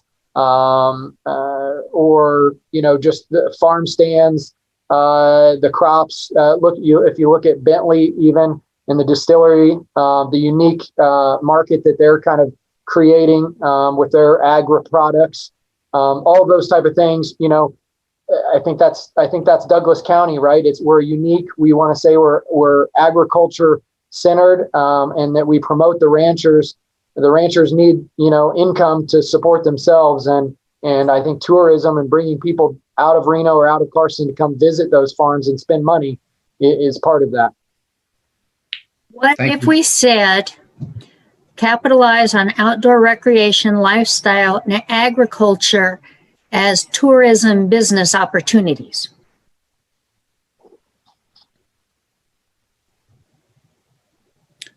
I think the business opportunities is supposed to go into all of them. So again, English is not my expertise.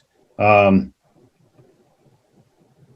I think that's kind of muddying it up a little bit, but I'm happy to have you put some language on there and we can take a look at it. Yeah, because we'd be capitalizing on all three as business opportunities. That's the intent, yes. Do you want to read that back and see if Sam can put some words down there that we can take a look at? He's changing it. Culture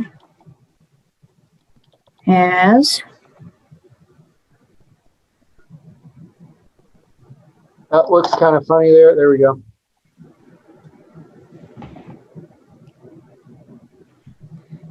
Yeah, I see your suggestion there, Maureen, and I think that does modify them all. So I think that would be acceptable to me. Anybody else have a question or idea on that language?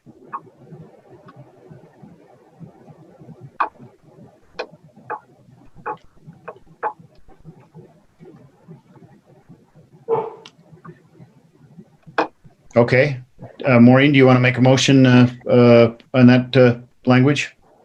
I will move adoption of goal 3 with the changes. Is there a second? I'll second. Brian seconds the motion. Is there further discussion? Seeing none, I'll call the question on the modified goal 3. Christie? Aye. Bryce? Aye. Mark? Aye. Brian? Aye. Maureen? Aye.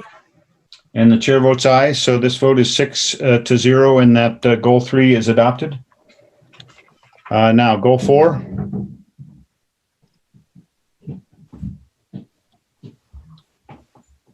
I think I had listed, I've got BC here, but I think maybe that was Brian Oland. No, that was me. Okay. Bryce? Go ahead then, Bryce. Just a couple things on this one. When it says provide access to high quality education, where is the county providing access to that? Where do we have high quality education? Is that to imply the Douglas County School District? What is that? I think, Sam Bryce, if I can, this is Sam Booth. I think that's, I think it's the school system 100%. And in addition to the elementary schools, middle school, high school, it is, alternative schools and technical schools in order to support a educated, highly educated and skilled workforce. And so, I think, a lot of times recently we hear from industries that are looking for employees that need to have highly specialized skills in the manufacturing industry is one example, to operate machinery in a warehouse or in a factory. And maybe that's not necessarily something that you get at a four-year college or even at high school. And so it's the county supporting some of those alternative types of schools as well. This is Bryce again. Thank you, Sam. I think what's missing here is when we're how are we working in concert with the Douglas County School District? How are we working with career and technical academies? I'm not sure if one exists. Maybe one does. I really wish that we had something like that here. What are we doing with our ag and 4-H programs? What apprenticeship opportunities are out there? This gets said a lot, but it's a lot of times it's words on paper. We really, and maybe when we get into some action items, it starts to quantify how we're going to do this. And then I know this is just a goal. And so I'm probably okay with the goal as I understand it. But this is something that really needs a lot of attention. This is something I'm incredibly passionate about because it doesn't get attention. It usually just gets said and it doesn't get done. Very good points, Bryce. Brian, do you want to jump in? I'll say that, I did get an opportunity through Leadership Douglas County to go visit these schools, including Aspire, the different, schools that we have in the area. And I was actually really impressed with the high quality of our education in Douglas County compared to even the schools I remember from my place back home. We have people that are taking classes and getting 2 years of junior college credit here in Douglas County while they graduate college or high school. So we really are providing that high quality education right now. And I think this goal furthers that goal and what the great things that they are doing. And I think us putting it in this document almost puts it to the school board to make sure that they do this. I mean, it's not necessarily telling Sam Booth and Tom Dallaire to get out there and make sure these kids are educated. I think it's telling the school board that this is a goal of the county and they would want to adhere to that goal and continue to provide the access to that high quality education. And I'm sure they're in the development of what the next level of that education looks like, and I was actually significantly impressed with how, advanced our high school really is, because back in my high school, that was not something that we had, and really wish I could have had it. Thank you, Brian. Bryce. I can't agree more with you, Brian. I definitely believe that you get a high quality education at Douglas High School. I've had one daughter graduate from there and I already graduate from Reno. Another son graduate from there who's a junior at UNR, and another son who's now a junior who is part of the Jumpstart program who will graduate with his associate's degree. All of that being said, that's great if they're going to move on to college. Where I think we fall short is career and technical development, apprenticeships. When we talk about a skilled workforce, we have a dying skilled workforce. They're aging out. They're not available. And unfortunately, economic development programs, school districts for so long have been so focused on teaching kids how to go to college, which I support, but we've missed the skilled workforce portion of that. And so the only point I'm trying to make is that this doesn't get, just because you can go to Douglas High School and get a good education, doesn't mean that we're going to provide the skilled workforce needed in Douglas County. Thank you, Bryce. Good points. Maureen. I agree with Bryce wholeheartedly. I have a son-in-law who is a skilled welder. They can't hire anybody with welding skills because all the high schools have dropped their trade courses. And trying around here to get a plumber to come in or an electrician, it takes months.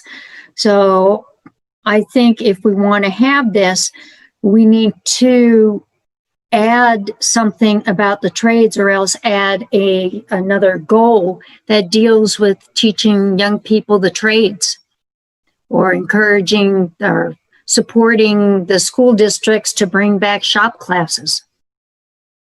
Because high quality education has its one connotation and trade skills have another. Thank you, Maureen. Brian.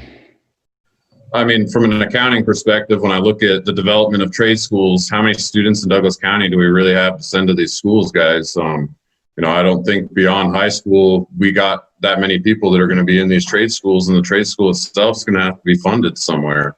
Is the county going to foot that bill? Is the state going to foot that bill? I mean, who's going to help pay for these kids to get their education? I do think the skilled workforce, I probably would send my son to a trade school as opposed to college because of it. I mean, the ability to get direct training on the job is, vital, but I don't know if Douglas County itself has the ability and the population to support a school of such, of that.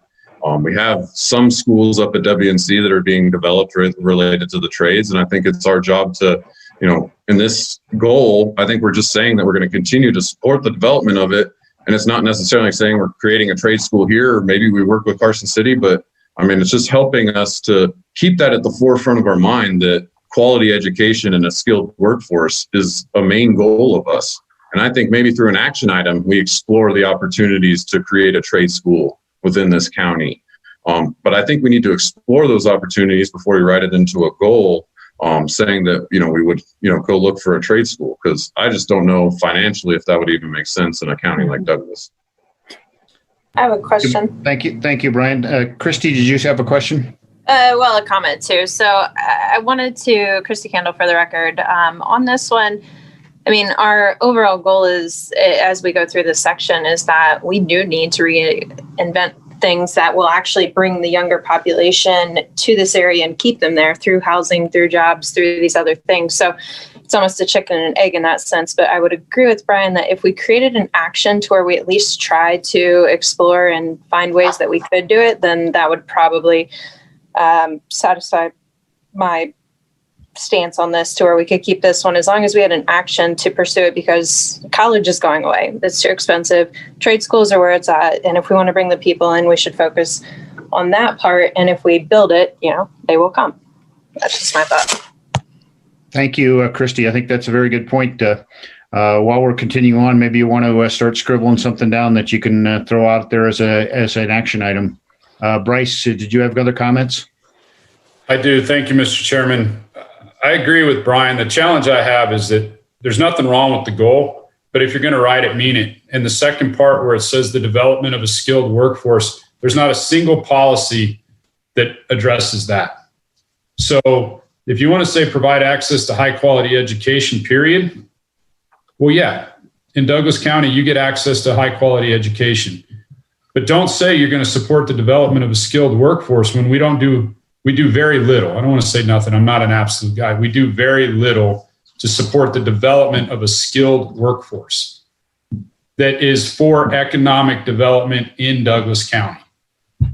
And so that's the hang up for me. Not one policy addresses that. Thank you. That's a very good observation. Let's focus on the goal itself and see if we need to revise it in its present form. If not, we can get this approved and then we can move on to the policies. Mr. Chair, since I brought it up, if I could, I'll move to approve the goal as written. Again, I just want to be clear that, because I support that. As a planning commissioner, I believe it's absolutely necessary to have a goal that says what this says. So I move to support it. Okay, Bryce has made the motion to approve goal 4. Is there a second? I'll second. Brian seconds the motion. Is there further discussion? I do want to follow up. I agree with the goal, and I agree with you, Bryce and Christy and Maureen. If we want to put some money where our mouth is, then we need to add the appropriate policies or actions. It's good to have goals, but we got to have results. So, are there other comments or discussion on the motion?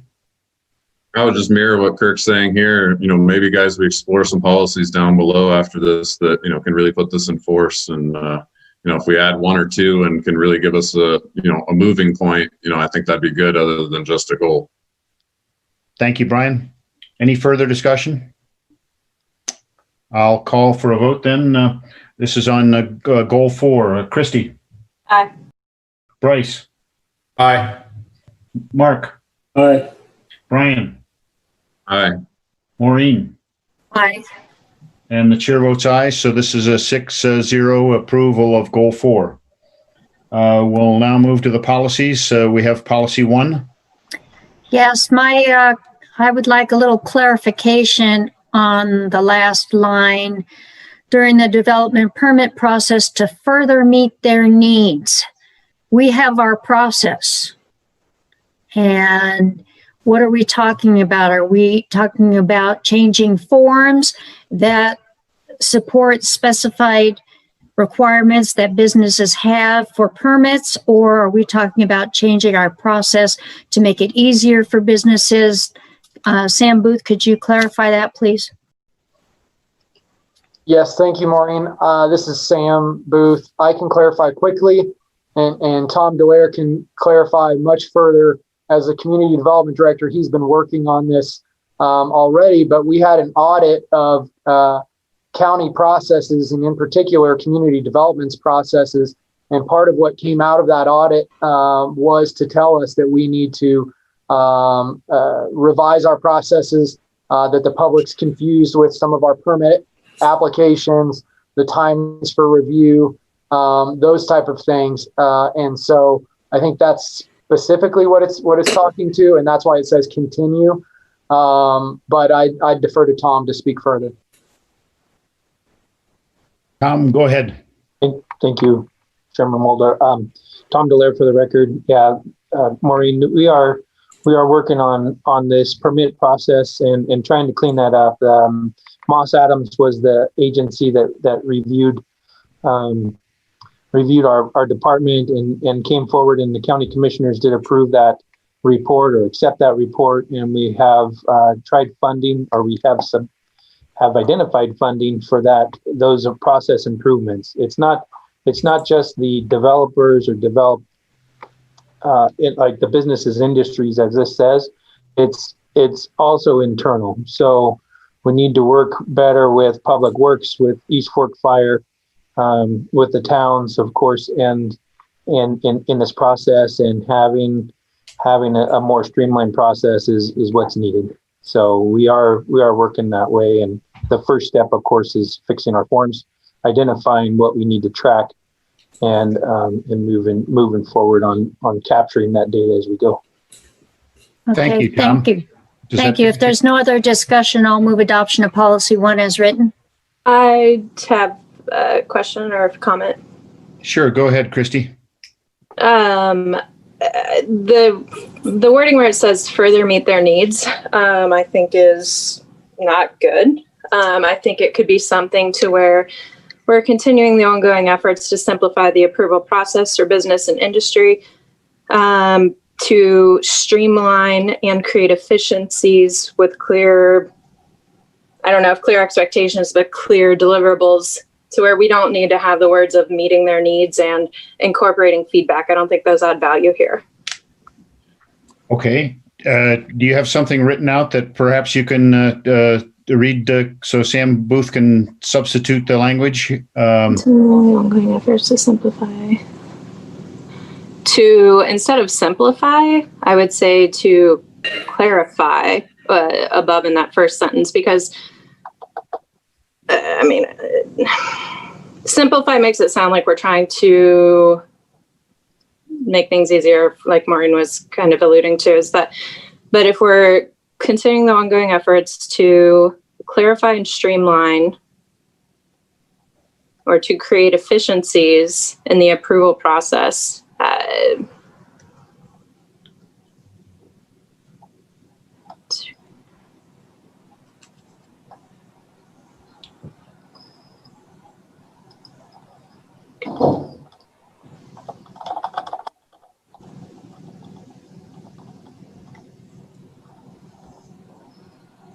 So we got creative efficiencies in the Douglas County approval process.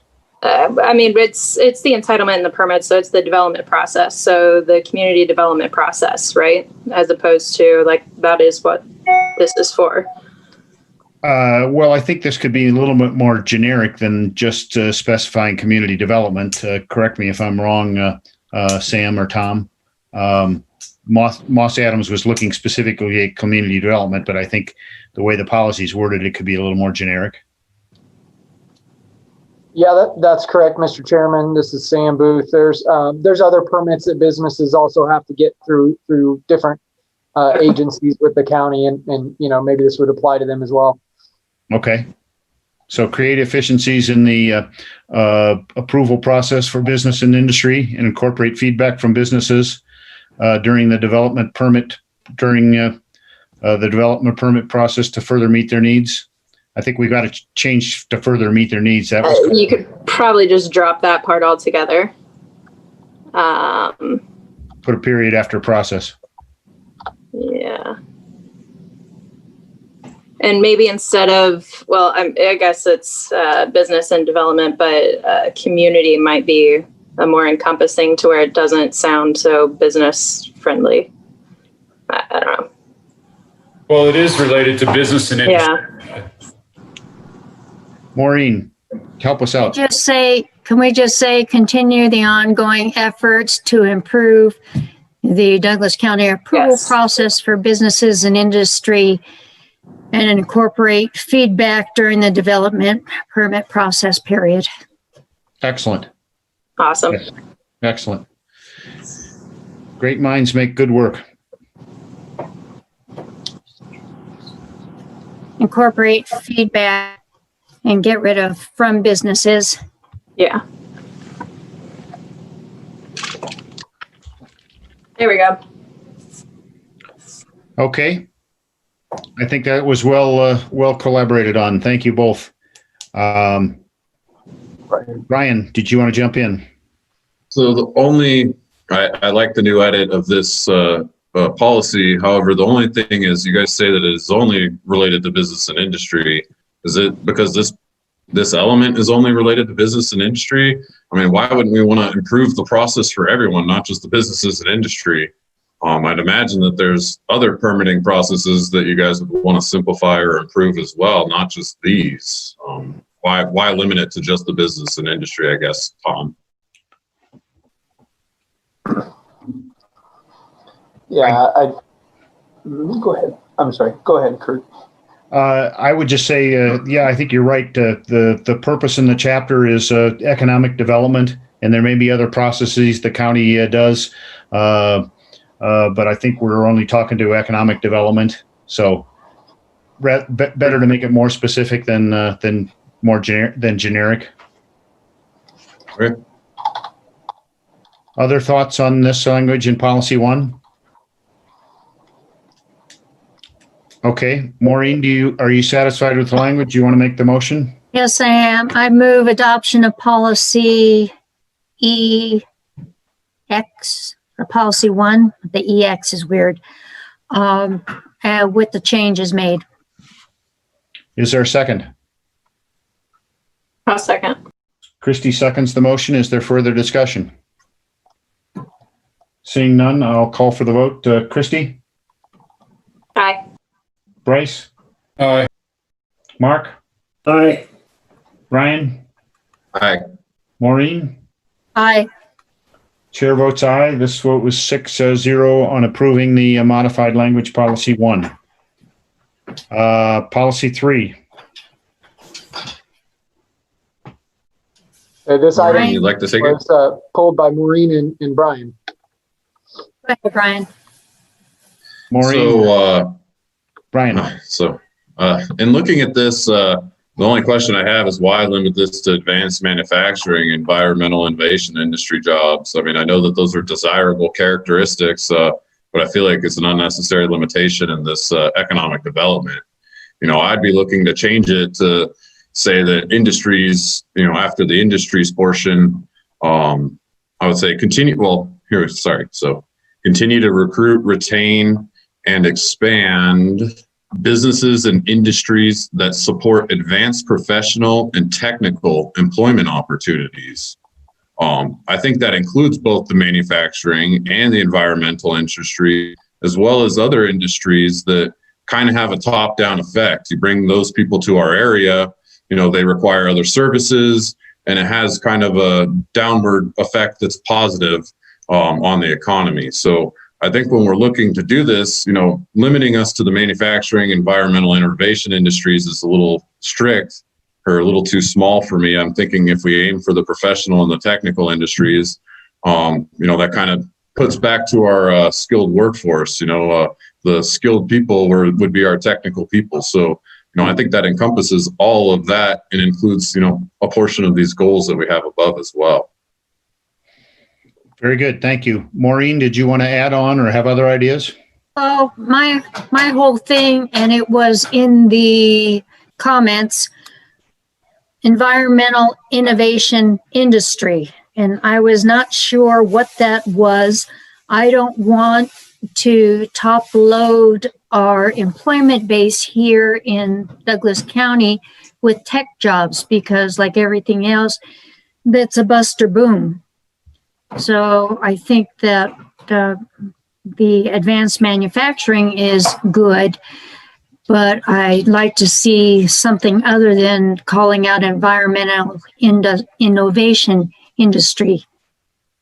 I think there's more. Maybe we could just say advanced industry, period, and drop the manufacturing and the environmental innovation. Make it a little more generic, in other words. Yes. Brian, did you have a thought? And I think that's what I'm aiming at. You know, the word technical does not mean tech industry at all. Technical just means a person has the technical skills to, you know, do the job. You know, anybody that's trained well to do a job can be a technical person, not necessarily working on technology. So what I'm trying to do through the professional and technical is really try and include as much of the employment base as possible. You know, the service industry, obviously, I would believe is one that is excluded from that, and I'm not even meaning to exclude that. I think the services industry benefits from the increase in the professional and the technical employment. Okay, thanks, Brian. Maureen, did you have some words that you wanted Sam to insert in there or delete from after business and industries that support? Why not just put advanced manufacturing and industry jobs? Okay, take out and environmental innovation. Yes. Okay. Brian, does that sound pretty good to you? I think we're still restricting. I mean, I don't even know why, you know, if you're going to go to industry, why even leave manufacturing? I guess that's why call out one when there's lots. Okay, well, we can get rid of advanced manufacturing. or get rid of manufacturing and just say advanced industry. Brian, are you okay with that? Taking out manufacturing, just say advanced industry jobs? Well, what is advanced industry? More white collar than blue collar. Mr. Chair, Bryce, you want to offer a suggestion or bail us out here? I'll give it a shot. I'm going to try to grab everything that Brian and Maureen said. It would seem to me that in economic development that we want to continue to recruit, retain, and expand businesses and industries that enhance our local economy. That could be retail today. It could be e-commerce tomorrow. It could be manufacturing. It could be anything. As long as it enhances our local economy, that it's businesses and industries. I don't think it matters what it is. It matters what it is, as long as it benefits Douglas County. Perfect. Very, very good suggestion. And that's exactly what I was trying to say. I just didn't know how to include everyone. Thanks, Bryce. Very good.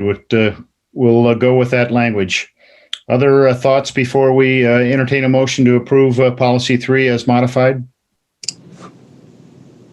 Okay. Brian or Maureen, you want to make the motion? Go ahead, Brian. I'll move adoption of policy 3 in the economic development element as amended. Is there a second? Second. Maureen seconds the motion. Is there further discussion? Seeing no further discussion, I'll call the vote. Christy? Aye. Bryce? Aye. Mark? Aye. Brian? Aye. Maureen? Aye.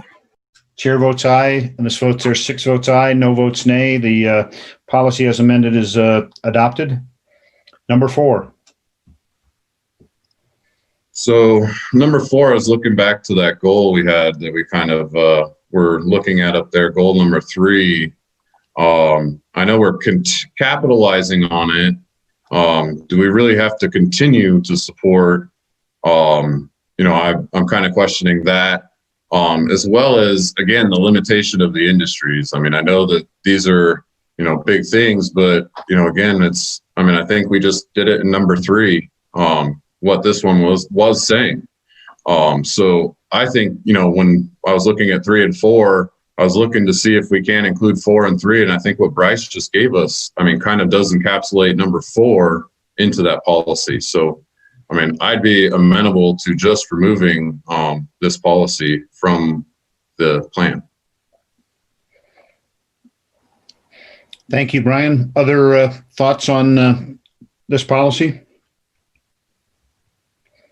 I would note that this was combined policies 3.1, 3.2, 3.3, and 3.4 in the previous 2017 draft.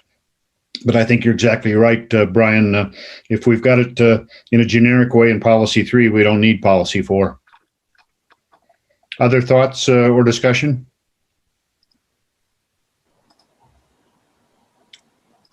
Okay. Brian, do you want to make a motion on deleting policy 4 then? I motion that we remove policy 4 from the economic development element. Okay. Is there a second?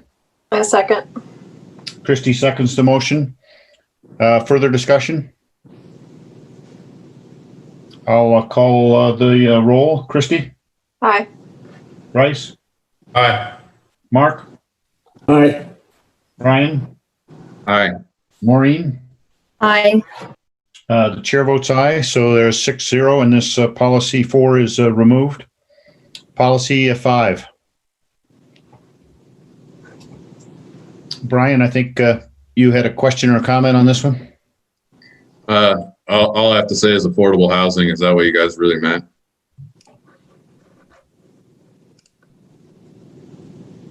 I had a question as well on this one, and it was the same one, affordable housing. Are we talking entry-level priced homes, duplexes, apartments? Are we talking about entry-level housing? Are we talking about housing for workers? I just want to have a little clarification of what we're talking about. I think this is, this is Sam Booth. Guys, I think we're trying to cover all bases with the term affordable housing here. In this case, it's affordable to whatever the industry or labor pool is supporting. If there's a company that pays $15 an hour, those people and employees need a place to live. If it's a company that's paying $20 or $30 an hour, those guys still may not be able to afford the housing that we have in the county. I know the term or word affordable is kind of a hot button issue, so we can make that attainable housing. That's kind of a more highly used term lately. Really, we're just trying to say that we need to provide housing to the labor pool in the county. Sam, attainable is exactly the word that I had to replace that, because when we're looking at affordable, people immediately go to HUD, subsidized housing. Using attainable, it means that the labor, what the labor pool can afford, and whether that be HUD because they're on that $12 an hour job. This is not saying that at all. They would be subject to finding the locations that are currently having that in place, and that we're not trying to make places like that through this policy. I think really we need to look at the housing when it comes before us, and then at the time, however they brought it before us is how we decide. Not necessarily looking to have everything be quote unquote affordable. Bryce, did you have a comment you wanted to offer? Thank you, Mr. Chair. I agree with the change, and I agree with the rest of what it says. It's only saying that the county will support programs aimed at doing this. And I can't imagine any community that wouldn't want to try to work with programs that do these things. Thank you. Other comments or suggestions on Policy 5? I support the change that Brian's made. Great. Would somebody like to offer the motion? Now move adoption of Policy 3 as changed. This is Policy 5. Okay. We renumbered this for Sam Booth. Okay, Policy 5, but it says Policy 3. You might have just copied that down there, or we might, since we deleted them, we're going to renumber. Yeah, I have a numbering issue here I need to correct. That's all right. We'll just renumber as accordingly when we delete things. So this is the existing Policy 5. Adoption of existing Policy 5 with the change. Thank you. Is there a second? I'll second that. Brian seconds the motion. Is there further discussion? Seeing none, I'll call the vote to Christy. Aye. Bryce. Aye. Mark. Aye. Brian. Aye. Maureen. Aye. And the chair votes aye. So this vote is 6-0, and the modified Policy 5 is adopted. Are we up to 9? Was that flagged, Sam Booth? Yes. Bear with me here. I just want to see if I can fix our policy up above. Let's see here. No, doesn't want to let me. Continue. Let's see.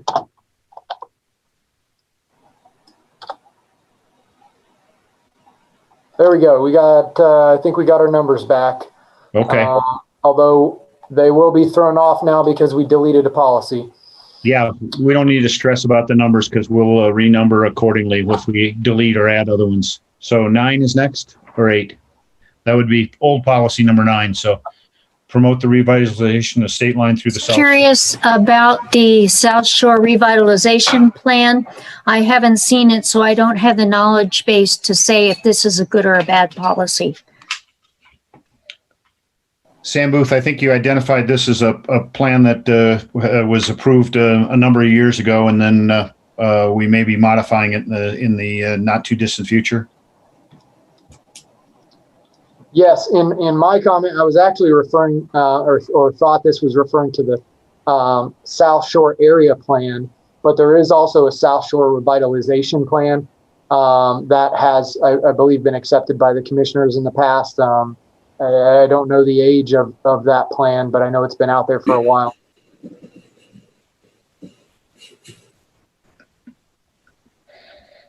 It's a good policy. It had to be a good policy if the Board of County Commissioners approved it, right, Maureen? How about if we add when adopted, or promote the review and adoption, or encourage the, I don't know, this is more of an action item if we're going to be revising it. It's already been passed, and I'm not sure when the next rendition of this would come forward. So I think we're just saying in the policy that if it's been approved, we need to promote it. We shouldn't just approve something with and then abandon it.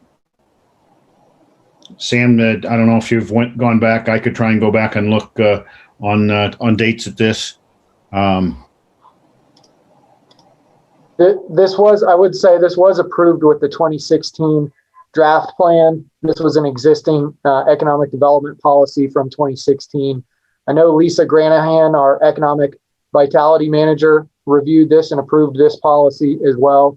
I believe the South Shore Revitalization Plan was the plan that put together the revitalization of the Heavenly Village, and as it says, the state line area there. So I'm sure there's some action items and other unmet goals of that plan, but obviously there's a lot that's already been done in past years.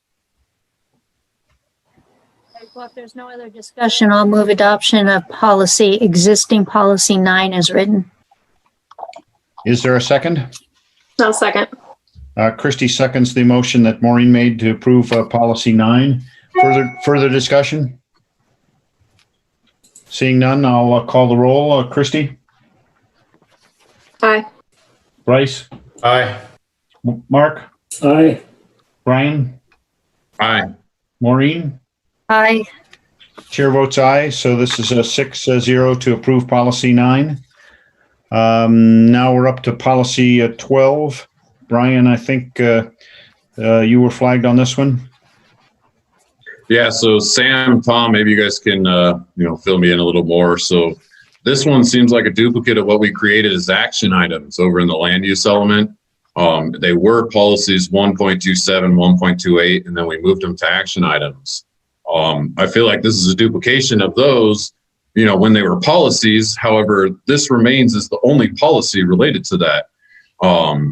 Basically, I would say, how key is this to have in here if we have this as an action item in the land use element? Yeah, I can answer that. The Main Street program was part of the original economic vitality program that Lisa runs, and was pretty instrumental in getting that legislation started. So having the Main Street programs in Gardnerville, that Minden tried it and it failed, but there was not a lot of support for that. But I think Gardnerville's a little different in that there is a lot of support, and that keeping the towns revitalized is really supporting those programs in order to keep those towns revitalized. They do a lot of programs that get people downtown and visiting downtown to make those areas vibrant. So, I would agree with you there. I'd say, now that we move the other ones to the action items, promoting this revitalization, even though those are action items in the other element, I feel like they also apply here, because those were related to the supporting the legislation and doing those types of things. So, the only reason I wanted to talk about this was see what your thoughts were on a duplication, but I think, this does rightfully belong here, I guess. Because economic development is different than land use, and therefore if we say the same thing, we're talking about economic development now as opposed to land use. So I think I'm a little more happy with what it says. Yeah, okay. Thank you, Brian. Other comments or questions on this policy? Okay, Brian, do you want to go ahead and make a motion? So I'll move that we approve policy 12 of the economic development element as written. Is there a second? Second. Maureen seconds the motion. Is there further discussion? I'll call the roll. Christie? Aye. Bryce? Aye. Mark? Aye. Ryan? Aye. Maureen? Aye. And the chair votes aye. So this is 6-0 and the policy is adopted. I think we're now going to 14. So this was policy 15. My issue here is go back to policy 5, and I think this is just expanding on the support activities that we would provide. Instead of now supporting, we're growing, diversifying, and promoting the same thing we say in number 5. So I think that's right. No, not number 5. Policy 3, I believe. Maybe I'm off.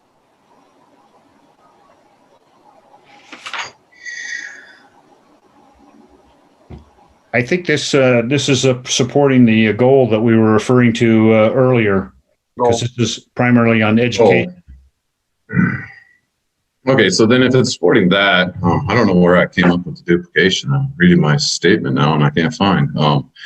But we're identifying it as needing support. Then, and this is the policy that supports that. I'd be okay with it now. Yeah.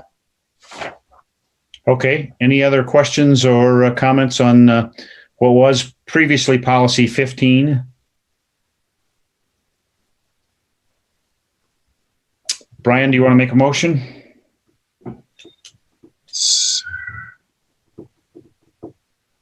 I don't know. Can I go further discussion? I'm looking at original policy 5. So policy 5 states that support programs aimed at strengthening the accessible labor pool.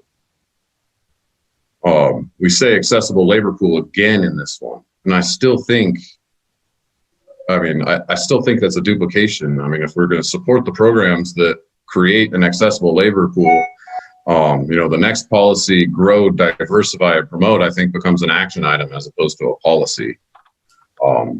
Maybe I think that could be a one way to move this as opposed to leave it, because if we're talking about the labor pool in 2 different policies and essentially expanding on what we say in another one, I don't know that we need the duplication as a policy, maybe as an action.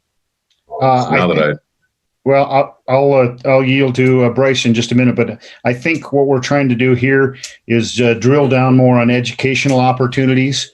So I do think it supports the goal number 4 that we were talking about earlier. So we could move it to an action item, but I think it's phrased pretty well as a little bit different than the policy 5 in that it talks about educational opportunities.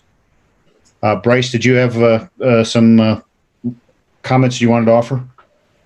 Thank you, Mr. Chair. Yeah, policy 15 gets to the point I was driving at earlier. I believe we have a primarily singular source of education in the county. And I think we need to grow, diversify, and promote different educational opportunities within the county that attract and develop a qualified and accessible labor pool. So I think this hits it right on the head. The only thing I would do is add a comma after retention. Very good English modification. Brian, are you okay then with this one? Well, I was kind of confused. I know did you say action or are you leaving it as a policy, Bryce? I guess I kind of lost that part. Leaving it as a policy. Yeah, I think it does belong as a policy after the other ones did get moved. Looking at it, it is a little bit different than number 5.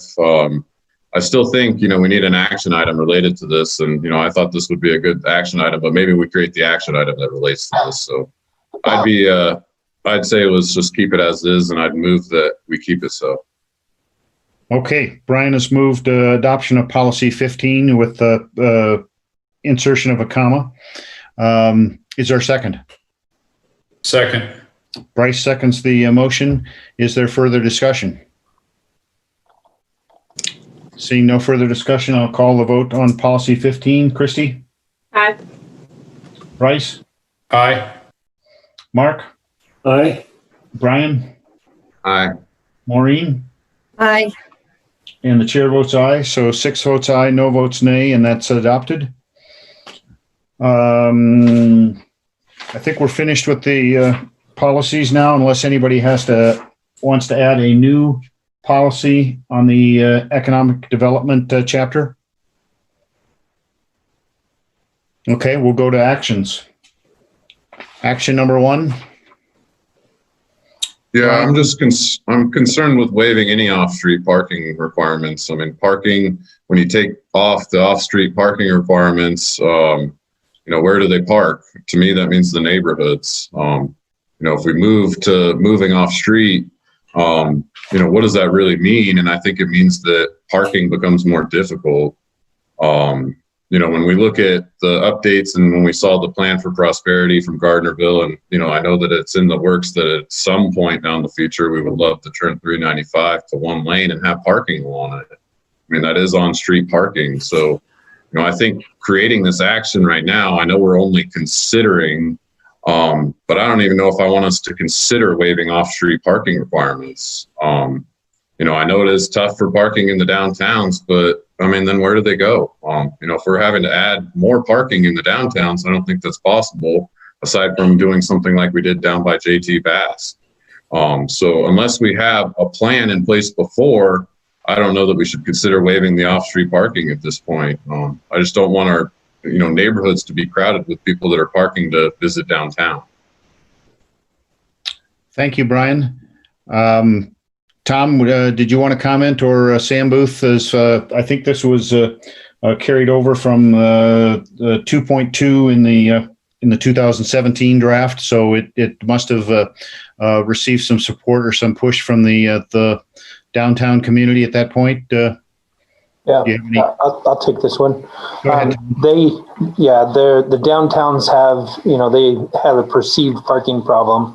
Of course, when Sharky's, and specifically in Gardnerville, Sharky's had the public parking, you had to cross Centerville, which was pretty inconvenient for people. So, they're stating, people just don't want to walk nowadays. I think this specific goal for waiving off-street parking requirements is for Genoa. In that if a restaurant goes into a new house, or you've got like the limited parking on site, like at the old JB's meat market that was out there that was open for a while, and you have limited amount of parking on site to develop and still keep the older structure. It makes this it makes them able to comply with the code if it's actually in code. Right now, we have a pretty extensive parking requirement in Douglas County, and it should be looked at and revised. Thank you, Tom. Brian, does that answer your question? Well, I mean, I would consider, I don't know that we need to say that we're already going to waive, reducing or waiving the off-street parking. I do understand if it is relevant to Genoa, does that not make it a minor or major variance when they need to have that off-street parking, and then force us to consider it on a case-by-case basis, as opposed to creating a blunt amendment that just applies to everyone? Yeah, right now it would be a variance. And so I would prefer just reviewing them as variances rather than charging these guys with, making some amendments that maybe 5, 10, 15 years down the road, we find out that weren't so great.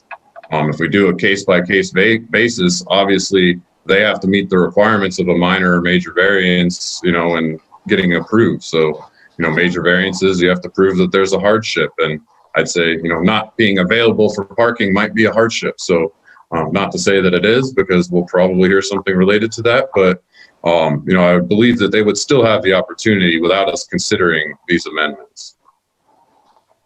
Very good point, Brian. So then your preference would be to delete this action? Yeah, I'd prefer to strike it. Okay. Other comments or perspectives from the Planning Commission?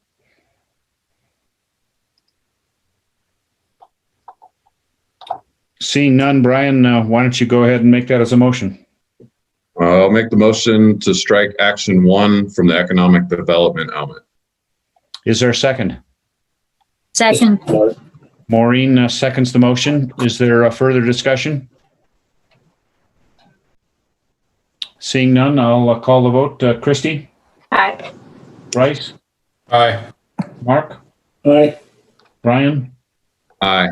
Maureen? Aye. Chair votes aye, so this would be a 6-0, and the motion to strike action 1 is approved. Number 6, is that next on the list, Sam? Yep. Yeah, that's me. Typo. Kale is spelled wrong. If there's no discussion by the Planning Commission, I will move adoption of action 6 with the spelling correction. Maureen's made the motion. Is there a second? Second. I'll second. Bryce, I heard you second first. So we're on action 6, and this would be approval with the change of the spelling.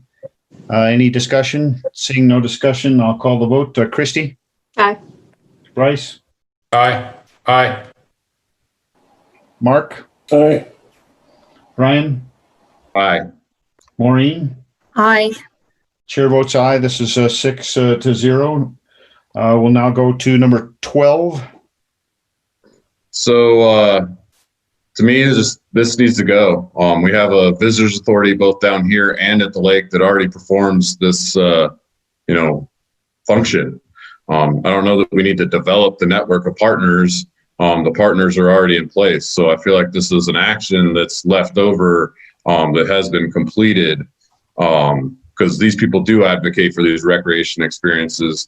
They are creating ad campaigns and things related to this exact thing. So I think as an action item, I think we've already got it in action, and therefore it doesn't belong as a continuing action of this document. Thank you, Brian. Sam Booth or Tom, do you have any history on this? I would imagine somebody in the county is assisting the visitors authority with partnering up with other entities. Is that maybe where the genesis of this one comes from? This was 3.5 in the 2017 draft, I believe. Yeah, the same thing. It's that economic vitality program, and I believe Mr. Slade actually had something to do with this particular one of outdoor recreation experiences. But I'm not sure. I'd have to fall back on Lisa and figure out where they're at in the process on that one. So it may be that the county has some role in coordinating and assisting all of the other groups along with the visitor center to promote and advocate. Right. Yep. Okay. Brian, it's up to you. I think we're beyond the develop then. I think we changed the develop word maybe to, continue to work with partners. I don't know. I'm trying to have brain fart on that language. So I would say, continue to work with a network of partners to promote and advocate for outdoor recreation experiences. I just think the develop portion's done. So I think we would continue to support them as opposed to, develop them. Yes. Excellent. I think they could probably do that very easily. Other suggestions or questions on the language in Action 12? Okay. Brian, you want to make a motion? I believe Bryce had a comment. Oh, Bryce, Yeah.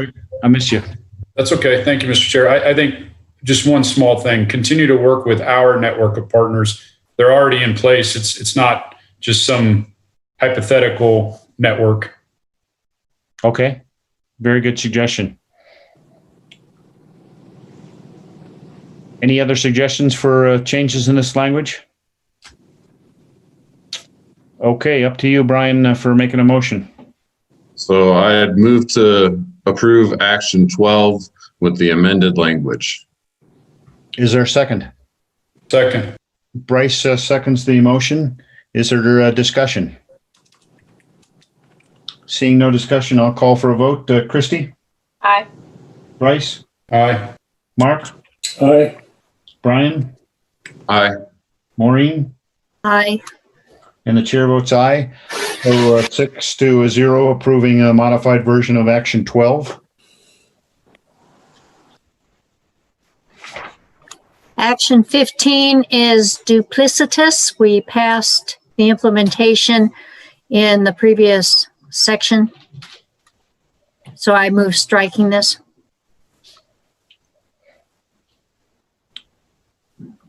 Okay. Other questions or comments on Action 15? Is there a second to Maureen's motion to remove Action 15? I'll second that. Brian seconds the motion. Is there discussion? Seeing no discussion, I'll call the vote. Christie? Aye. Bryce? Aye. Mark? Aye. Brian? Aye. Maureen? Aye. And the chair votes aye. So this passes 6-0. And do we have other ones on this one? Number 16, Sam? Action 16 is a typo. We are exploring tools, so it should be do not require, not does not. Thank you, Maureen. Other modifications or comments on number 16? If there are none, I will move adoption of action 16 as corrected. Is there a second? Second. Bryce seconds the motion. Further discussion? I'll call the roll. Christie? Aye. Bryce? Aye. Mark? Aye. Brian? Aye. Maureen? Aye. And the chair votes aye. So this vote is 6-0, approving the modification and action item 16. So there's no other ones on the draft actions. I did have 2 new actions for the economic development section. And Sam Booth, I'm not sure if you have both of those, or you need me to read the language that I drafted on these 2 new actions. Yes, bear with me, Mr. Chair. I think I've got them right here. Let's see. Just to alert people ahead of time, I have one on the COVID-19 situation as it affects economic development, and I have another one on broadband that I think are appropriate to insert as additional actions in this element. So since you've got the COVID one up first, Sam, let's start with the COVID one, and I'll read this for people who can't read the screen. It's evaluate the impact of COVID-19 on the conduct of business, traffic, housing, and other. And I think we can insert the word economic, but business, traffic, housing, and other economic issues, and prepare recommendations for changes in county's goals, policies, and actions. I think I would advocate this because from all the things that I've been reading, we're really going to be in a new world when it comes to how our businesses operate, what the situation is with traffic, housing, and a whole host of other issues that some of us haven't even contemplated yet. The world is changing. Our county is going to be changing. We see a lot of businesses that are going to be exclusively work from home, or more than 50% of their employees are going to work from home. What's going to be the impact on traffic?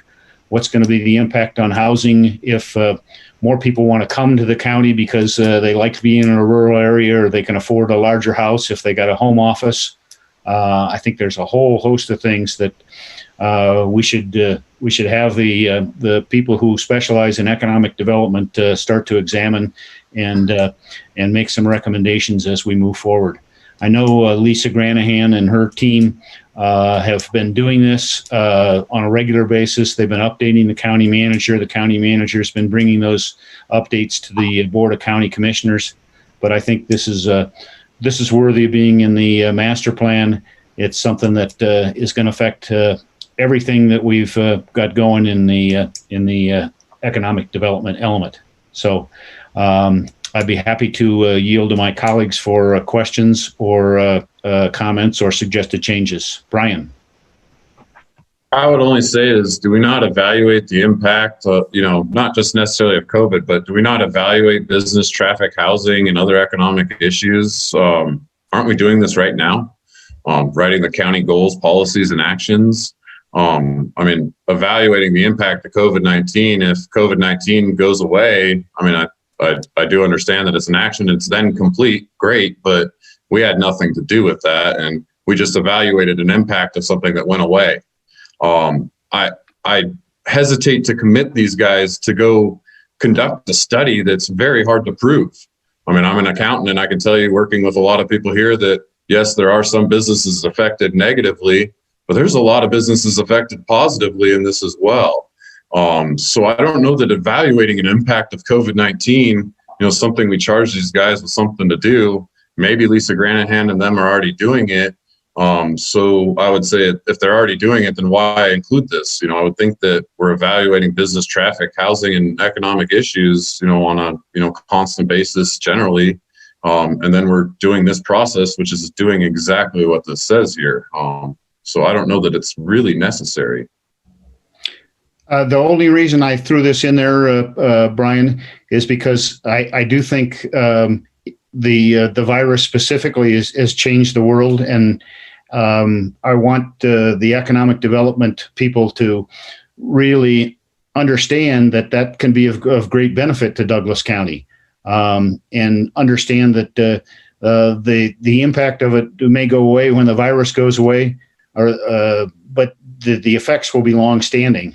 I think, and that's something that the sooner that Douglas County can get in front of it, the better off we are. If we can use that to our advantage, because people do want to live in a rural place, if we can use that to our advantage because we do have businesses that will have more of their workers stay at home, and that lessens the burden on our highways. I think that's something that I just think we should highlight it, and we should make sure that our county's not left behind and we're not reacting to something. We're staying out in front of it. Bryce, I think you had your hand up. Do you have an observation or a comment? Thank you, Mr. Chair. I appreciate what you're trying to achieve here. I think I'm in the camp with Brian on this one, that I think it's important to understand the impact of COVID-19. However, this with a vaccine, this could disappear in 3 months, 6 months, a year. This is a long-term master plan. I think it's a little bit reactionary. Even if you prepare recommendations to do what? Prepare for the next pandemic that more than likely would be, since none of us have experienced anything like that in our lifetime, would probably have much different ramifications to it. I think it's well intended, but I'm afraid it may be an exercise in futility. Thank you, Brian. I appreciate your points. I would disagree with you. I don't think the impact of COVID-19 is going to disappear. I think the virus might disappear in 3 months or 6 months or a year. We can only hope. But I think the way I look at this is it's changed so many people's mindsets of how they conduct their business, and other related factors, that it is something that we need to be mindful of. So again, I respectfully respect people's disagreement with the thrust of this, but I do think it's important for us to consider. And I don't expect every idea that I come up with to have unanimous approval. So I'm appreciative of the fact that people are willing to disagree and move in that direction. Other if I could just say one more thing, Mr. Chair. Yes, Bryce. I look at, if I were to look at this in the private sector, I would say if my company had a strategic plan and that strategic plan was a 5-year strategic plan, I wouldn't go in and edit the strategic plan to discuss the impacts of COVID-19. Now, what I may do is task certain people within the company to evaluate what those impacts were and how our company may need to adapt or change as a result of that. And so I think this is more of a function of the county manager in leading his department heads and staff than it is the purview of the building department. So again, I think it's well intended. I'm just not sure that I agree with where it's placed. Okay, thank you, Bryce. I think, again, the placement that I strategically chose is economic development. So I think it belongs in the master plan as an economic development issue, not particularly related to one particular department such as building. Maureen, did I see your hand up, or somebody else that wanted to comment or make suggestions? No, not really, but you all make wonderful points, but I'm leaning towards the Brian and Bryce camp. Okay, thank you, Maureen. Other comments, Brian? I mean, maybe it's the COVID-19 word. I mean, I hate that word, to just be honest with people. I believe in another section, we relate to disaster plans. I think when we're relating to the disaster plans, COVID-19 is something that is contained within a disaster plan. I mean, the disaster plan creates policies and things related to that. And I think maybe in the disaster plan, we evaluate the impact of COVID-19 as opposed to throw it in here as an economic development item. Thank you, Brian. I guess I must be not making my point very clearly, and I apologize for that. I'm trying to get to the larger economic changes that we will all face in the county because of COVID-19.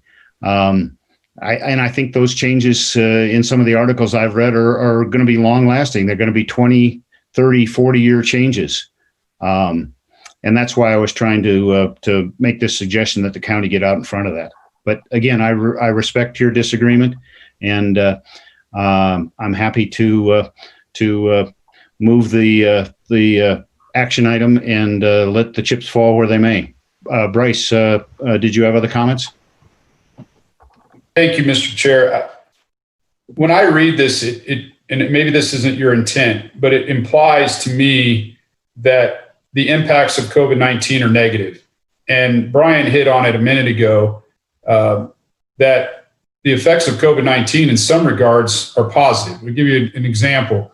If you look at the skyrocketing prices of the homes in Douglas County, so you probably can't attribute it directly to COVID-19, but if you live in San Francisco, where you have a bunch of people on top of each other, and now you're in the middle of a pandemic, well, you might just want to leave that and move to a rural area. So in that particular instance, we, as Douglas County residents, have all benefited by the fact that there's a low supply of housing and therefore an increase in property values. So that's another challenge for me is the assumption or the implication that the impacts are negative. Thank you very much. And I didn't mean to word it in any way, shape, or form that the impacts were negative. I think it can be very positive. For example, on traffic. If you got 25, 40, 50% of the workforce working from home, that cuts down on a lot of trips.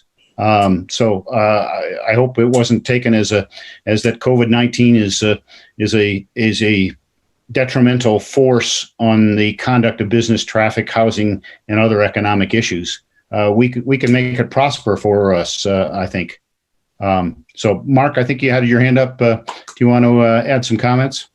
Yeah, so I believe that the changes in technology have been accelerated due to COVID-19.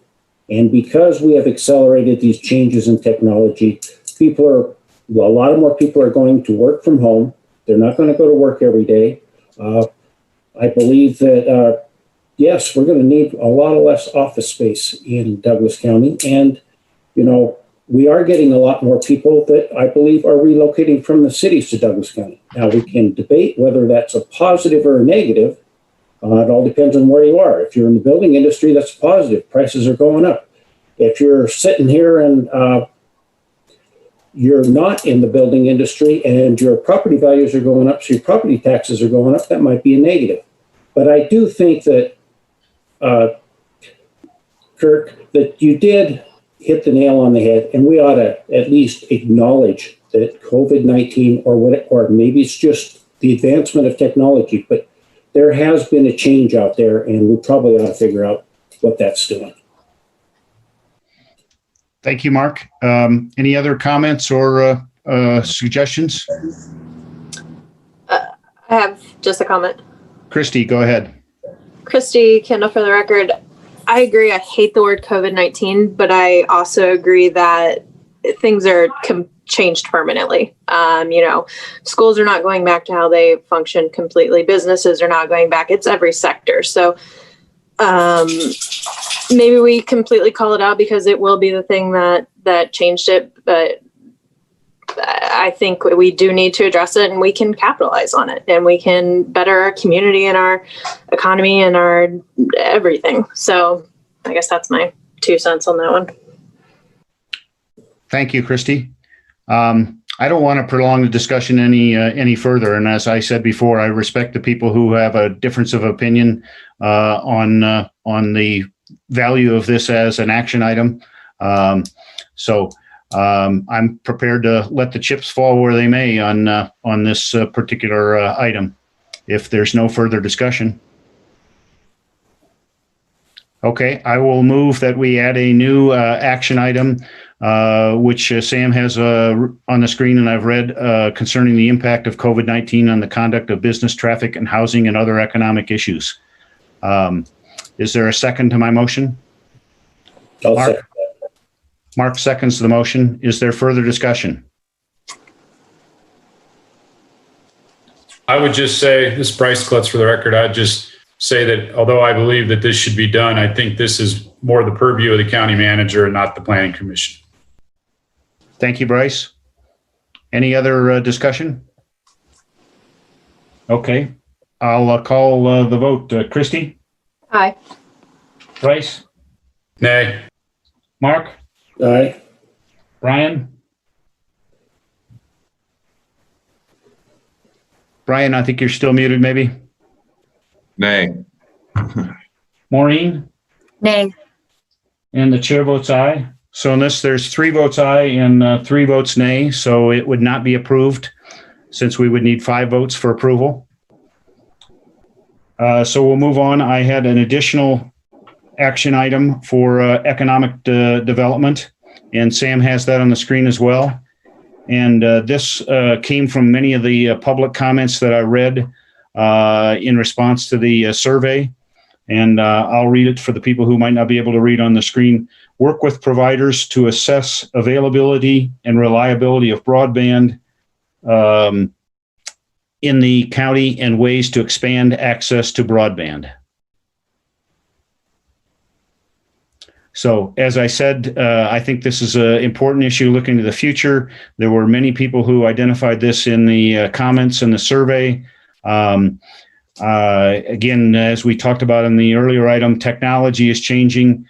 The broadband is extremely important as far as education, as far as workforce, as far as recruiting and retaining workers. So I think this is something that the county should be doing as an action item. So I would open it up for discussion or comments from my colleagues. I have a comment. Christy, go ahead. Christy Kendall for the record. We have about 30% of Americans who don't have access to broadband, and it's a huge need. So I completely support this. I would say I work with several telecom providers in expanding the network in California through grants where they serve, whether it's libraries or schools or just rural communities, that AT&T, Verizon, Comcast, all the big guys say, we're not going to spend millions of dollars to go there because we're not getting an ROI. So the companies that I work with are the wireless internet providers who can use a point-to-point technology that is just a simple dish that it can shoot, 20 miles, sometimes more, and it's a much smaller footprint. The reason I bring that up is when we go to permit these in California, there is no code that addresses that. There's a code for a 200-foot cell tower. There's not a code for a small wireless dish, essentially. So I would say in adopting this and working with this, we should also then look at the code that supports smaller cell technology to where this is completely different than 5G. This is not cellular. This is wireless point-to-point. But we should just look as we're trying to bring this in, as we're trying to, because this also eliminates the underground trenching and conduits to connect the hard lines. They ultimately connect to fiber to go back and backhaul, but you can do point-to-point and you can light up a community for a fraction of the cost. So full support of this, but we should also look at updating our code sections to allow for streamlining of the permit process. Thank you, Christy. Other members that have comments on this language, and I think, Sam, you need to add some words in there. Availability and reliability of broadband. There you go. All right, Brian. So I like this one as well. Looking to, I believe it's policy 8 in the public facilities. We talk about having broadband in public facilities. So I think this right here in the economic development section as an action allows that policy in the public facilities to actually be undertaken. We need to assess how available the internet is. And I know that out on airport and some of those areas, my clients have just terrible internet. Depending on what time of the day, they can not be able to process credit cards. That's just, to me, it's something that's really tough for any business to deal with if you're unable to take somebody's payment. That's how you survive. So I like this action. I think it's a great thing to have in here, and I think it belongs in the economic development because it allows the development of the economy and businesses and, benefits everybody. And then I think it furthers what we have as a policy in public facilities. Thank you, Brian. Other comments from members of the Planning Commission? Bryce. Thank you, Mr. Chair. I too agree with this. I think just as a matter of clarification, work with providers to assess availability and reliability of broadband in the county and identify ways to expand access to broadband. Very good, Bryce. We'll add the word identify. Other comments or questions or suggestions on the new language proposed?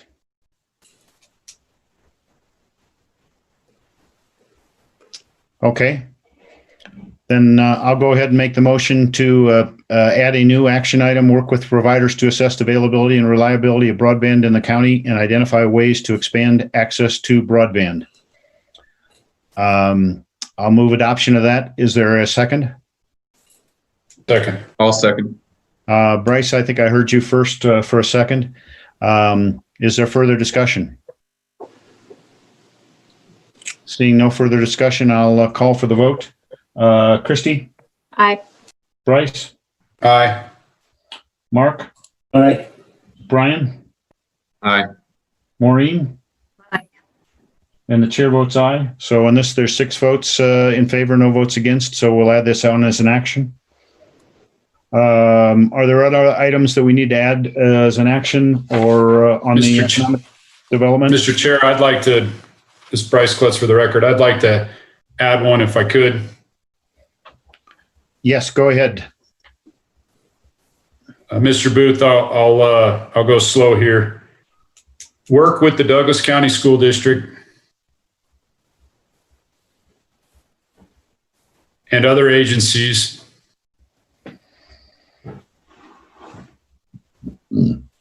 to develop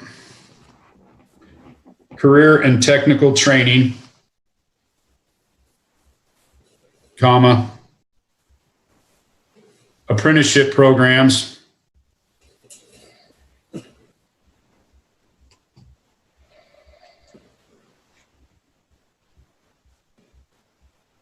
and internships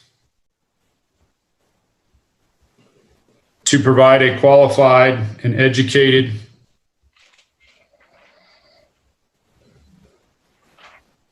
workforce to our local businesses and industries.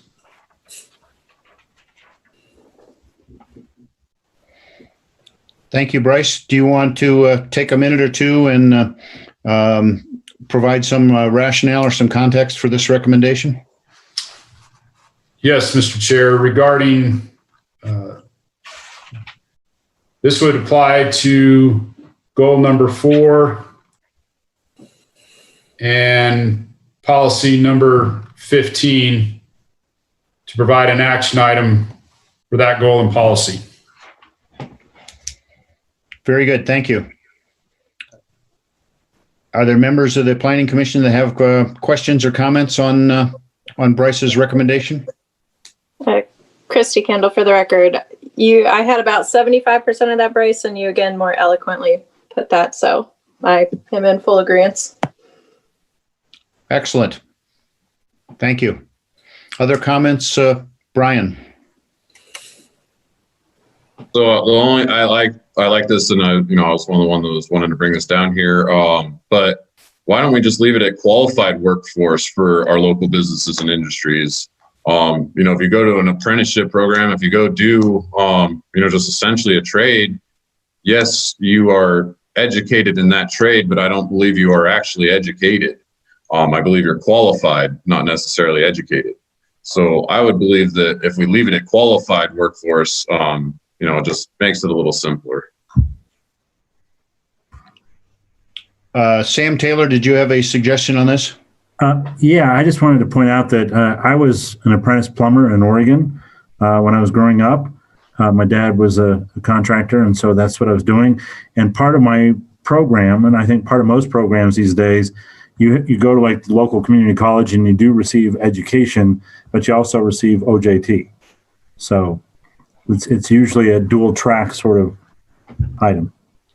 Just wanted to point that out. Thank you, Sam. Other comments or suggestions? Mr. Chair? Yes, Bryce. I understand Mr. Olin's point.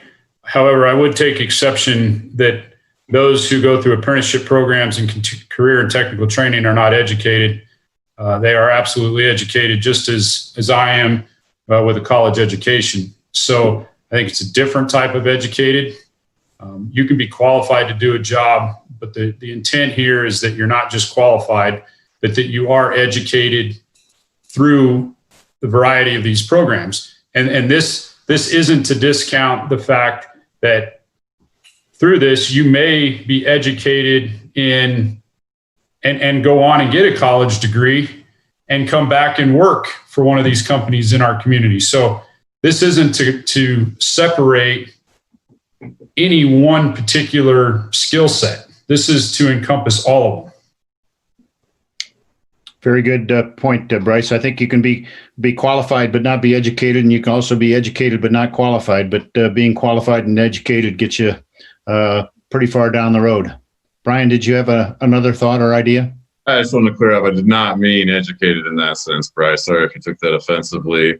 I'm really just talking about the fact that, a qualified workforce, I think works, but I do understand if you think that an educated person's better than just a qualified person. I obviously am in a job that's required of education only. So I deal with education mainly, and therefore that was why I was looking to it as, we're looking at an educated workforce. I know some contractors, and I will say very qualified, very skilled, very uneducated, and very wealthy. So there's no requirement to be educated and wealthy. And that's all I'm trying to say, is that you don't necessarily have to be educated. Qualified and educated is great, but I think qualified is most important rather than qualified and educated. That's all I'm trying to say. I'm not trying to downplay any apprenticeship or anything like that.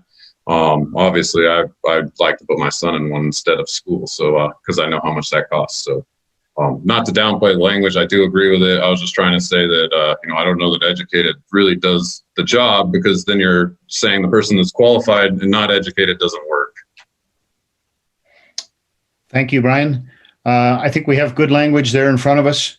Other comments or suggestions, or can we move to a motion to adopt this? Bryce, would you like to go ahead and make the motion? Thank you, Mr. Chair. I move to adopt a new action item to work with the Douglas County School District and other agencies to develop career and technical training, apprenticeship programs, and internships to provide a qualified and educated workforce for our local businesses and industries. I'll second. Christie seconds the motion that Bryce made to add the action item. Is there any discussion? Seeing no discussion, I'll call the roll. Christie? Aye. Bryce? Aye. Mark? Aye. Brian? Aye.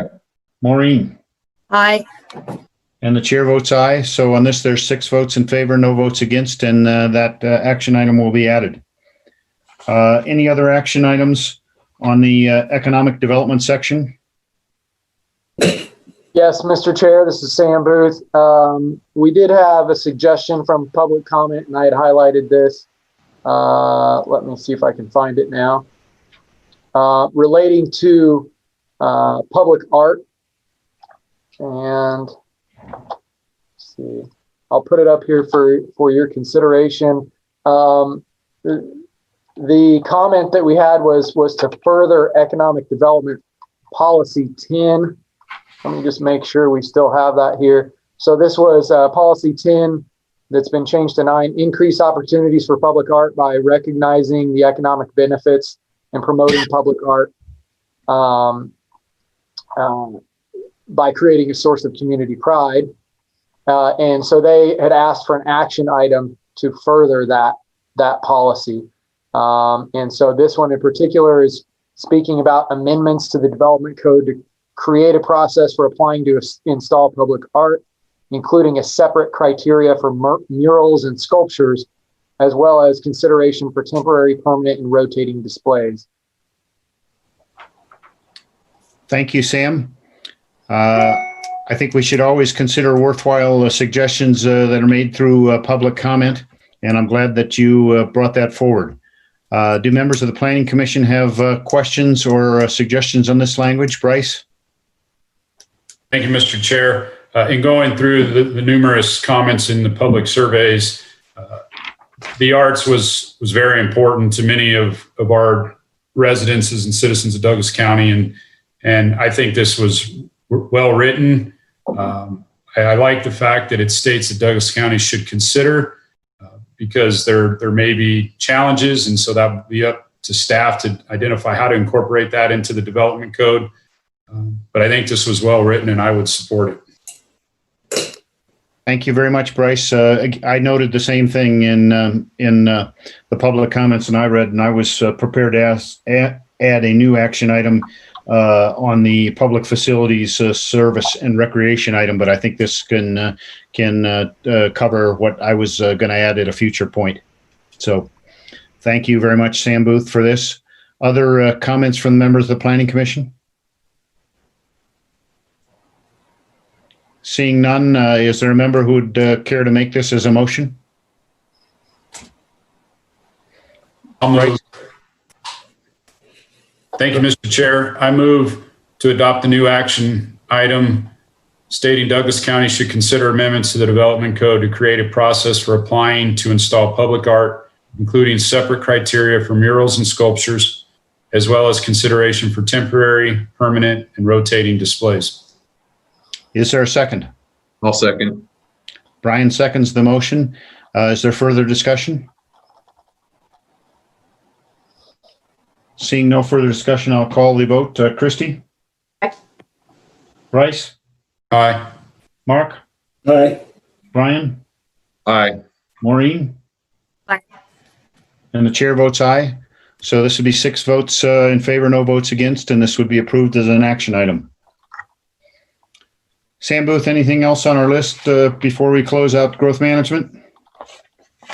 No, Mr. Chair. Anything else from the members on this for action items? Excuse me, we're closing out the economic development. I had my wrong sheet in front of me.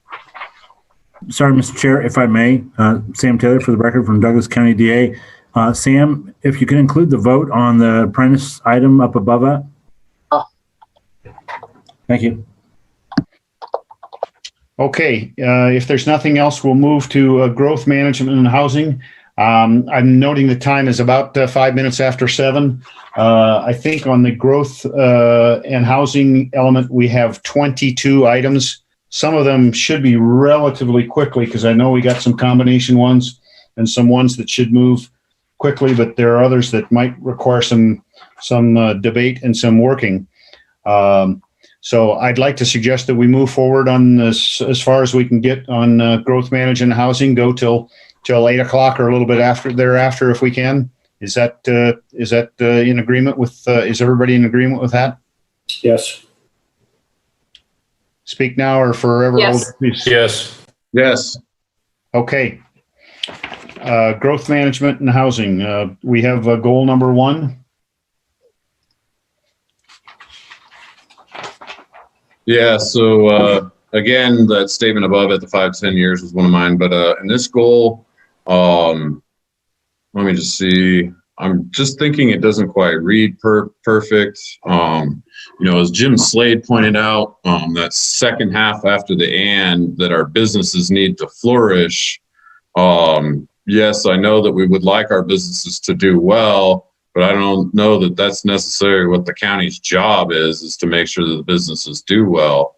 I think we would want to support the business employment needs as opposed to support the businesses flourishing.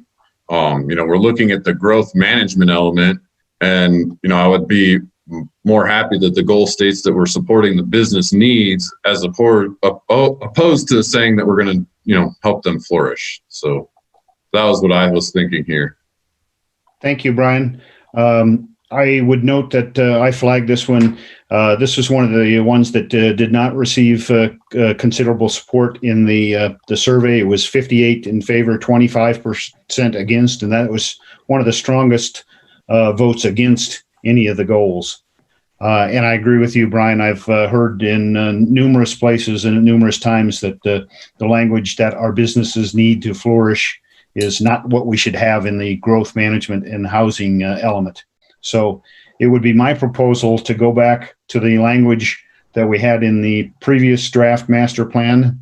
I thought that language was simple and clear, and that would be to keep growth to a sustainable level that natural and fiscal resources can support. It's clear, it's direct. It's a goal that I think our county residents would favor rather than the goal that's listed in the draft plan. So I would welcome other people's comments or suggestions on that language. Again, this is the exact language that we have had in previous master plans. Maureen. I had the same concerns, and if we want to limit discussion on this, if nobody has any other questions, I think going back to the old language is an excellent plan, and I'll move adoption of goal 1 as changed if there's no other discussion. Is there a second to Maureen's motion to adopt the revised language? I would second this motion and support it because I just think that new statement didn't work. Brian seconds the motion. Is there further discussion? Seeing no further discussion, we'll vote on Maureen's motion to revise goal 1 as illustrated in the draft proposal that Sam typed out. And I'll call for the vote. Christy? Aye. Bryce? Aye. Mark? Aye. Brian? Aye. Maureen? Aye. And the chair votes aye. So on this, there's 6 votes aye and no votes nay. So that's approved. Now we'll go to goal number 3. Mr. Chairman? Yes, Bryce. Would it be okay to take a 3 to 5 minute break to use the restroom and just grab a glass of water? Yes, let's say take a 5-minute recess until 7:15, and then we'll come back to goal number 3. Thank you, sir. So we'll stand in recess till 7:15.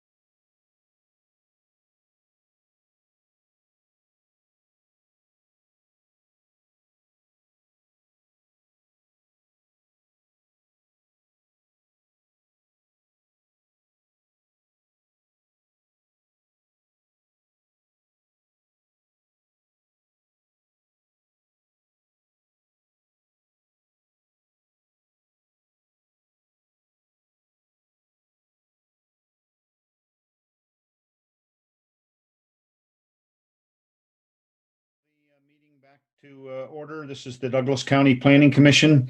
We're now on the Master Plan Growth Management and Housing, and we're up to, I believe, Goal 3, and this is on packet page 52. I think Brian asked to discuss this further, and I asked to discuss this further. I have some proposed language, but Brian, I'll defer to you if you have some comments or ideas that you want to throw out there. Yeah, so, I was also looking at the wording of this one, increase housing opportunities to reduce the shortage of housing. It's affordable. Again, the attainable word as opposed to the affordable word is one that I would favor there. But when I was looking at this, I was thinking, maybe the goal is to increase the diversity of housing opportunities to reduce the shortage of attainable housing for our local workforce.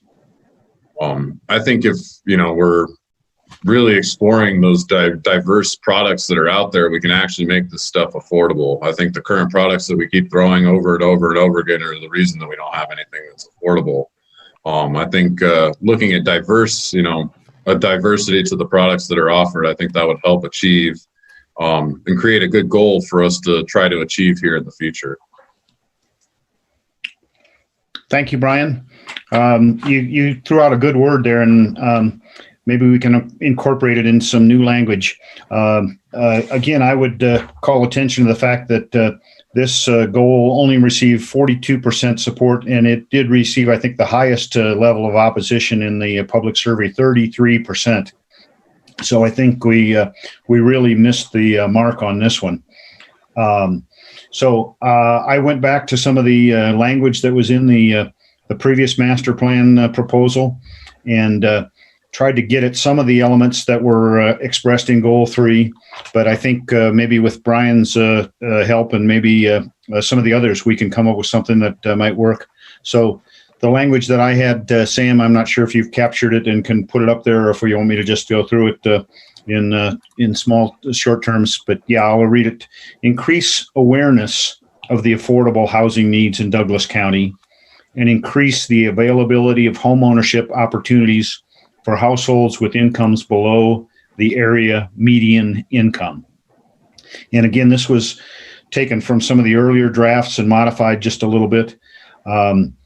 I'm happy to try and get that diversity concept in there, maybe before the portion that talks about the availability of homeownership opportunities. So maybe increase the diversity of available homeownership opportunities might work. Again, I looked at the census data and some data from the Federal Reserve Bank of St. Louis, and the area median income is somewhere between about $62,000 and $70,000. So we're not talking about low income housing. It could be considered workforce housing. It could be considered attainable housing. I just left the word affordable in there because I think that directly relates to the data that would come from area median income. So I'm open to thoughts, suggestions, modifications. Maureen. Mr. Chair, I support this. I think it's great. My one concern that I don't see addressed with any of the policies or action items, and I may have just missed it, is that when we have lower priced housing, if there aren't any restrictions on it, then investors come in and snap it up. And that's a real concern for me because it removes all that housing from availability to people who are on less than median income. So I don't know how we can address that unless a developer comes in with a really nice lower cost, smaller lot project, and we put restrictions on the deeds, or he puts restrictions on the deeds that it applies to a certain income, and there has to be verification in order to buy that housing. But that's something we can explore at another time. Very good points, Maureen. Bryce, did you have your hand up? Yes, sir. Thank you, Mr. Chair. I understand and respect where Ms. Casey's coming from. However, I'm kind of a low government guy. let the free market take care of itself. I like this because it says we need to increase the awareness. There's no question that we need to increase the awareness. We need to consistently explore, as Brian mentioned, diversity and opportunities. But I don't think it's government's job to dictate or restrict what can and cannot be done in the free market. Thank you, Bryce. I think that's something we always ought to be mindful of. The markets have a way of working their way, no matter what government does to try and modify them. Other comments or suggestions? Brian, do you think we can fit the word diversity in this language? Well, yeah, I'm trying to read it. I think I'm reading it at so after it goes Douglas County and increase the diversity of home ownership opportunities available for households with incomes below the area median income. But I don't know if we even need to mention the area median income. Why not just leave it at, increase the diversity of home ownership opportunities for households, or, leave it there. Should the and switch to 2? Because we're increasing awareness to.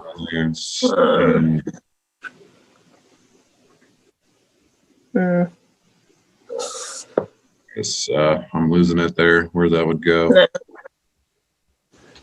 I'd like to keep the word availability if we could. So maybe diversity and availability. Well, I'd say put the available after opportunities. I think diversity, availability next to each other. I think if you go diversity first and then available after that, you've created a diverse area that's available. Okay. The other way around, I think it goes backwards. Okay, so it'll be diversity of home ownership opportunities available for households with incomes below the area median income. And I was recommending to just stop at households, even just available. I think if we increase the awareness of affordable housing needs and then increase the diversity of homeownership opportunities, we're letting that free market work, as Bryce said, to determine as to who gets to live in those homes. And, whether it's the person above the median income, because we know our retirees love these homes too. I don't think we need to place that restriction on it, I think. I'm fine with taking out the with incomes below the area median income. I was just working off older language to make it something that the county has endorsed before. So the period would end at available is what I was thinking. End after available. That's fine with me. Any other suggestions? So are we increasing the awareness so it increases the diversity of opportunities because we're enticing other people, or are we creating an action item to actually increase the diversity? That's where the and 2 after county, I had the question. So if we're increasing awareness to increase the diversity of home opportunities, or are we actually doing something to increase the diversity? Well, as a goal, I think we're just doing 2 things, increasing awareness and increasing diversity. So that's how I'd just phrase it, as that should be the goal of the county when it comes to housing. Okay. Other thoughts or suggestions? Excuse me, Sam Booth. I think we were thinking that Brian and I would just take out that of house. So there you go. Bryce, did you have a question or comment? Thank you, Mr. Chair. Listening to Christy, I think I don't know how the county is going to increase the diversity of homeownership opportunities available. And again, when it comes to goals, county staff, this is a goal of theirs to increase the diversity of homeownership opportunities. I don't know that the county is capable of doing that. That's really going to be driven by the market. And I think they can create awareness, but I don't know that they can create diversity of homeownership opportunities. My response, and Brian, I'll let you chime in, is that as a goal, I think what we're trying to do is when we measure proposed developments that come before us, we would say, well, we like this particular proposal because it does meet goal number 3 of the housing. So it would kind of be a case-by-case decision mechanism to try and move things in that direction. But I would defer to Brian for his thoughts since I think he came up with the additional part of this. Well, I think in the diversity term, what I'm trying to say is we keep doing the same thing over and over, and that's why we can't afford the homes that we have. The code also, in creating this goal, when you look at the diversity of the homeownership opportunities, I believe the code becomes restrictive in that respect on some of the opportunities.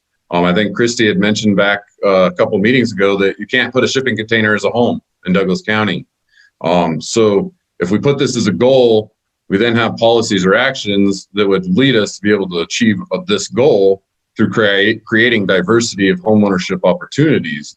And while I do understand Bryce's, comments that the developer is really deciding what goes on that property, but if we're saying that this is our goal and you come forward with the same blanket thing that we've seen 20, 30 times before, I think this gives us the ability to say, hey, where's the diversity? What are you doing differently than these other people? And then put their feet to the fire to say that they aren't. I think we're really trying to change the housing model that is in Douglas County, not necessarily change it, but allow people to attain housing.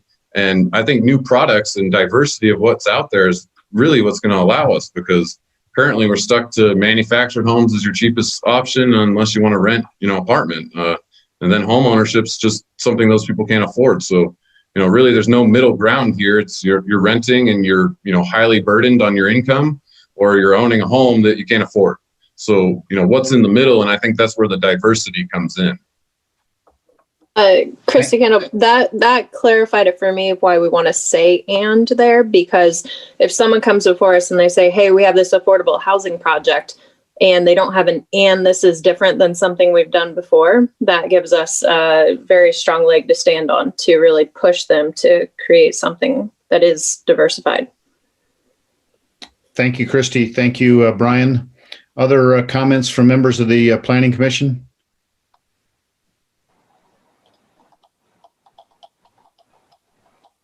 Seeing no other comments, Brian, would you like to go ahead and make the motion? So I'd move that we approve goal 3 of the growth and management element as amended. Is there a second? A second. Christy seconds Brian's motion to approve modified goal 3. Is there further discussion? Seeing none, I'll call for the vote. Christy? Aye.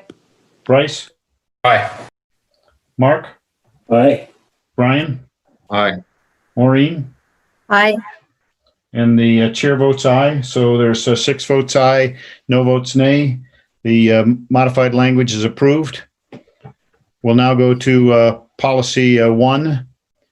And I asked to discuss this further. I don't want to get into a prolonged discussion of the merits or demerits of the building permit allocation and growth management ordinance. We can save that discussion for another time. But I think as a policy, I would like to amend this language and remove the word status and say that the report should be on the effectiveness and possible improvements, and continue with on an annual basis. I think this puts some teeth into the fact that we want to annually see how effective and what improvements we need to make in the growth management ordinance and the building permit allocation system. So I would open it up to other members of the Planning Commission for comments on policy 1. I had some issues as well with this because we have talked a lot about the growth management ordinance and revising it. This covers it right now, and I'm satisfied with this. Thank you, Maureen. Other comments? Bryce? Thank you, Mr. Chair. I too like your change in language. I guess the only question I would have is report to who? Thank you, Brian. I think this would be a report that the county would give to the Planning Commission and the Board of County Commissioners. I'd defer to Sam Taylor. I don't think as a Planning Commission, we have direct purview over the growth management ordinance and building permit allocation system. I think we can certainly weigh in on what we see because we see it on a pretty close level. Tom Delaire gives us very valuable insight and updates as to what the building permits are every single month, and we review that. So I think we might have a role to play, but I'm guessing that Sam Taylor will probably say that the action would come from the Board of County Commissioners. But I'll defer to Sam Taylor for an opinion. Well, Mr. Chair, I see no reason why the board couldn't, or the Planning Commission couldn't receive the information, because they could use that as part of the basis for making decisions in terms of approving or disapproving development applications. So I think it's perfectly logical to have the Planning Commission receive this information, but I would also include the Board of County Commissioners as well. Thank you, Sam. We can put that language in there. I don't want to get the Board of County Commissioners mad at us for taking over an issue that they feel might be their exclusive jurisdiction. But Sam Booth, can you maybe just add in there and report to the Planning Commission and Board of County Commissioners? Maybe put it after the first one, after the word report. Would that be where it would belong better? Report to the Planning Commission and Board of County Commissioners.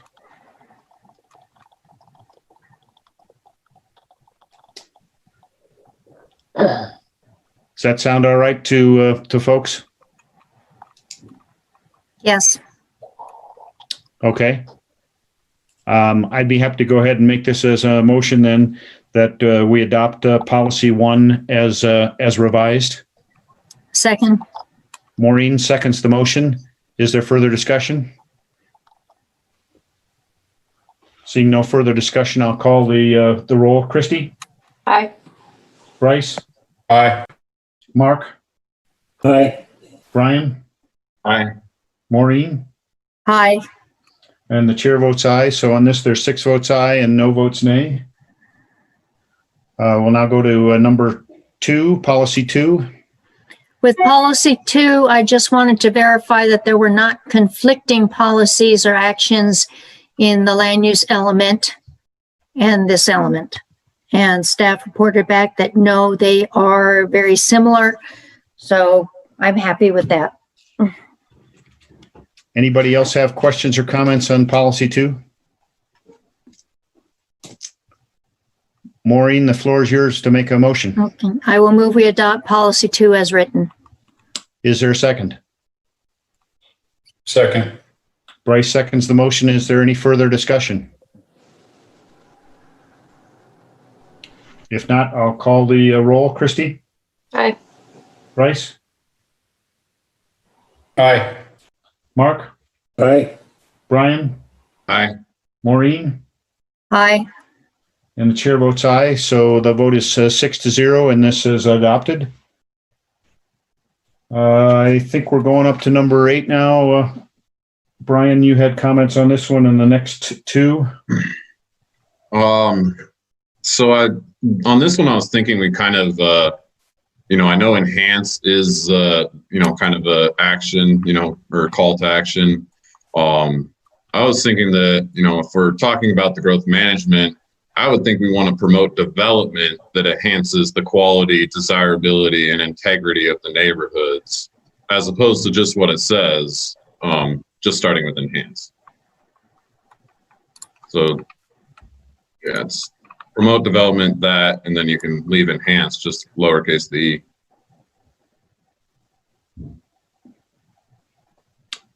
Good suggestion. Are there other comments on policy 8?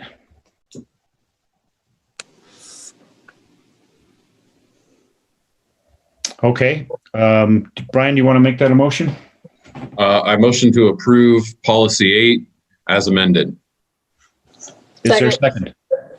Christie seconds the motion that Brian has made on policy 8. Is there further discussion?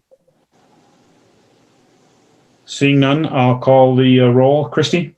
Aye. Bryce? Aye. Mark? Aye. Brian? Aye.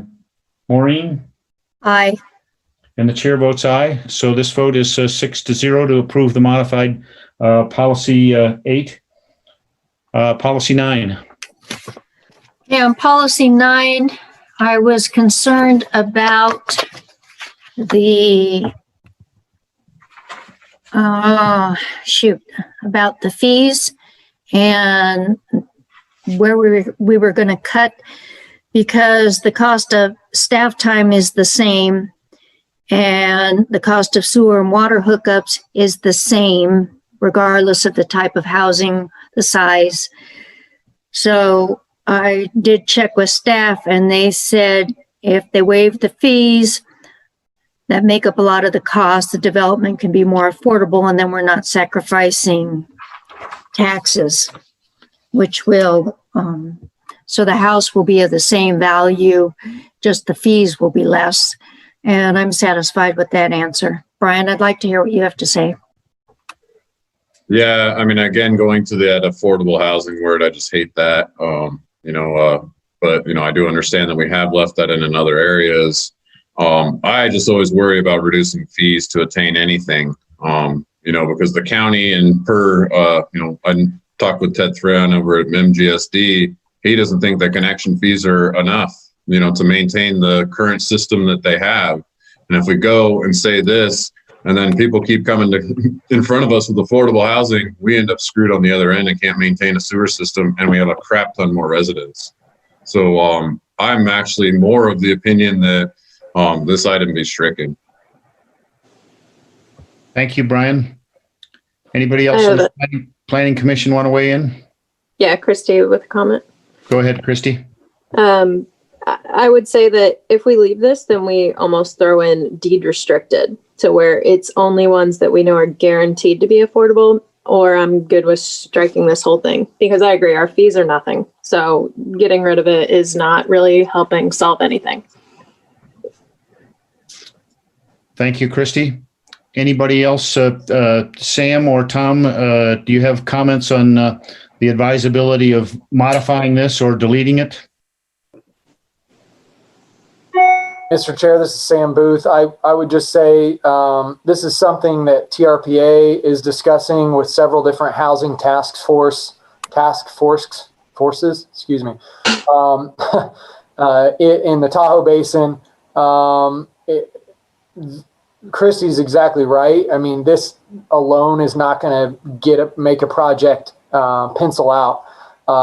However, it's small things like this. So I think to Bryce's point earlier on a couple policies before, it's tough. How's the county actually going to ever implement affordable housing or attainable housing? There's not much we can do. So one thing we can do maybe is to waive or reduce fees on building permits and the development process and streamline that process for an affordable housing project. Of course, it's a hot topic issue. Other ways beyond this are things like that get really controversial, things like waiving the property taxes on an affordable housing development. I know we've heard some public comment that puts the cost on the rest of the taxpayers. Well, that may be true. And anyway, this is just one idea that's out there. It's being utilized in other areas, and it's saying that we would support these developments by reducing fees. And I would also agree with Christie's point that we could say deed restricted affordable housing.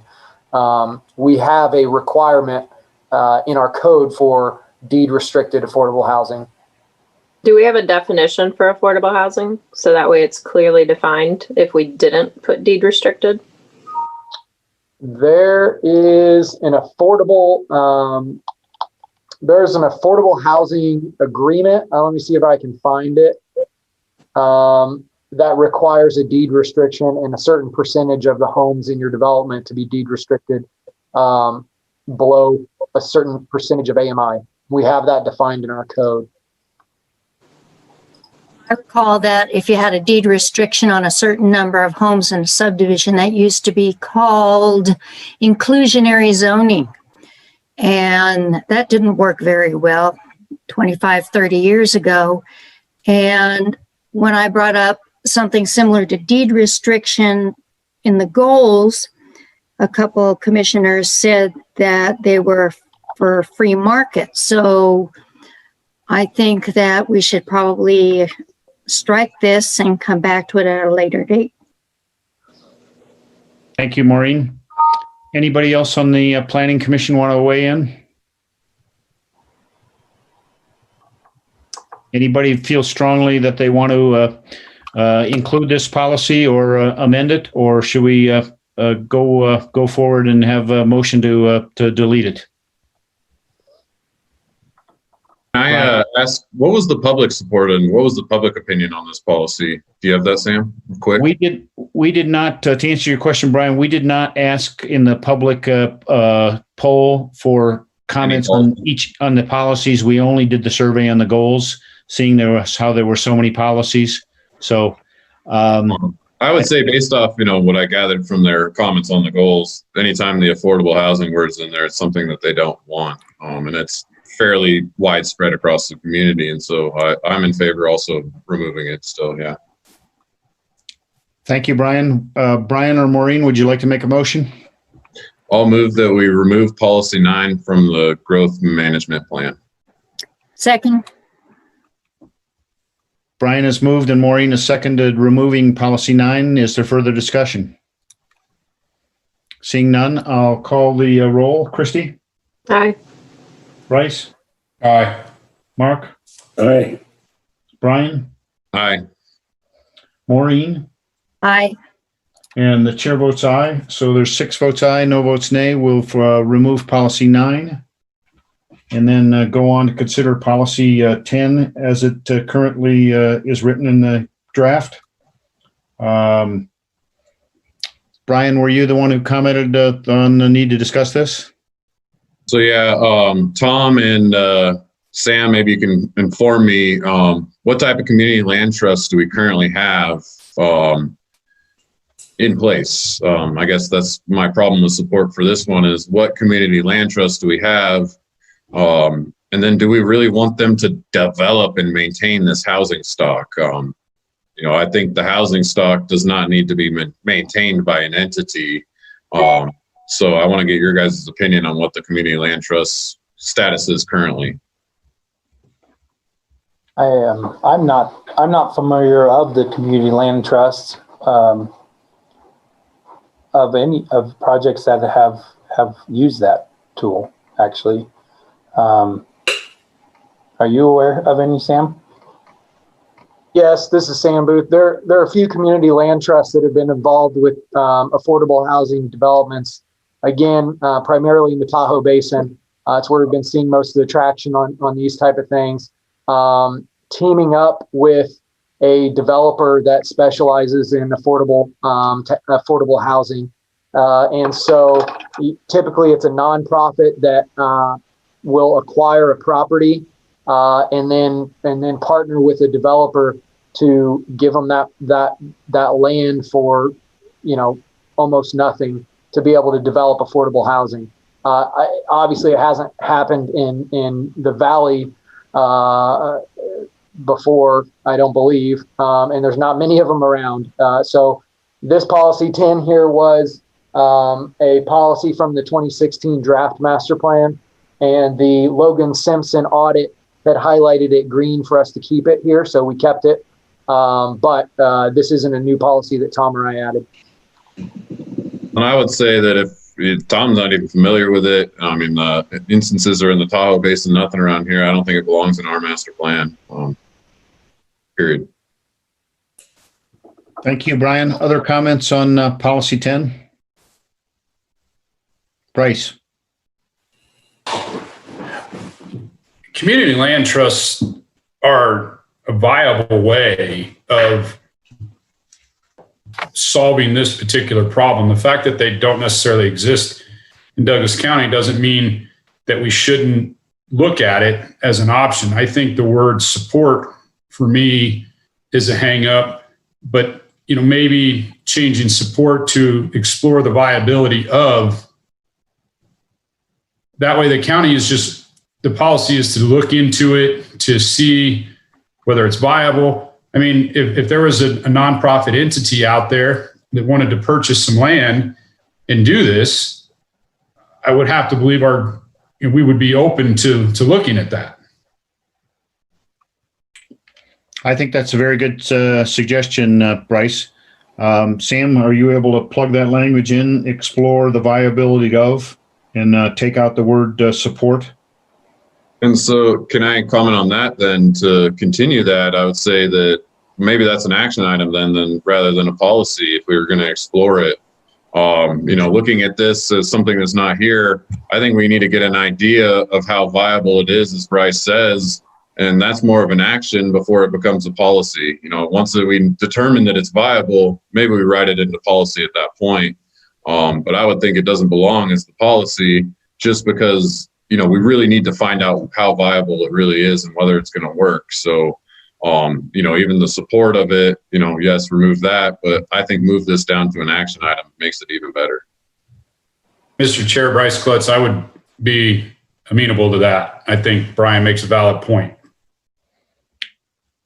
Thank you, Bryce. I agree as well. So the motion on this one could be to delete policy 10, but Sam, if you can just cut it and paste it down when we get to actions, we'll just save that language. Does that kind of go in the direction that everybody else wants to go? Yes. Thank you, Christy. Okay, let's come back to the actual language that's in policy 10. And then Brian or Bryce, if you want to move to delete that, then Sam's got it saved for us for when we get the actions.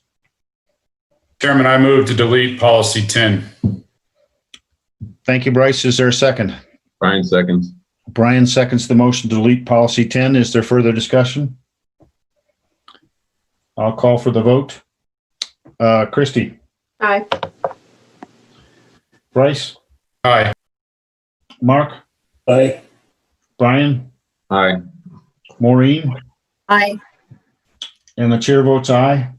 So this is 6 votes in favor, no votes against, and that policy 10 is deleted. And now we'll move over to 13, 14, and 15. I think several of us have comments on this. If I can just jump ahead, I think maybe we can combine 13, 14, and 15 into one policy. And then if Brian has comments or suggestions, or Maureen, maybe you don't want any of those at all, but I can take a stab at giving Sam Booth some language to combine them all, because I think they're all in the same genre. So I'm of the exact same opinion of you, Kirk. I was looking to combine these three. I had a statement, but not so sure how well it reads, so give it a shot. My idea was to preserve and expand current workforce housing stock through incentives and cooperative efforts. yeah, mine was pretty close to that. Mine was preserve existing workforce housing and provide incentives and promote cooperative efforts to produce such housing.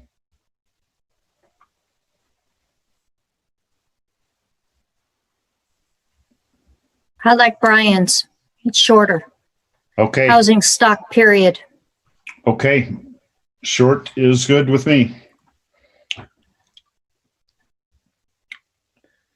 Any other comments or suggestions? We'll be combining all three of these into one. Bryce, did you have a comment?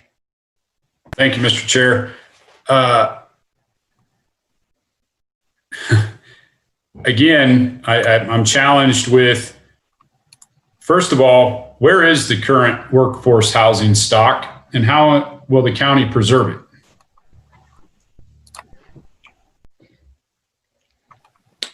Sam Booth, I'll punt to you on that one. Good point.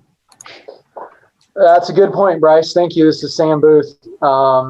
I mean, the current workforce housing, I think we could point to a few developments around the county that are, whether it's because of the age or the construction style or those type of things, but they're affordable, they're workforce housing. How do we preserve that is a much tougher question. Making it a policy to do so, I don't know that we have to figure that out today. Maybe that saying that is what pushes us to try to preserve that in the future. But it could be, trying to make sure that those aren't torn down and increase to, high cost housing. How we would implement that would be pretty tough to do. This Bryce again, I'm okay with expanding, promoting the expansion of current workforce housing. I'm just hung up on, I don't know how the county can preserve that. Workforce housing, just because it's affordable or attainable doesn't mean it's workforce housing. It could be senior housing.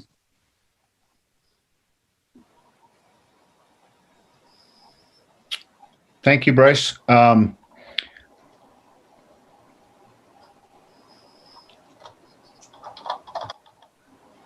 Other comments that members want to make on these three policies together, or either amending or deleting things? Could we say workforce and attainable? Because then that would encompass the senior, but also address the clear workforce issue.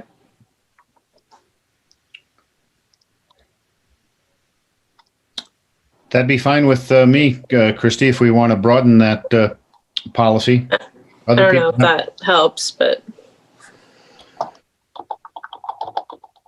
Attainable and. So we'll make it more inclusive. Put an and after that, maybe. Is this making it better for people or not as good for people as a policy? Mr. Chairman, Bryce Klutz, this helps to preserve and expand current attainable and workforce housing stock. I like it. I like what it's trying to do. I'm hung up on, I don't know how as a policy the county can preserve that unless there's something written into code that says, a person who currently owns what we would call attainable and workforce housing stock wants to sell that to a developer who wants to build high-end homes. Are we suggesting here that the county will step in and prohibit that transaction from taking place, hence preserving it? Very good point. I don't know, Sam Booth, you maybe can add things. To create incentives to preserve? That's a possibility, Christy. I think Bryce is hung up on the word preserve, and I'm having trouble with that too. I think I'm having trouble with it too, but I might have something that might work. Removing preserve. What if we promoted cooperative efforts to expand current attainable and workforce housing efforts? Therefore, removing that preserve altogether, and we're still talking about current and future in that statement. Yeah. That would be acceptable. I was going to say on the whole question of preserve, I mean, there may be county efforts that could go in, and if a homeowner has workforce or attainable housing, and the county can assist them with, weatherizing or improving their house so it wouldn't be torn down. That might be the thrust of this kind of a policy, to preserve that kind of housing. If the county would have programs to assist homeowners in those categories. But that's just a thought off the top of my head. Mr. Chairman. Yes, Bryce. I like what Brian has done here. And I would be okay with adding preserve back here now that the front language is changed to say to promote cooperative efforts to preserve and expand current attainable and workforce housing. I agree, Bryce. I was just removing preserve because you didn't like it. I like it now that you've added the other language. Sometimes it works better in combinations, right? Yeah. Okay, I think that's very viable language. Do people want to look at it for another minute or two? And would there be any staff comments that you want to make as far as whether this is something that's acceptable? We would then go ahead, if we change policy 13 to this, we'd remove policy 14 and 15. And that helps us with our effort to streamline and reduce the number of policies. My only comment is Maureen. that we're just massaging a word, whether we put affordable or attainable. It's very similar, if not exactly the same thing. And that's just a comment, an observation. Very good observation. I think we're all struggling with the descriptive terms on housing here. Okay, if that language doesn't need to be modified any further, Brian or Bryce, would you like to go ahead and make a motion here? So I'll move that we accept policy 13 with the revised language, removing policies 14 and 15. Sam Taylor, can I get you to clarify? Would you prefer us just to do them one at a time, or can we lump them all together in revise 13 and delete 14 and 15 in one motion? I think one motion works. Okay, that's fine with me. Is there a second to Brian's motion to revise policy 13 and remove policies 14 and 15? I'll second. Bryce seconds the motion. Is there any discussion? Seeing no discussion, I'll call the roll. Christy? Aye. Bryce? Aye. Mark? Aye. Brian? Aye. Maureen? Aye. And the chair votes aye. So there's 6 votes in favor, no votes against. Moving down to number 16. This is me. This I'm is sorry, me. Sam. Excuse me, Maureen. Sam Taylor, did you have a interjection? Yeah, Sam, I think, needs to get rid of 14 and 15 and then indicate, the vote was with policy 13 for both of those. Yeah, we'll let him catch up, and if we can we move to 16 and let Maureen talk about 16 while Sam's catching up on the keyboard? Okay, my thing with 16 is it's very broad. And I think we should add some qualifiers as to where appropriate, or as staff recommended, in strategic locations.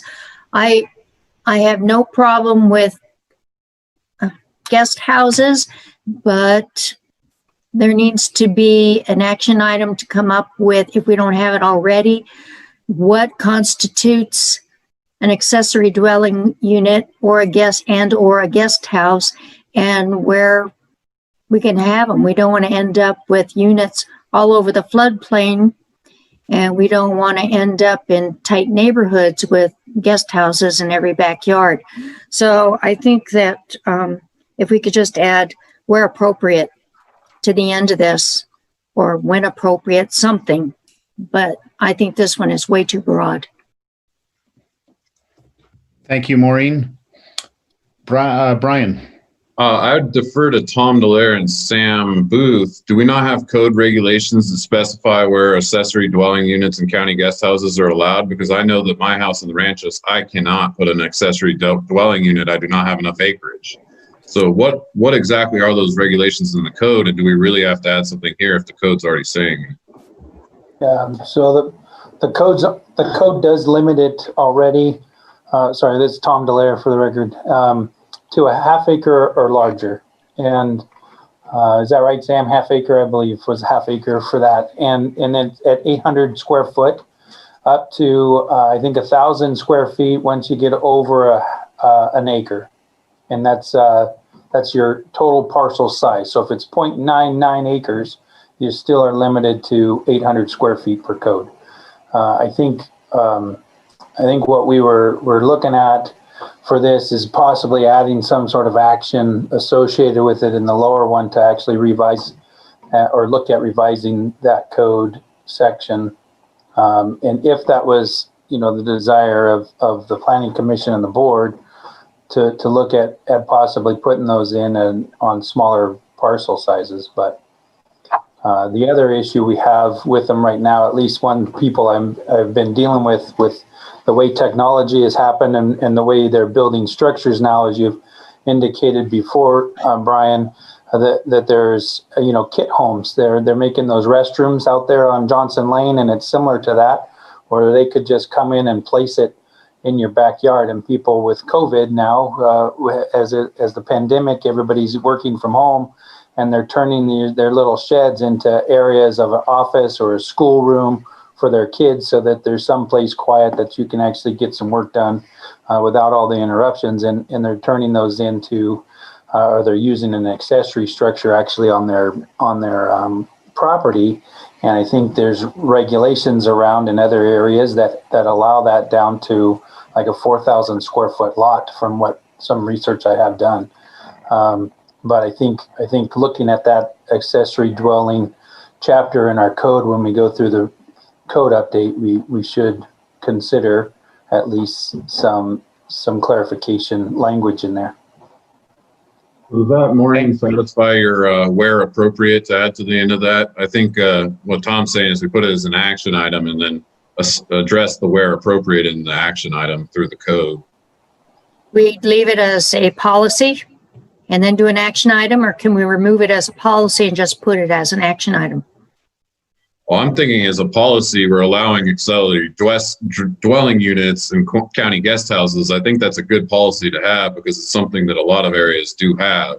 And then when we create the code and we can write the restrictive language that makes sure that they aren't doing it on, a lot like mine, and make sure that those things, can't get done. And GIS and those people are the people responsible for monitoring that. So I believe we do have the ability to restrict it. And Tom does say 100 square feet, but I know that there's also workarounds there to increase that size. So laundry rooms, garages, etc. So I think really looking at the code and really making sure that the code works, I think this policy stays, and then we go look at the code through an action item to revise that and make sure that it's to what we believe is this current standard. Okay, I just want to tighten it up. I don't want to open the floodgates. Yeah. Thank you. So if there's no other discussion, I'll move adoption of policy 16 as written. Thank you, Maureen. Is there a second to the Maureen's motion? I'll second. Brian seconds the motion. Is there further discussion? Seeing no further discussion, I'll call for a vote on policy 16. Christy? Aye. Bryce? Aye. Mark? Aye. Brian? Aye. Maureen? Aye. And the chair votes aye. So this vote is 6 votes in favor, no votes against, and that would be adopted. We're up to policy 18. Well, on this one, again, had a problem with the word affordable. Looking back to the policy 13 that we just wrote, we're promoting cooperative efforts to preserve and expand current attainable and workforce housing. I think that now covers this policy 18. Though this one also adds, the elderly, the disabled populations. So I think, we've covered that in 13, even though we don't necessarily specifically identify those individuals, but I felt like this was a duplication after that change. Thank you, Brian. Other comments on policy 18?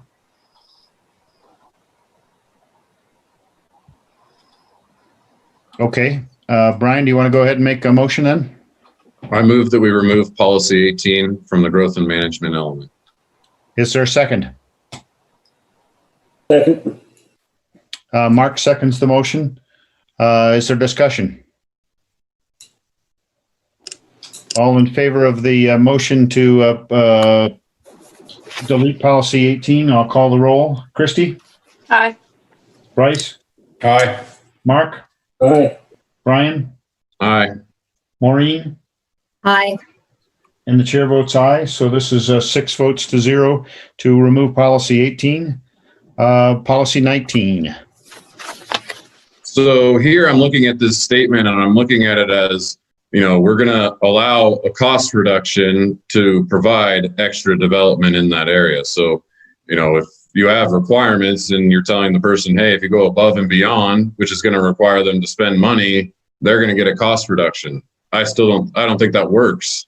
I think the person just says, even if I just build it to the requirements, it costs less than your cost reduction. Just looking at it from a cost perspective, you're increasing the cost of the building to, incentivize them to do something to lower their costs. And I think those two components kind of work against each other in that sentence. So I'm thinking this policy too, I was in favor of possibly removing this one as well. Thank you, Brian. Sam Booth, did you want to comment, or Tom, on what it means by project cost reductions? I'm not sure I understand that phrase. Yeah, Mr. Chair, this is Sam Booth. I think this is goes back to our previous discussion on affordable housing. Same sort of idea was included here. I think project cost reductions, and they didn't, and it's funny because it wasn't worded the same way as the other policy, but I think what it's getting at is county fees and costs incurred for the development on the county side of things. Maybe it could be extended any further, but the county wouldn't be able to change any fees anywhere else. So I think it's directed at community development fees for a project like this. This was a policy that was included with the draft 2016 master plan, and then it was voted to keep through the audit, so we didn't touch that once again. But it's not language we added. There is policy 21 here that we're keeping, is talking about encouraging housing finance agencies such as USDA, Nevada Rural Housing, to make housing rehabilitation funds for accessibility projects. It's a different way of doing a similar thing. Thank you, Sam. And so under that last statement, I would say that 19 is even a duplication of 21. I think you got a double duplication there. And if we remove 19 between 13 and 21, I think we've got a pretty solid, statement there. Good suggestion, Brian. Other comments from the Planning Commission members on policy 19? Brian, would you like to go ahead and make a motion? I make a motion that we remove policy 19 from the growth and management element. Is there a second? Second. Mark, was that you? Yes. Thank you, Mark. Seconds the motion. Is there further discussion? Seeing none, I'll call the roll. Christy. Aye. Bryce. Aye. Mark. Aye. Brian. Aye. Maureen. Aye. And the chair votes aye, so it's 6 votes in favor, no votes against. We'll remove policy 19. And unless anybody wants to add any policies for the growth management and housing element, we'll move to actions. Okay. And I asked that the first action be pulled for discussion. This relates again to the growth management program, and I have suggested language to modify this in the last phrase. Sam, I don't know if you have that, or I can just read it off briefly.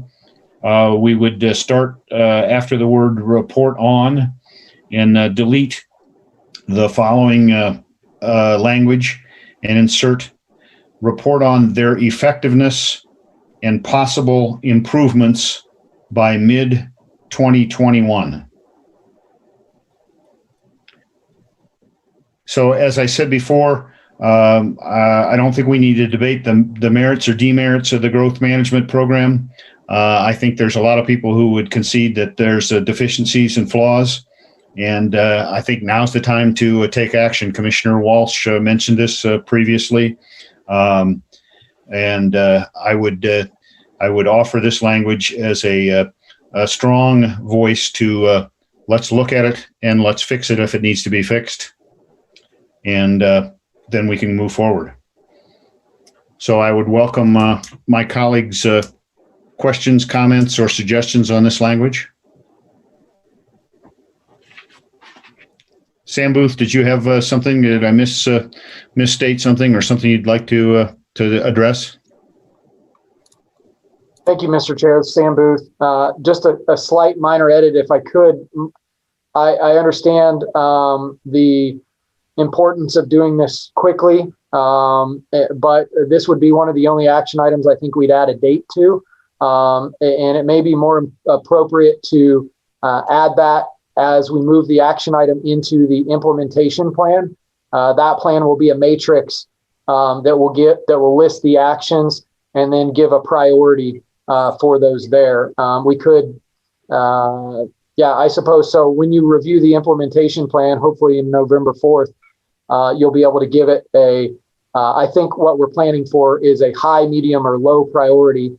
And then if it's a high priority, staff and the county manager can determine when we need to bring that forward.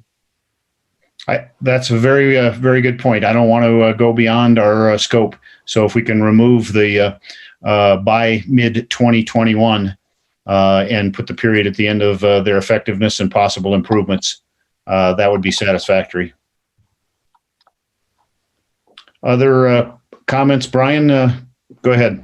So before we removed the on an ongoing basis, what if they reported on the effectiveness and possible improvements on at least an annual basis? That way we really see how the growth management plan's working annually, and it's, you know, maybe a report that they give to us with, I believe they have a housing report to update us as well. So maybe I'm going, you know, ahead of myself because there is another item I think there, but I mean, if we got a presentation on this annually, I think it helps us do our job. I'd be happy with that change. I just didn't want to stick the staff with having to do this every year. If we fixed it one time and we thought it was working, I was under the assumption we'd get it right and not have to have a report every year. But I'm happy to get a report and review that every year. Well, in accounting, you know, when we look at key indicators, you create KPIs and you don't just create them and let them go. You know, generally you're looking at your KPIs, you know, on at least, you know, for us, it'd be a monthly basis, you know, and even if you break it down to a weekly basis, that's how you become successful. So, you know, I think, you know, developing the indicators is important, but then monitoring those indicators afterwards is just as important as creating them. That's an excellent point. So let's put after improvements on an annual basis. Other comments or suggestions from the Planning Commission?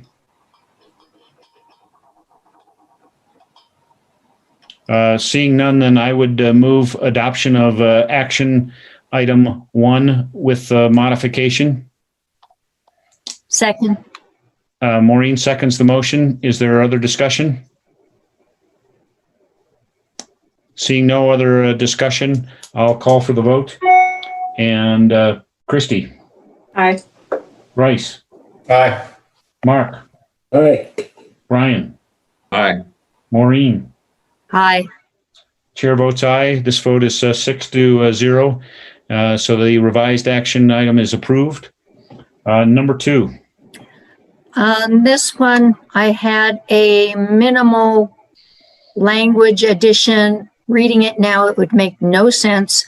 So I'll move, if there's no comment from the Planning Commission, I'll move adoption of action 2 as written. Is there a second to Maureen's motion to approve action 2? Second. Bryce seconds the motion. Is there any discussion on approving action item 2? Seeing no discussion, I'll call the vote. Christy? Aye. Bryce? Aye. Mark? Aye. Brian? Aye. Maureen? Aye. And the chair votes aye. Thank you, Maureen. Number 3, Brian, were you? Yeah, so I have, you know, basically going back to that conservation element, I feel like we talked about the open space acquisition program possibly being implemented over there. I felt like this was possibly a duplication of that effort. And again, going back to the fact that we're saying that there's an action of if something passes, I don't like the ifs in a document like this. I'd say that we either go for an open space acquisition program or a land trust conservancy, but I think we covered that in another section. So I was actually of the opinion that this may need to be stricken from it because we are mentioning this elsewhere. And though this is the growth and management element and the tax and creating the open space does achieve that purpose, I think in the land use and conservation, we're also achieving the same purpose. So no reason to put it again here. Thank you, Brian. Maureen or Mark, any comments on the appropriateness of removing this item? I agree, because the limitations on housing and development would be secondary to conservation, and we did cover it in conservation. Thank you, Maureen. Mark, anything else to add on that one? No, I agree with both Brian and Maureen. Thank you, Mark. Other comments, or Brian, would you like to offer a motion? I'd move that we strict action 3 from the growth and management element. Is there a second? I'll second it. Mark seconds the motion. Any discussion? I'll call the roll. Christy? Aye. Bryce? Aye. Mark? Aye. Brian? Aye. Maureen? Aye. And the chair votes aye. So this vote is 6-0, and that action is removed. Number 7. I just wanted to know if the minimum density requirements came from our code or from the NRS. Go ahead, Sam. I can speak to that. I think this is Sam Booth. This action item, this was a suggestion from 2016's plan, but essentially it's our code. This isn't an NRS requirement. We've discussed with the Planning Commission when we've seen several projects come forward recently in multifamily zoning. They've been maybe even single-family detached lots, but they're trying to utilize the development code standards for multifamily, which is essentially it's reduced setbacks and reduced lot sizes. And so what this would do is we would amend the development code to say you need to have a minimum of maybe it's 4 units per acre density, 6 units per acre density, but to ensure that it's not a single family product in a multifamily zoning. If it's a single family product, why not, bring that forward in a single family zoning? I like that. I'm tired of the switching that's going on. Thank you, Maureen. Other comments, Brian? My comment would be that, if we do put in that minimum, what about those kind of in-between products that we've had? I mean, I know you maybe set it at the end of the single family, and that does incorporate those, that might be one way to do it. But when I'm looking at this, what if in the future we just have enough multifamily and multifamily needs to change? I would be hesitant to change the code that's allowing somebody to put less density somewhere than what is already there. I mean, that's something that a lot of people in this county do like. We're almost restricting the multifamily to be multifamily, and maybe that doesn't become the best use of that land in the future. And so, sure, they can come forward with a zoning change, but you don't necessarily need a zoning change to put this SFR there. We can then look at the design criteria and decide if the design is something that works. I think leaving it so that, there isn't a minimum, I don't know that, that really does any harm, because we then get to approve it ultimately, though they will fit the code a little easier under the multifamily. So I do understand why Sam's trying to create some protections around that as well. So, the reason I was looking at this is, just that fact that we've had those in-between products that might be 4.5 units, 5 units or whatever, but it's on multifamily zoning. And yes, that's SFR, but 5 units, per acre, 6 units per acre. There's not much difference there. So I'm thinking, really, I think this minimum, I don't think we need a minimum on these because we don't want to set something that makes it so we can't go back in the future. Thank you, Brian. Do other people want to weigh in on the pros and cons of this this action item?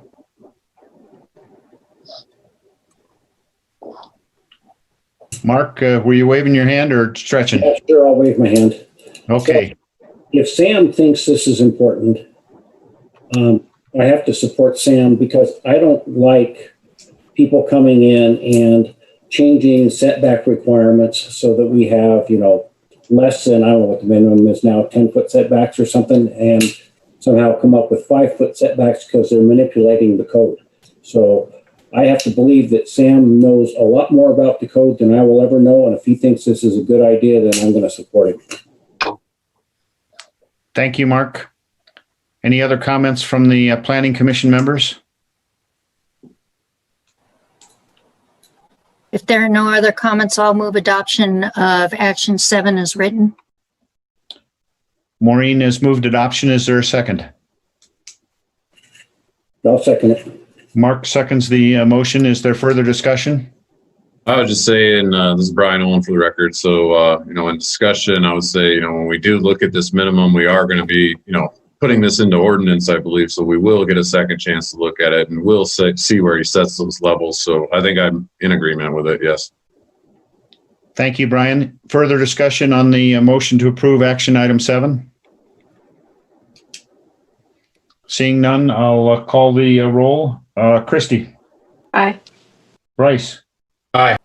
Mark. Aye. Brian. Aye. Maureen. Aye. And the chair votes aye. So the vote is 6-0 and this is adopted.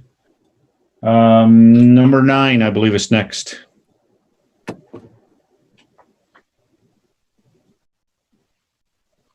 I believe Bryce asked for this item to be pulled. Bryce or Brian? Believe it, I've got the notice Bryce. But is this action 9? Maybe it was Brian. Sorry. I had Brian, but I had Bryce on written below that. So either one of you want to make a comment on this one, or are we pretty good?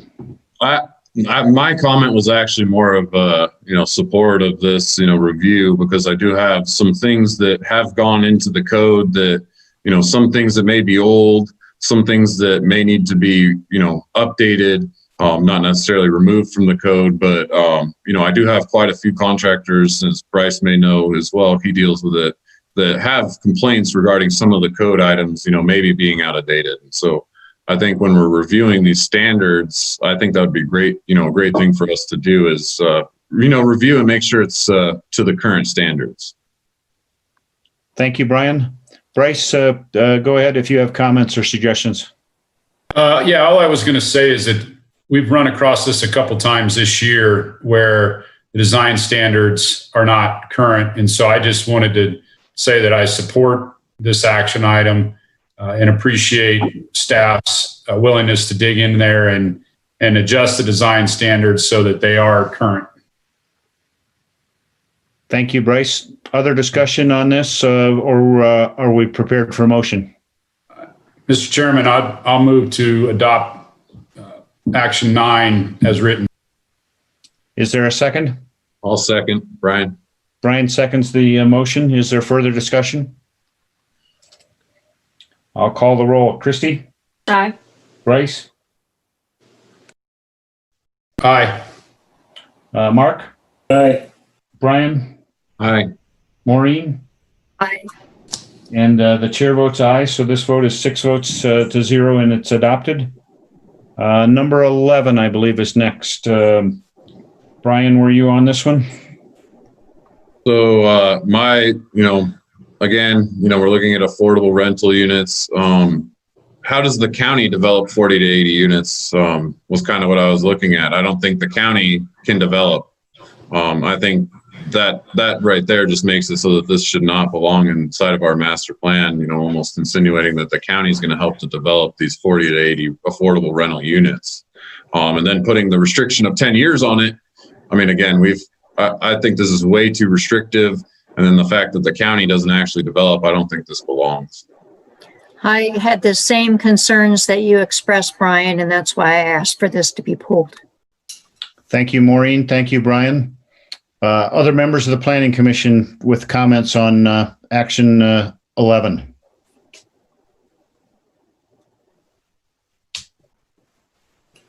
If there's nothing, I'll move adoption of action number 11 as written.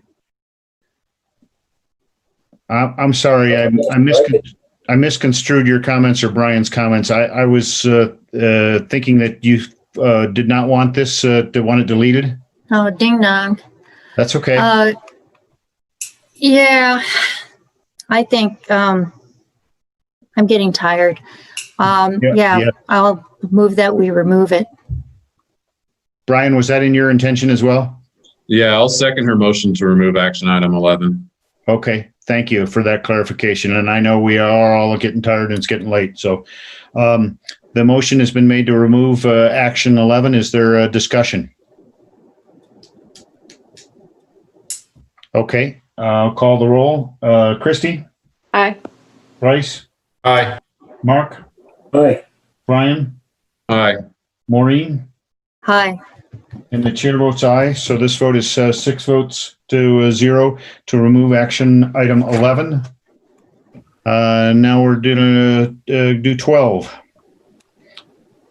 Brian, you may have had some comments on this one.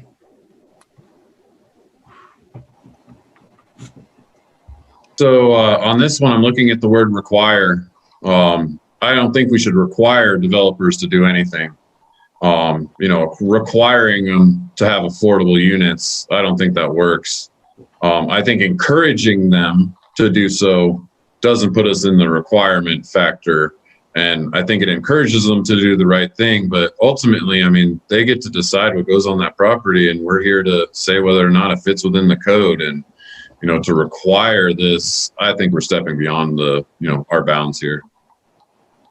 Mr. Chair. Very good point, Brian. Bryce? I agree with that recommendation. I think changing require to encourage kind of hits all points. Thank you, Bryce. Other comments? I would, Christy Kendall for the record. Go ahead, Christy.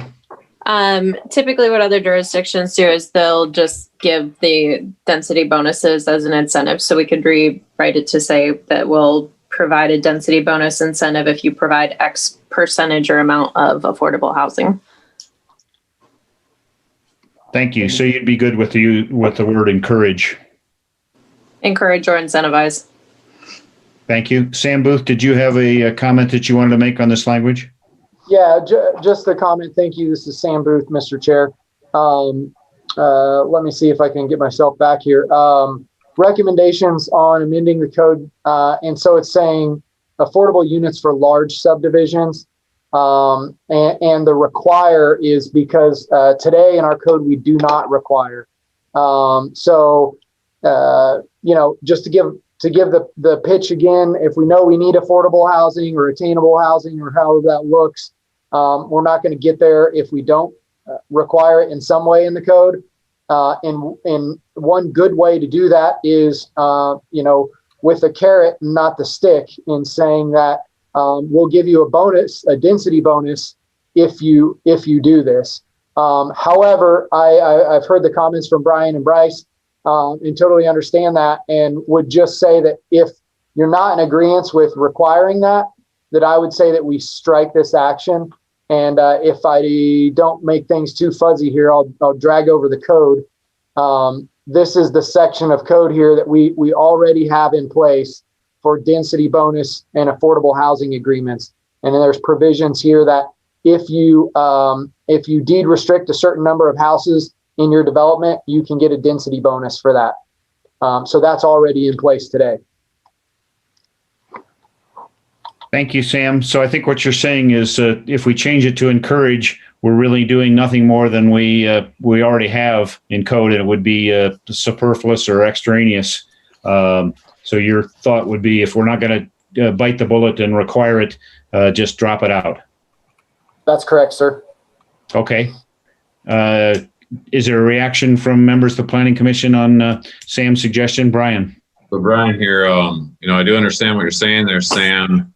What if we just encourage developers to include a percentage of affordable units in large subdivisions in return for the density bonus? I mean, we already have it in the code, and obviously it's a piece of the code that they don't even look at.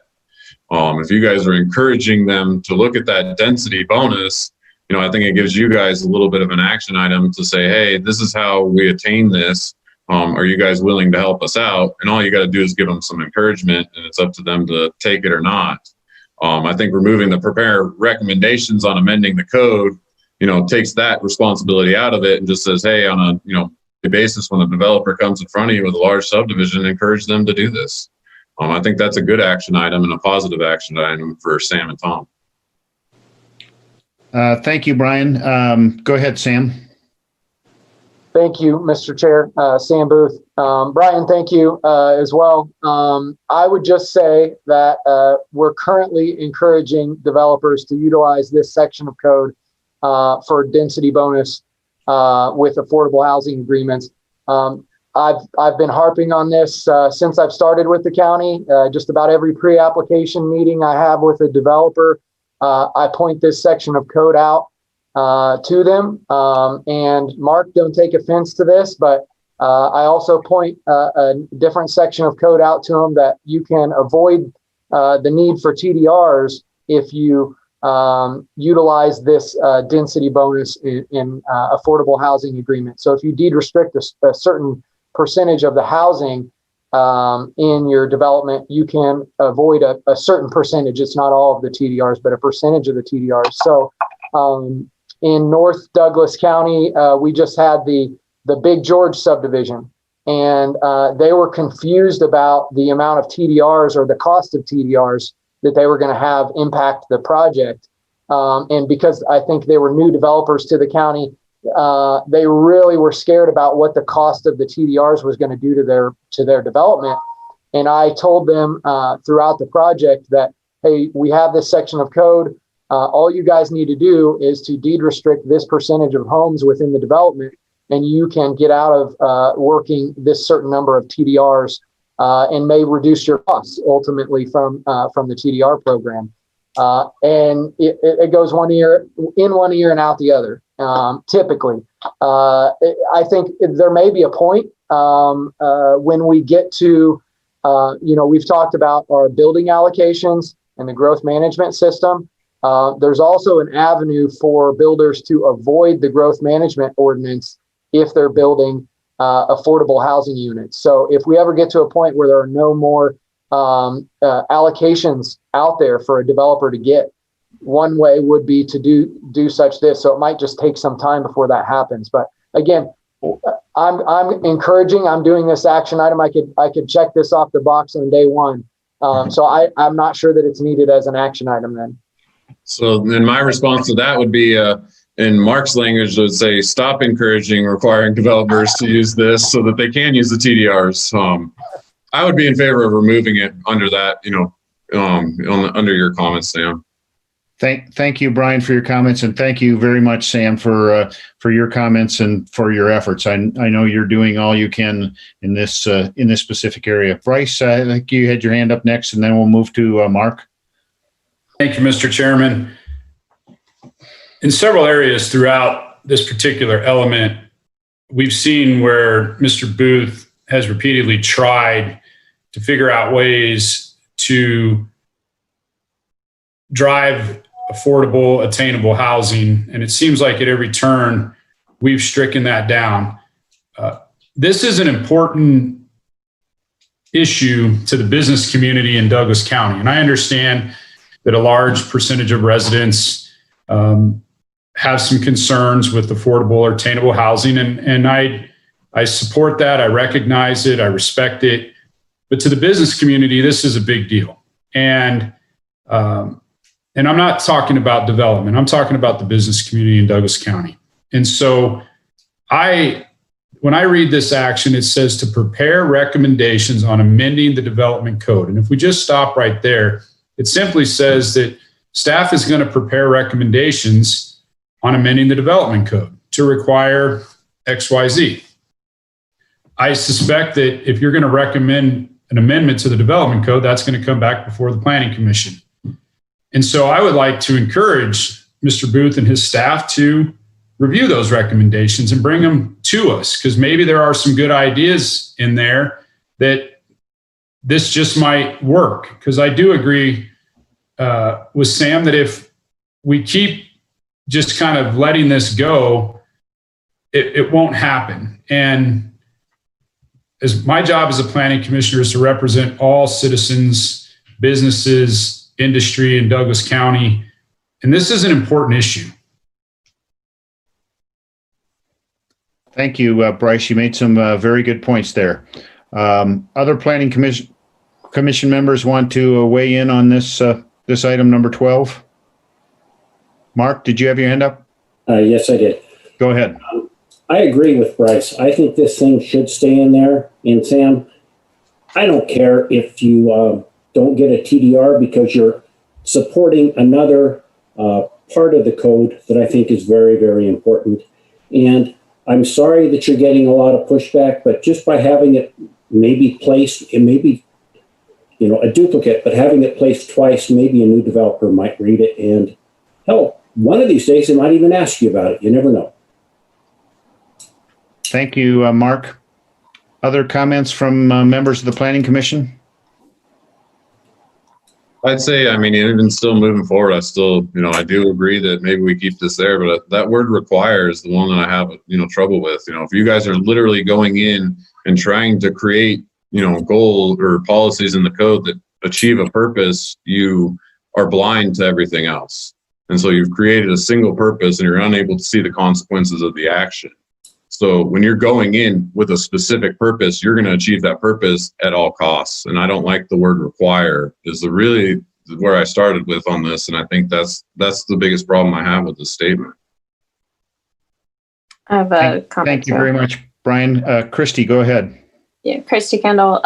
So I would agree with the word require. I think we might be better off if you were to create code recommendations that would create greater incentives. So if they're not biting on it now, maybe there's a way to double it, or I would just say, if you could find a way to create more incentives, because requiring is not going to fly at all. You might just push development out altogether, which I'm sure that would go over well with some, but I agree that requires probably not the right word. We can probably greater incentivize in a different way. Thank you, Christy. Brian. So I'd say, using that as a, jumping off point, maybe we prepare recommendations on amending the development code to encourage the use of density bonuses. Mr. Chair, we're looking at the code and seeing how that code can help people want to do it. It's kind of what I'm trying to say there. Thank you, Brian. I think that's the essence of what we've got in there. But Bryce, go ahead if you have a comment or suggestion. Yeah, I was just going to say, as Sam mentioned, it's already there. And again, I think if I understand this correctly, Mr. Booth, you're going to prepare recommendations on amending the development code, and we will have a chance at some point in the future to debate that, correct? That's correct. So for me, that opportunity to review that language and decide at that time whether there's going to be unintended consequences of this or not is for another day. All they're asking to do now is to explore it and prepare those recommendations to somehow spawn some sort of attainable or affordable housing in the county. Thank you, Bryce. Let's try and bring this to a conclusion. I think we've gone back and forth on debating the merits or the demerits. So what I'd like to do is if someone can offer a motion to go ahead with the exact language that is in the draft master plan before us, and then we can have an up or down vote on this. And then if we need to take other actions, we can take other actions. Mr. Chairman, I move to approve action item 12 as written. Bryce makes a motion to approve action 12. Is there a second? Second. Maureen seconds the motion. Is there further discussion? I'd just like to point back to my statement that when you give somebody the single purpose, the purpose gets achieved. And, when you're not looking at all the factors and all the angles and you're already trying to require something, I know we want to have this used, but I think using the word requirement really, I can't be in favor of that word in this sentence because, when we're looking to do something like that, any statistics or anything is always going to prove what they're trying to prove. It's 100%. And, that's why we have to have independent bodies do these types of things. And, I'd say in this instance, the word require, kind of prevents, it's kind of going to give them a blind eye, and we do get to review it. So I do appreciate Bryce saying that we will review this and we can deny it at that time. So if we leave require in, I'm fine with it because we'll review it and we can address it then. Thank you very much, Brian. Are there other comments during debate on the motion of Bryce to approve this action item? Seeing none, I'll call for the vote. Christy. Aye. Bryce. Aye. Mark. Aye. Brian. Aye. Maureen. Aye. The chair votes aye, so there's 6 votes aye and no votes no. And number 12 is approved.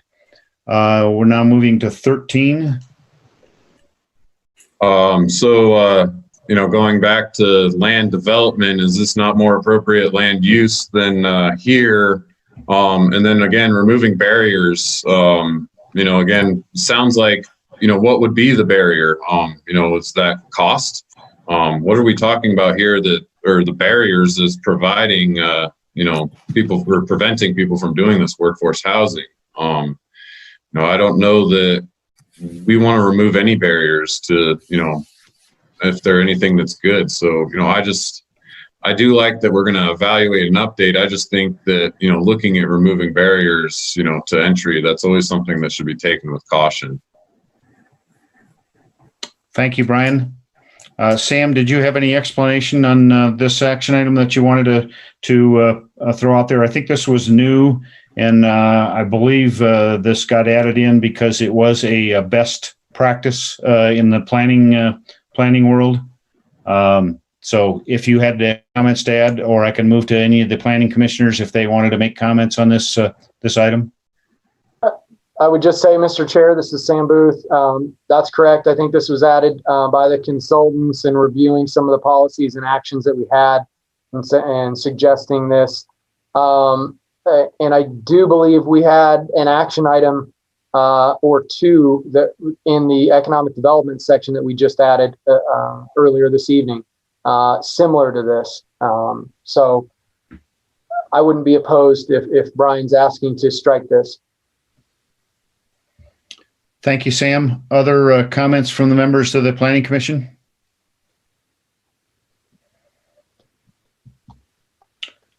Okay, Brian. Comments, I'll move to approve or remove action 13 from the growth element.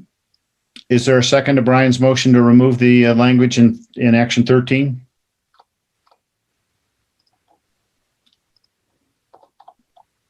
Mark seconds. Mark seconds the motion. Is there any discussion? Seeing no discussion, I'll call the roll. Christy? Aye. Bryce? Aye. Mark? Aye. Ryan? Aye. Maureen? Aye. And the chair votes aye. So on this vote, there's 6 ayes and no nays, and the item would be removed. We'll now go to number 14. Okay, my issue with this goal or this action item is I don't think there's anything, there's no teeth to this. There's no meat. There's nothing. Spend money to reach out to landlords to encourage long-term over short-term rentals. As long as there's money to be made, a landlord is going to go for a short-term rental because they can turn it over faster. So if we don't add any teeth for this or say restrict short-term rentals in certain areas or do something, which is what the VHR task force is for, I think we should strike this. Thank you, Maureen. Sam, any comments from you or other members of the Planning Commission on the merits of action item 14?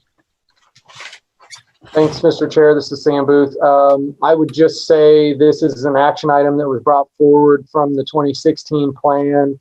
The idea here is just because of all of the concern around short-term rentals, and especially that you've seen in Incline Village and South Lake Tahoe, essentially, changing the makeup of the city and removing residents from the cities.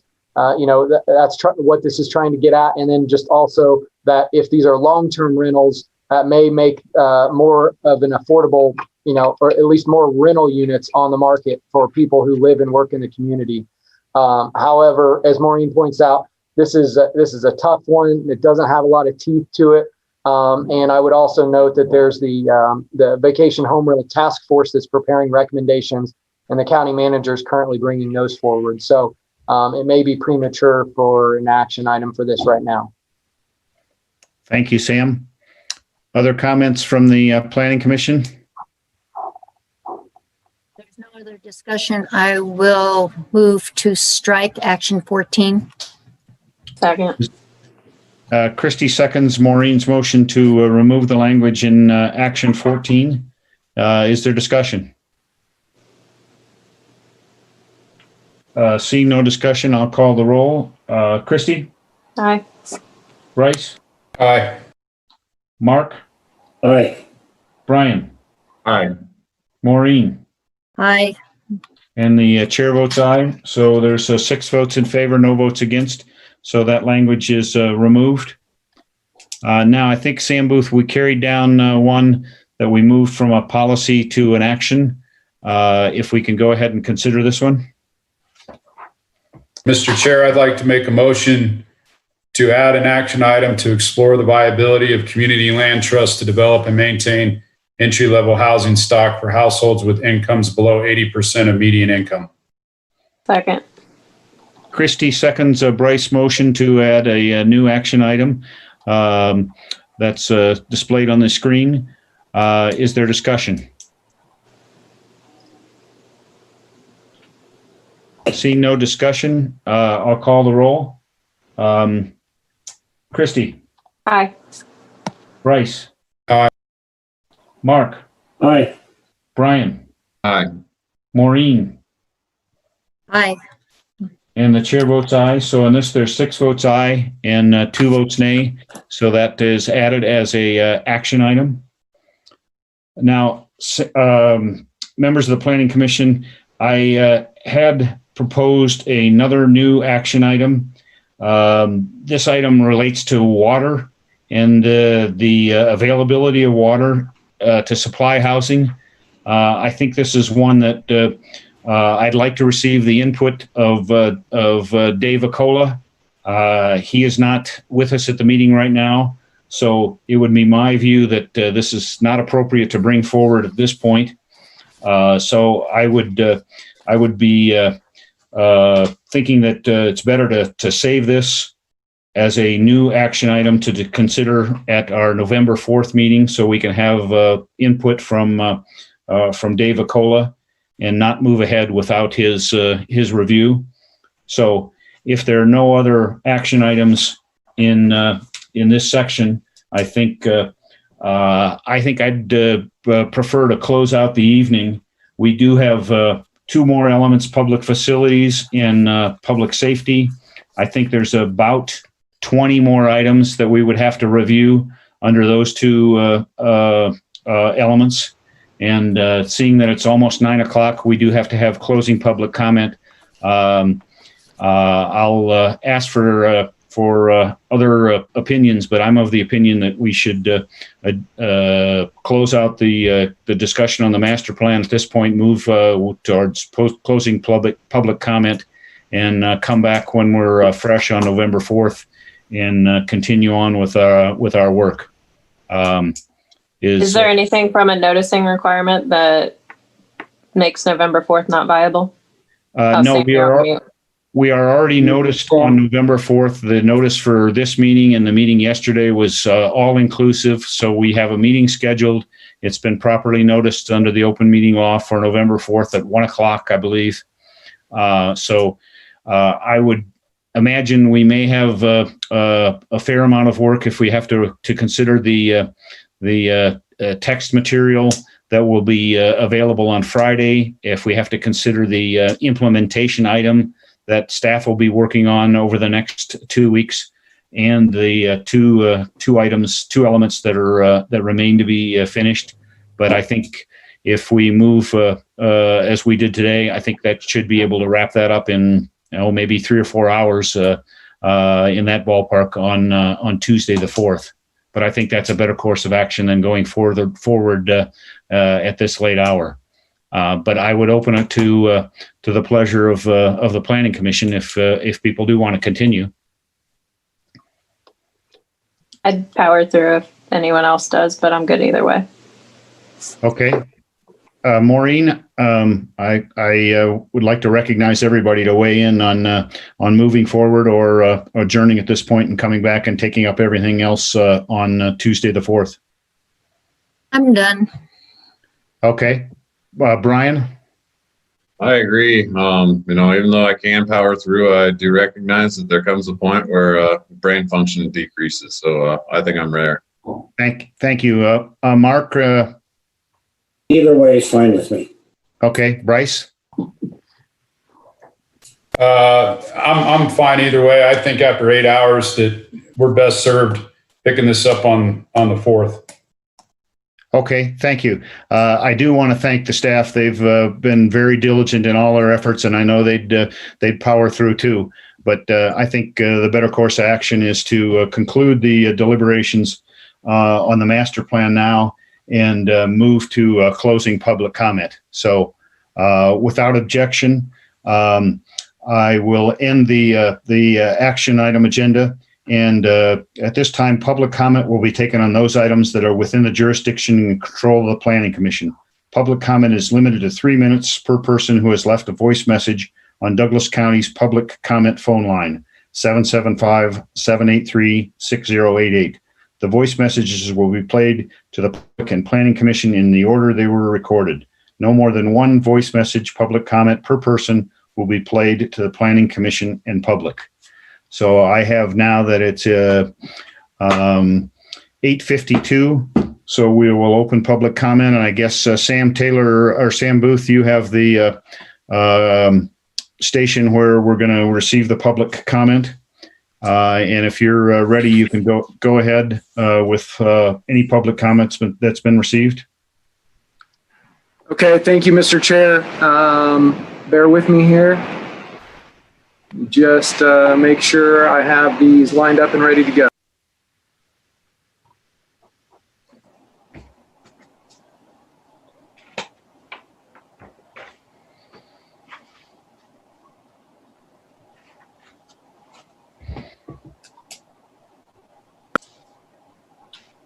Okay, I've got the first one for you. Looks like we have 4 messages as of this time, Mr. Chair.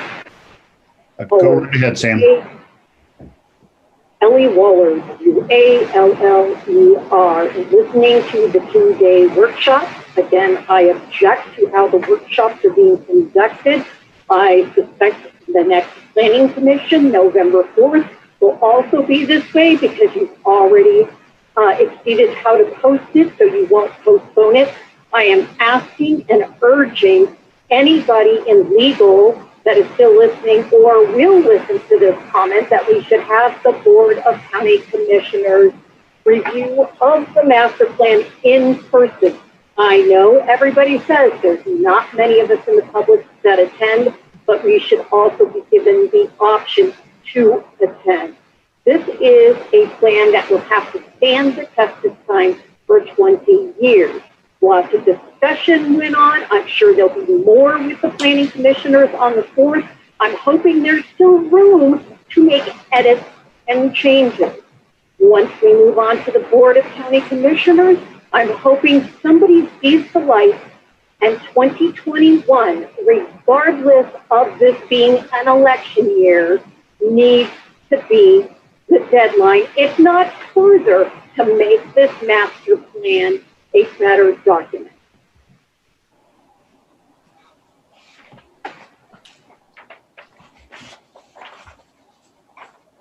Okay, public comment number 2. Hello, my name is Sheila Gastel, SHEILAGAESTEL. I live at 1211 Lasser Lane, and I am calling in regards to the project for the natural habitat that is between Heritage Park and a development of houses on Hayborn Road, and there is a wildlife refuge there. And I greatly am opposed to any plan to make it more of a people place because it is a wildlife refuge. There are birds, squirrels, animals, rabbits, coyotes that live in this wild area, and the water there provides a refuge and a nesting ground for their home. I'm not opposed to having a walking trail for people, and also an aeration could be added to the pond so that it doesn't turn to scum. But I think it would be best to be left as a natural habitat for the birds and animals in this area. Thank you very much, and I appreciate my voice being heard.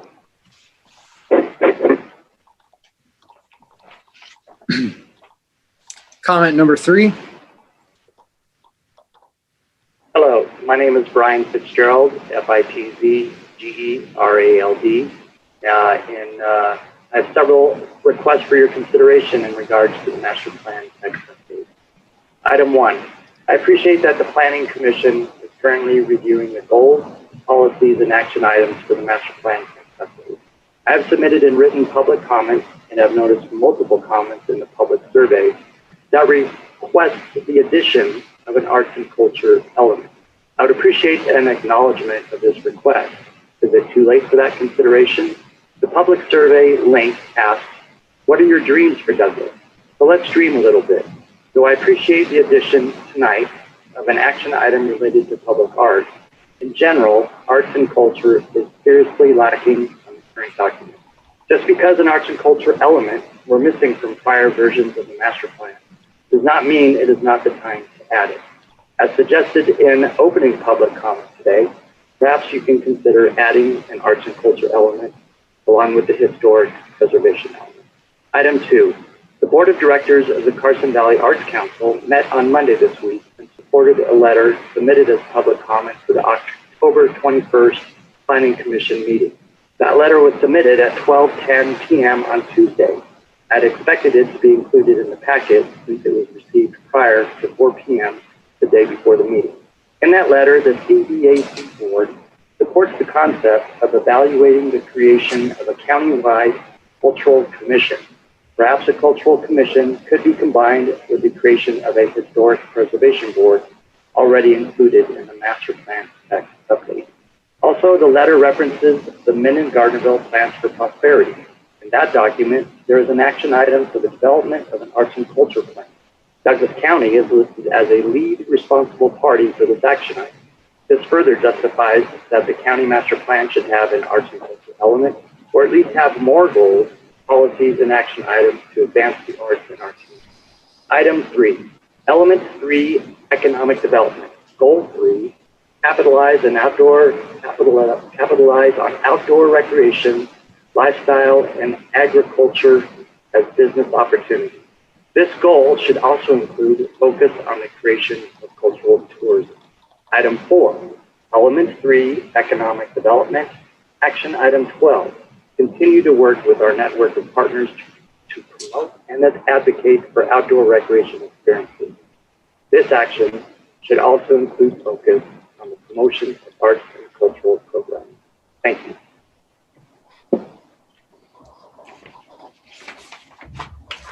Okay, and the 4th comment. Jim Slade. The entire 2020 master plan update has been a travesty. Despite efforts of planning commissioners. It's been unnecessarily rushed to get it done before 2 pro-development county commissioners leave office at the end of the year. It has added many pro-development statements that have never been in our master plan, including every update in the proposed 2016 update. There's been no explanation on where these statements have come from, who put them in, or who encouraged staff to put them in. The entire process was flawed and hard to follow.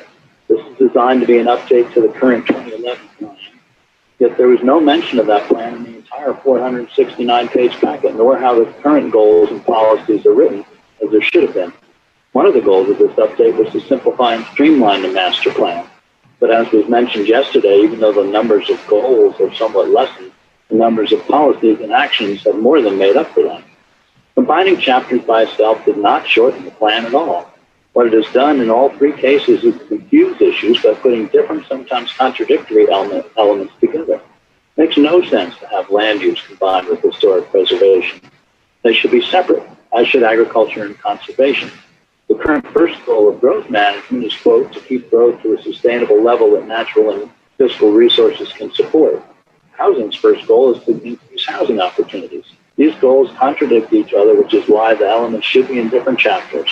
The whole idea of combining chapters was ill-advised and should be rescinded. The survey for this update was poorly done. Some questions combined different viewpoints that made them hard to answer. Staff yesterday said that over 1,000 people have filled out the survey. But how many of them were for community development or for the county? We don't know.